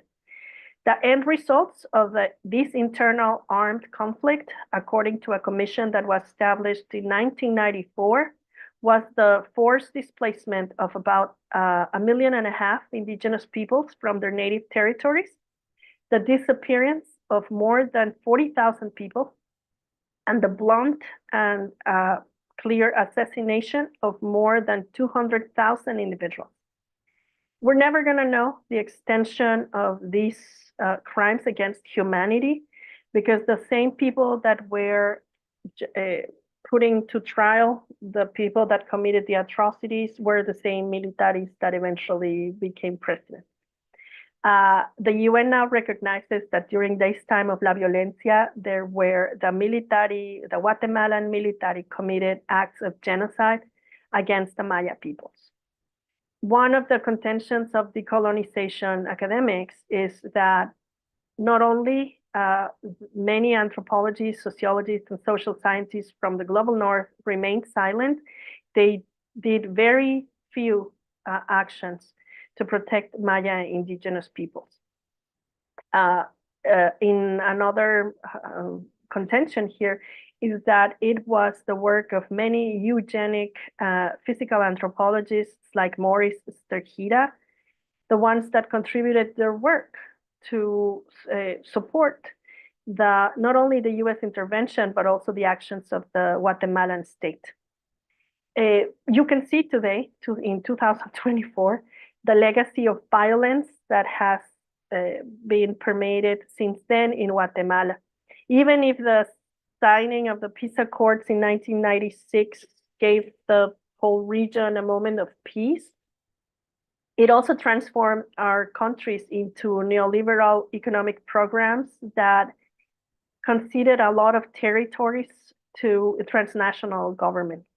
In fact, President Jacobo Arbenz was thrown out because he had implemented an agrarian reform that was going to hurt US transnational companies, banana companies.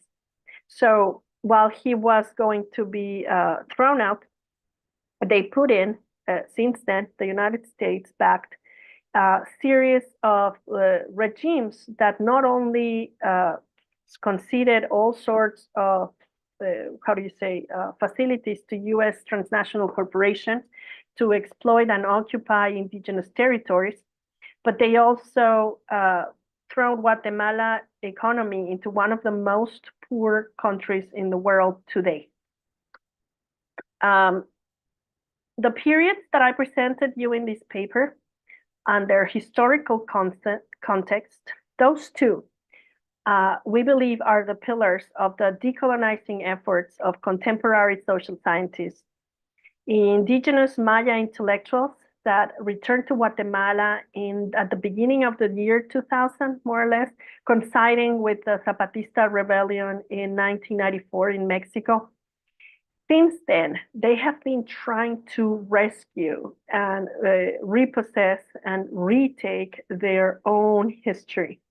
Anthropologists, lawyers, historians, political scientists, sociologists, and lawyers in what we call this pan-Mayanist movement have been working to not only reappropriate, but also retell the story of what happened during these violencia times, and also try to define and reconsider what can be considered, right, of those early global north work that depicted Maya people as inferior.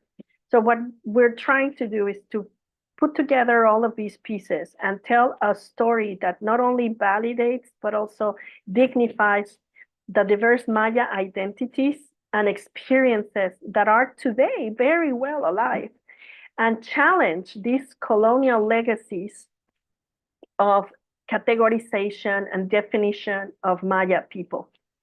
Many research today demonstrates how these legal and category assumptions about expertise and sociological anthropology, or whatever social science you want to talk about, complicate and try to hinder the participation and the recognition of indigenous actors in the creation of knowledge. How this also affects the way we view indigenous peoples at the popular level. I get a lot of optimism, by the way, when I see contemporary artists. For example, in my screen, I'm showing you two indigenous actors that proclaim themselves and identify as Maya, and two actors that have been featured in Hollywood movies. In your screen, you're looking at Maria Mercedes Coroy and Josué Maichi. Both were actors in this movie, Wakanda Forever. In fact, that movie even contains contemporary rap Pat Boy music, which fills our hopes with our hearts with hope and how do you say, positive ideas for the future. We think in decolonizing all of this knowledge, it's also very important to provide indigenous intellectuals and academics not only the necessary funds and institutional research space to do research, but also spaces to share our ideas and talk about and rescue and present ideas that are not necessarily part of mainstream academic syllabus, but also creating a condition for dialogue between native intellectuals and also global north intellectuals.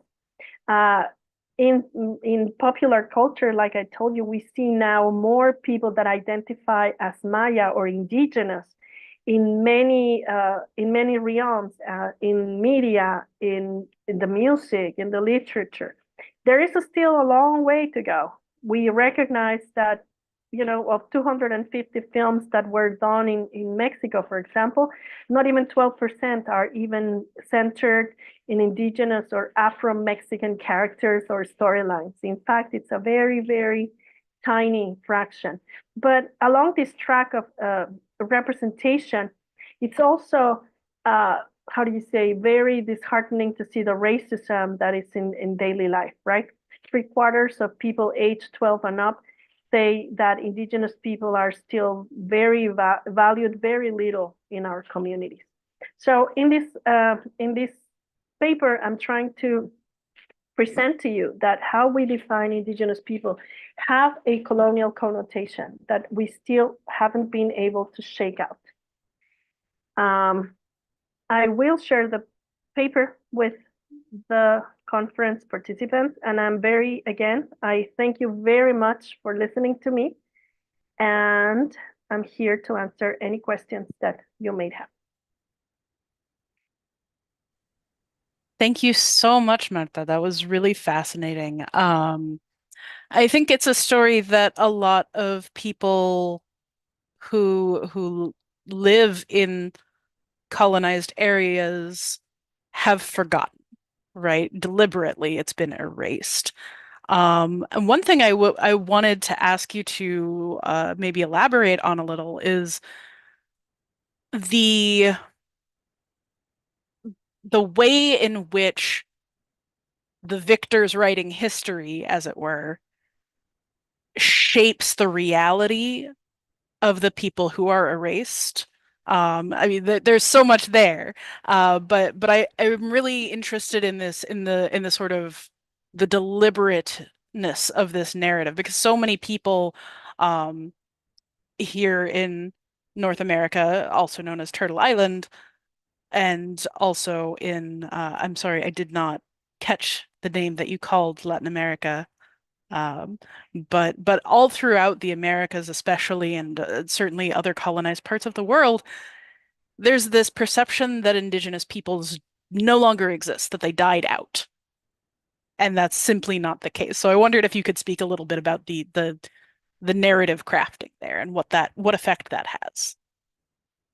Yeah, totally. I totally agree with you. And let's also, I could how do you say, respond in so many ways, but just in a very relevant way today, since you see that in these how do you say, talks and discussions of climate change, indigenous peoples have been very, very vocal about how the environment is being decimated, right?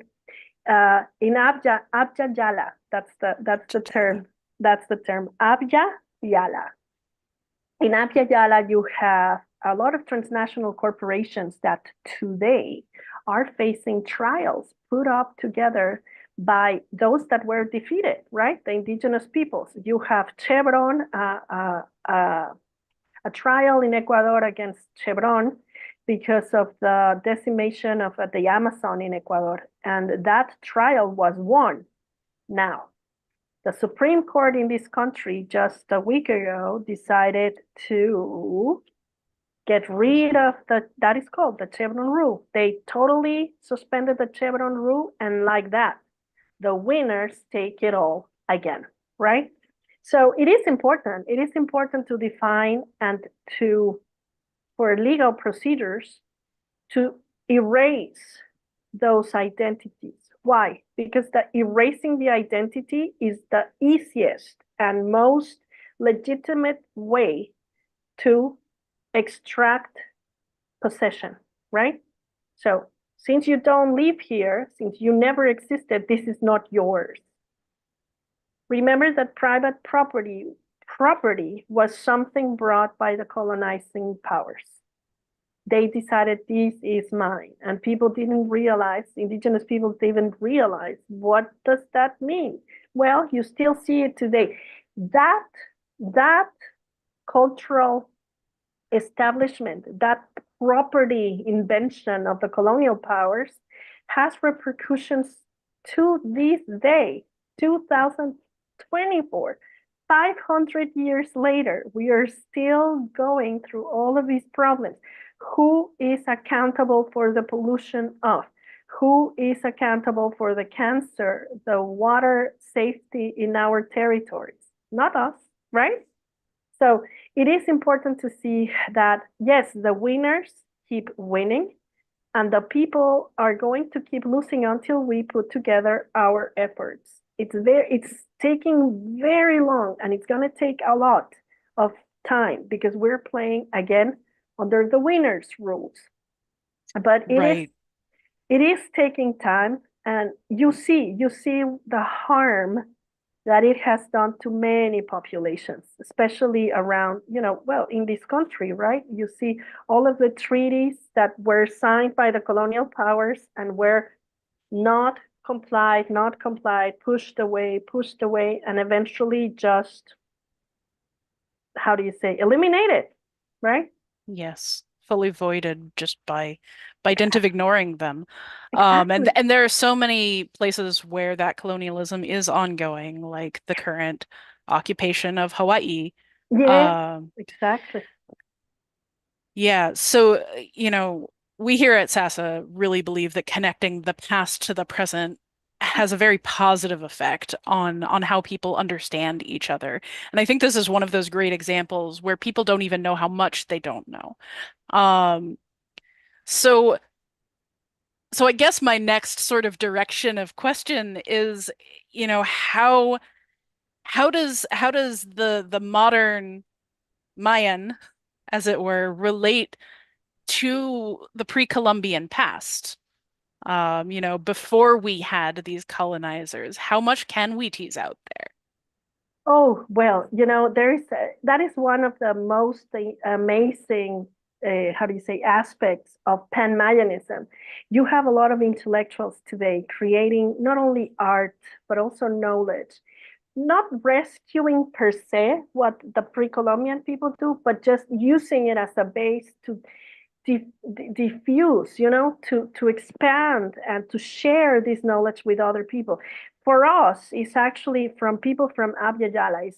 It blows our minds that many students in the global north don't even know about, the little tiny revolutions that happened while the colony was happening. For example, in the Maya territories, students are not taught, for example, that throughout the regime of Spain in our territories, there were so many revolts against them, but those they don't tell.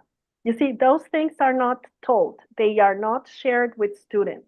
So one of the things that these new intellectuals are doing is going back into, and it's ironic because the Spanish have the records of these. All of the revolts that happened, for example, in the colonial times and pre-colonial times were shared with the Spanish missionaries. The Spanish missionaries, remember, their job was to send reports to the King of Spain with all of the knowledge that they extracted from the conquered communities. So it is really interesting to see that many Maya colleagues are now traveling back to Spain to look at the royal archives to put together the narrative, the historical narrative of what happened then. And this always blows my mind. When you talk to some of the Maya colleagues, they tell you, my grandpa used to talk about my whatever that was in that war, and we don't know about it. So now I'm working on it, and I'm going to rescue this. So it is just so, it fills me with great joy that you have intellectuals like this that go back, ironically, right, to Spain to try to collect all of the stories that are there written by Spanish missionaries about their families, about their ancestors that fought in whatever war. So it is really interesting. And these are processes that take very long. This is not something that can be done quick, right? In the digital era today, we are used to getting things fast. No, this is going to be a long process of reconciliation, of rescuing and digging deep to see what is that knowledge that we can put together ourselves about our history, about ancestry, right? But it is a process, and I think we are slowly getting there. Technology also offers amazing resources to do this. So, I'm confident, and and I also trust the students, like, probably this group, students that, are interested in this, they don't assume and don't restrict their view. They look and they are inquisitive and they want to know. So if we are able to shake them and present them an alternative view, that is, I think, also the future of this effort to rescue, what was tried to be eliminated. Yeah, I've got a question in chat about sort of the difference between sort of the way that the Maya areas were colonized and the way that a lot of the sort of the Turtle Island areas were colonized in terms of treaty and land grants and stuff. I've heard that there's a lot less of even the initial treaty grants, right, when it comes to the more Abya Yala area. Yes. Yeah. What the biggest difference between Abya Yala, in pre-colonial times, we've defined three main cultural areas: oasis, meso, and arid. And the three first words define, basically, remember, people that inhabited Abya Yala were very directed by the environment. So the first, meso, refers to the meseta, which is Mesoamerica. They call it Mesoamerica. So it's the first cultural region, which encompasses the south of the United States, all Mexico, and parts of the Maya. This area was able to be colonized and occupied by the Spanish people. And this is probably going to sound very simplistic, but I believe that this is a very good way of explaining to students. this area was easier to be colonized because the weather wasn't so oppressive. Remember, imagine yourself, these are European people used to a certain way of living, used to a certain environment, a certain weather, a certain way of life with mountains, you know, just put yourself during that time, 1500s.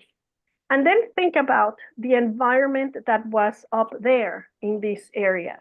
At the north of Mexico, you have the United States, a lot of desert, a lot of, you know, the Midwest of the United States, a lot of mountains and kind of cold. And then to the very, very bottom of Mexico, throughout the peninsula of Yucatan, you have this jungle. It's a jungle. From South Mexico all the way to the Darien, that's a jungle. So imagine the oppressive temperatures. A lot of archaeologists and anthropologists in Abya Yala have defined that it was because of these unprepared, Inhospitable? for them, right? For them and to also be for them to be so unprepared. to be so unprepared. The other thing, the second thing why it was so different is because remember, well, and I'm sure many of you know that there was a virus that the Europeans brought. So a lot of the population in this area, in the central areas, were decimated because of the sarampion. How do you say it? Smallpox. There was a smallpox pandemic. And a lot of the indigenous peoples, which didn't have the immunity to smallpox, died. So a lot of the indigenous communities in this area died. And that's why this area was able, Mesoamerica they were able to conquer that faster. The Maya, on the other hand, were in the middle of the jungle. So it took them seriously 200 years to be able to establish the cities.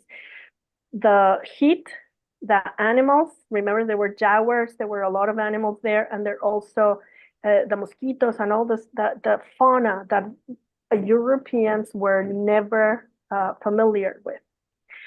At the north, you had communities that were always moving around because they heard the buffalo, right? So they were moving around, and they also dealt with another type of conqueror. The English were really, and not only the English, but the Dutch that preceded the English believed in trade.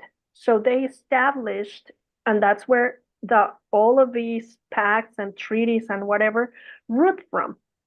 Whereas the Spanish, as opposed to the conquistadores, right? Exactly, because remember, the Spanish had this idea of conquering for their Spanish king, yes, but also were deeply religious. So you have everything in the name of the Catholic Church. In fact, the Catholic Church was a super powerful player in these areas, whereas in the north, the church was never, ever, ever important because of the nature of the occupation from the Protestant people, right?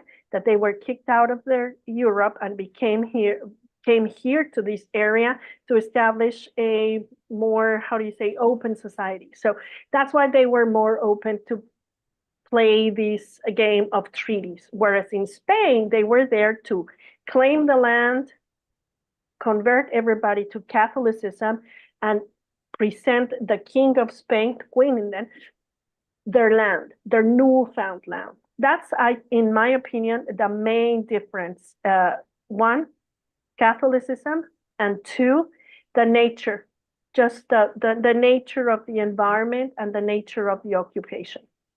Yeah, and Christianity did play a big part in everywhere in the colonies, but the Catholic Church's iron grip is certainly a factor that the Protestants did not have backing them.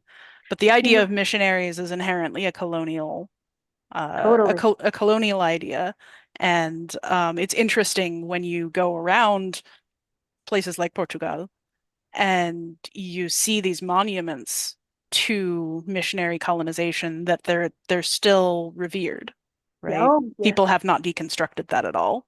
No, not Um, even throughout Abya Yala in Mexico, in central Mexico, you will still have, well, recently they got rid of the statue of Christopher Columbus, but you also have many provinces in Mexico that still have the statues of those. In Mérida, Yucatan, you still, and I don't know if they they put it out, but they still had the two huge statues to the Montejos, and in Guatemala to Pedro de Alvarado.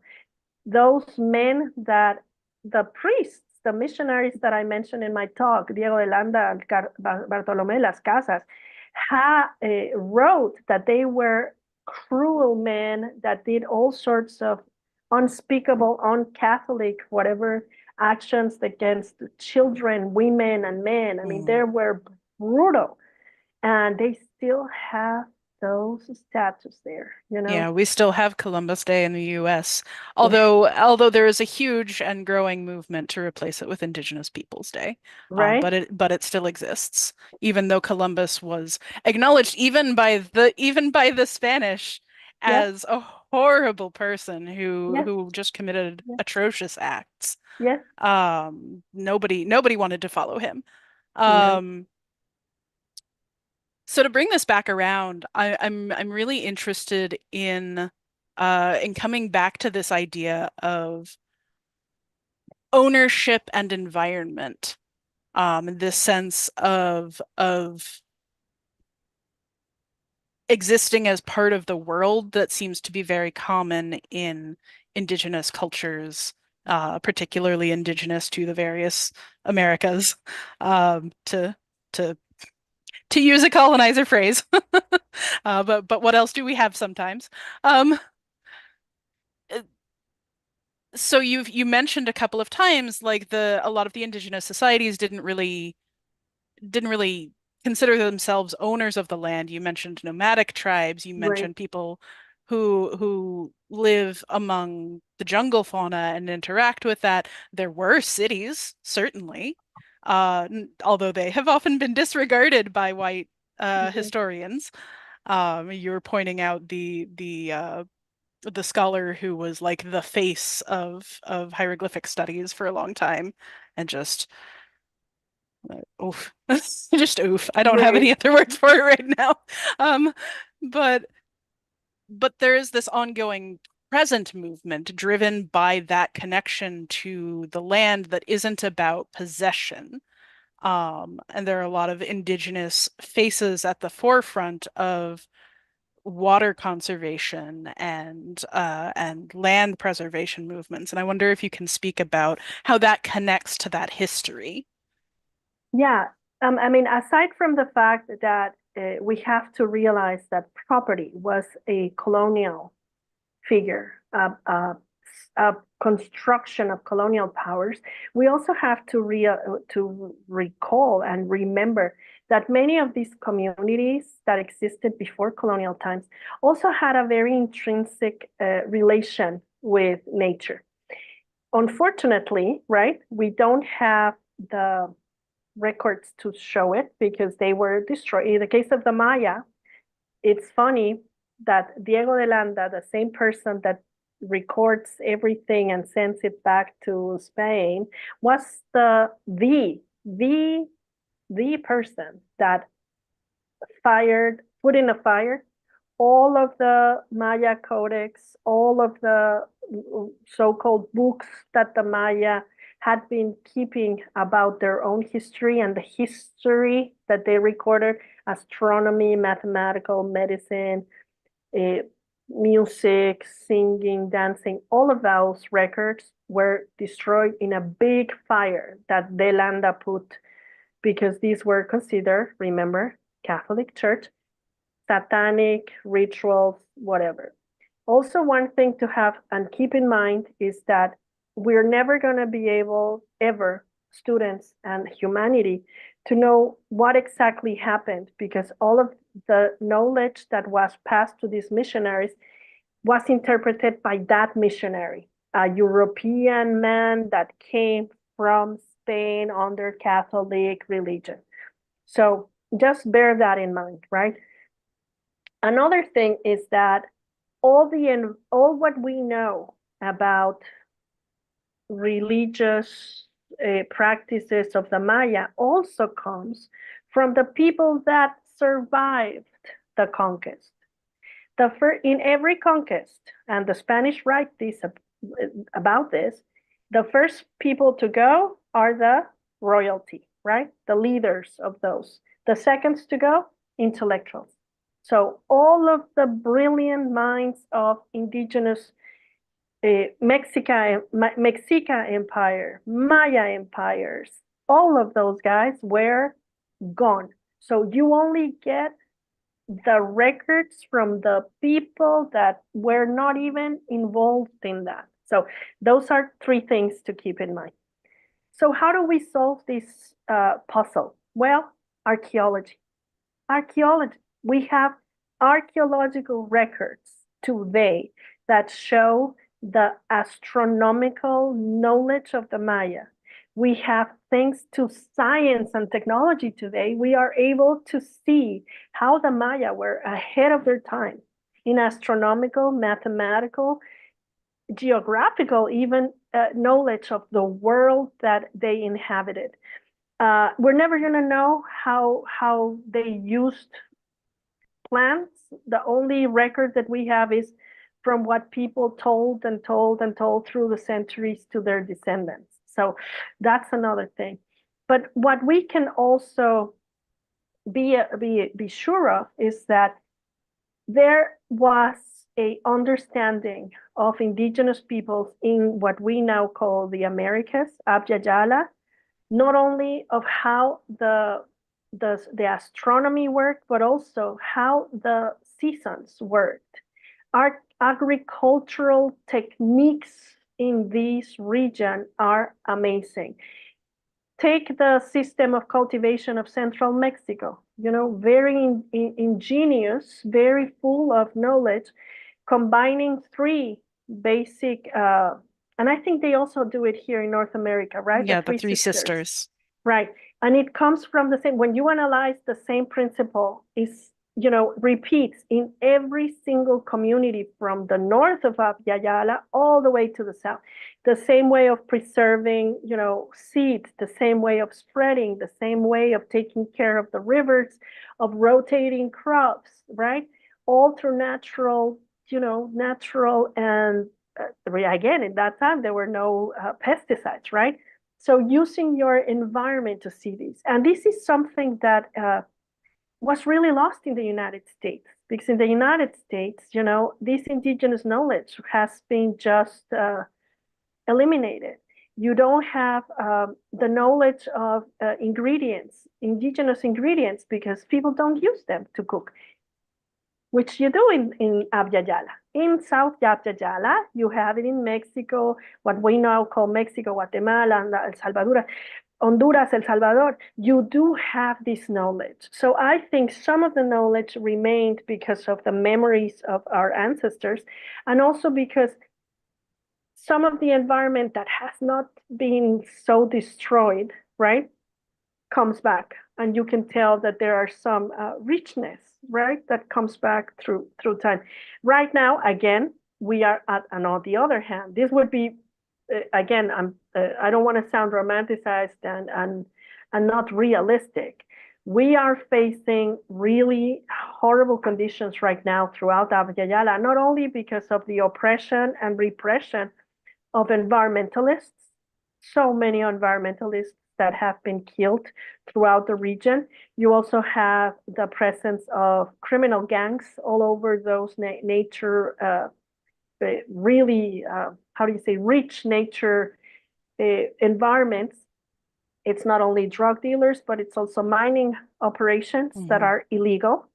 The deforestation that it's also for illegal. Cattle and exactly. Cattle and mass crops. Exactly. So I'm not trying to sound super optimistic. No, there are dire challenges. And again, the completely disregard for human and animal lives in exchange of profits, because at the end, that's what it all is about, money. So I yeah, completely agree. And I think that indigenous knowledge is it's a blessing that it hasn't been fully destroyed. Totally. Yes. Thank you so much Yes. for being a part of bringing that knowledge back to the forefront, of bringing antiquity forward in that way. We are about out of time. Thank you so much. This was such an enlightening talk. I really enjoyed it. What lovely images you have brought to us, and what terrible ones as well. Right? Yeah. Well, knowledge is like that. And I think through our academic careers, you're going to be able to see the good and the really hopeful ideas that we have. But we also see the bad. And that bad should not make us feel, how do you say, sad? Well, you might feel sad, but let's not discouraged. Yeah, discouraged. Let's not be discouraged. Let's, put together our hearts and our minds. And I think another future is possible. We can do this. We will do this. Thank you so very much, Dr. Marta Covarrubias. Thank you so much for your contribution to this conference. Really wonderful talk. Very lovely having you. And thank you, chat, for your thoughtful questions. We did have several that came up there. And I really admire your ability to speak to such a broad topic that is becoming even ever more important as our environment takes back what it's owed. So thank you very much, and it has been an absolute pleasure to have you aboard. Thank you very much. I'm very grateful for the space. Thank you. Thank you. And now to wrap up for the day, I would like to introduce everybody to our outreach team lead, Leon Cornet-Cowell, who has been a masterful aid in getting all of you here today. The outreach team is a really important part of how we find people to come to these conferences, to be part of our live events, to be part of our community, and to partake of the knowledge that is on offer. Leon, if you would like to turn on your camera now, you are quite welcome.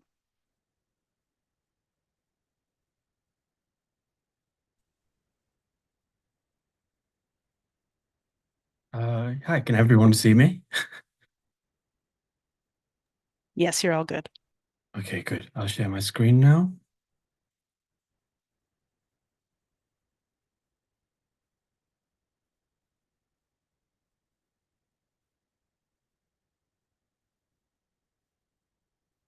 And everyone can see the presentation before I start? Yep, looks good. Okay, brilliant. So hi everyone, I'm Leon Cornet-Cowell. I'm the co-team lead of Outreach. I've been with SASA about 2 years. I joined as a fairly humble intern in 2022. And today I'm just going to tell you what Outreach is, what we do, and some of our projects. So Outreach is headed by myself and Dr. Sarah Richardson. She's just in a PhD, so I can call her that. I hope she doesn't mind. And we currently have 7 interns right now, I think, and volunteers. And we're a very diverse team. We have people from almost every continent at the moment. And we've had people from all over the world work with us, which is very important for our projects, as you're about to hear. So you're probably wondering, what is outreach? And I had to Google this for myself. The Google definition of outreach is an organization's involvement with or influence on the community. And I guess this is accurate for what we do. We are the first point of contact for SASA.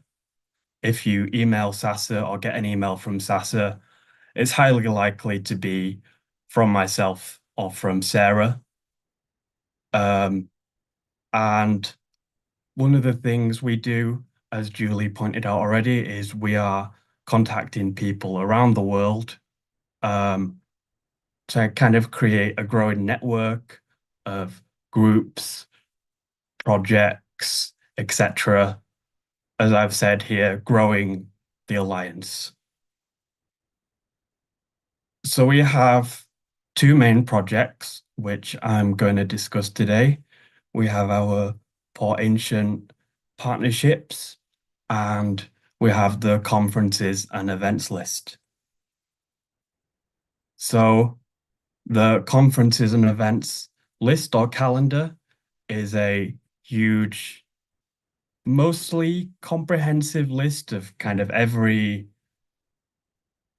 conference, lecture, field school. We have summer schools, online courses, museum exhibitions that relate to ancient studies. And on there right now, I'd had a check before this started. We have around 400 events going as far as 2030. And this is a continually updating list that our interns are constantly working on and constantly adding stuff as it gets announced. And while we're here, I'd like to draw your attention. We do, on the resources page, we do have a form. So if anyone knows of any events and they aren't on this list, if you fill out this form, then we can add them and you'll make our lives a lot easier and also make it so that people elsewhere can find the conference or event that you've added, especially if it's yours and you want to advertise it. This is a great avenue, in my opinion. So now on to, this is kind of the main project we do our outreach, the Port Ancient Gallery, which is a web page full of partners, specifically organizations, projects, and such that are related to ancient studies. On there right now, we have 73 partners from all over the world. We have people from Africa and Asia, the Arabic-speaking world, obviously many from America and Europe, but also from South America and Australia. And this is it's quite a diverse list. We have several partners that don't speak English at all, thanks to our Arabic-speaking interns who have found those. We have Portuguese-speaking partners, but I'll come to that later on. I'll highlight some of our partners later on in the presentation. So what we do at outreach, the process for finding potential partners. So first, the interns or ourselves, they have to find the partners. Usually we do this through social media or word of mouth, or we do have a big spreadsheet full of people to be contacted. And then we'll contact them usually through email. Now, I must admit, this is something that can have limited success because obviously people are very busy. They're not going to respond to every email. And then after that, we will try to set up a meeting with them. And the meeting will usually be discussing what they can get out of a partnership and what we can give them and what we can get out of a partnership with them. So for example, in my personal experience, I've met with people from Australia, which when you're based in the UK usually means you have to wake up at 7 a.m. just to do an 8 a.m. meeting. And yeah, it's you end up meeting so many diverse and interesting people. I have personally, and that's why I enjoy outreach personally. And after this, the meeting's done, we will send them the form to fill out. And once they've filled it out, we'll create a social media post, and then we will connect them to the relevant teams. So for example, if someone wanted to take part in our Archeo gaming live streams, or they wanted to do a live stream highlighting themselves, so we call the Crewing the Ship live streams, we would connect them with the live events team, the Archeo gaming team, or for example, the book club and the reading groups teams. And now I just want to highlight some of our partners. As I said, we do have 73 partners. So if you're a partner and you're watching this and I haven't mentioned you, I'm very sorry. I had to choose these quite randomly. But I also wanted to highlight the diverse set of groups and the diverse set of projects that we have on our page. So as you can see here on this first page, what we have a couple of podcasts, we have a publishing house, we have blogs, we have World Virtual Tours, who we've recently been working with to do live streams and live events.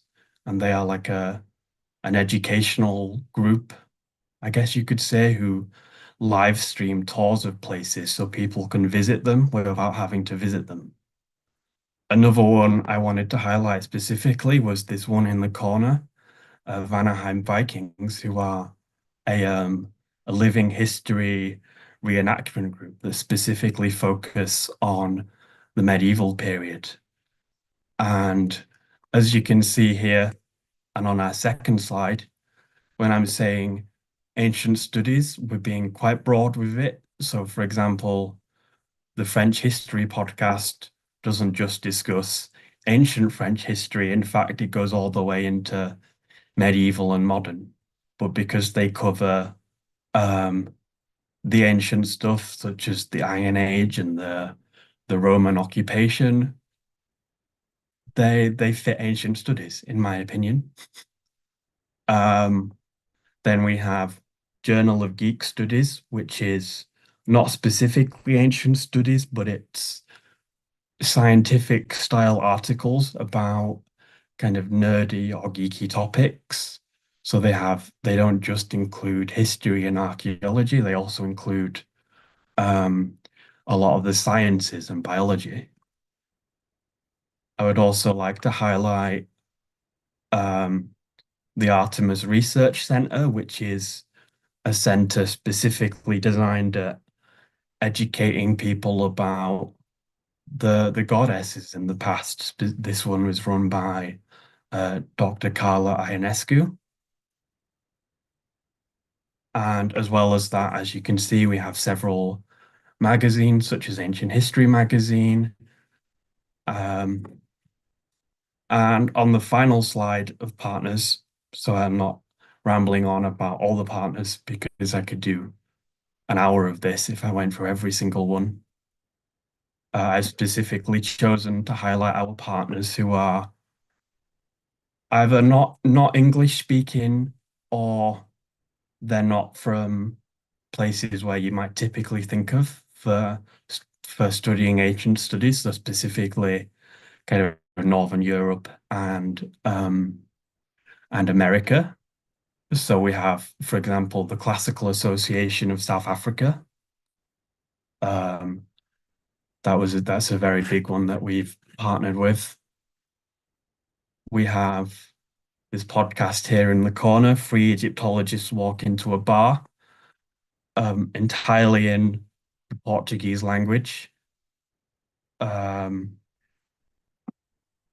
This one, Egyptian pop culture is multinational, so I'm cheating a little bit by including these, but they are based in Lisbon.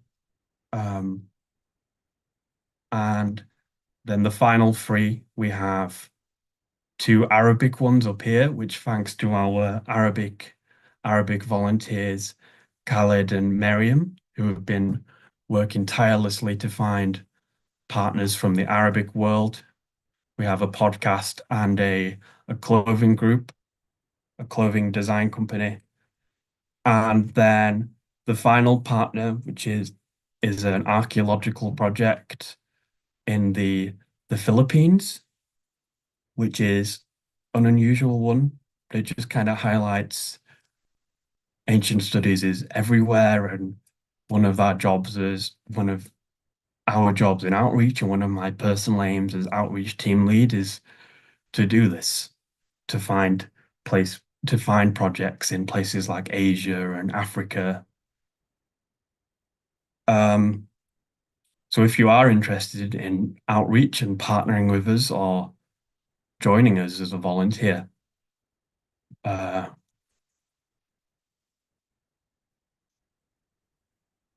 man, it's not working. I've got the outreach email up here if you want to contact us in general, although I have added my own specific email if you want to get in touch with me specifically.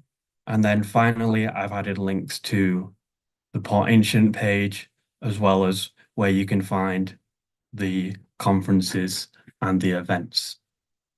And yeah, that's everything. I'd like to thank Anne and David and Julie for organizing this, as well as all the other speakers who've talked today, including my fellow team leads. It's been a very interesting and engaging day, and that's everything. Thank you for watching. Thank you so much, Leon. And just to close us out, thank you so much, everybody, for being here. I want to reintroduce, of course, our wonderful leader, David, who has some closing words for us today. Hi, everyone. Thank you very much for joining us today. We're looking forward to another great day tomorrow. We have a whole bunch of interesting individual papers and a great keynote speaker in Dr. Marion Feldman. And I just can't wait to see what tomorrow brings. Please log back in tomorrow at saveancientstudies.org/virtual-conference or wherever else you're watching this.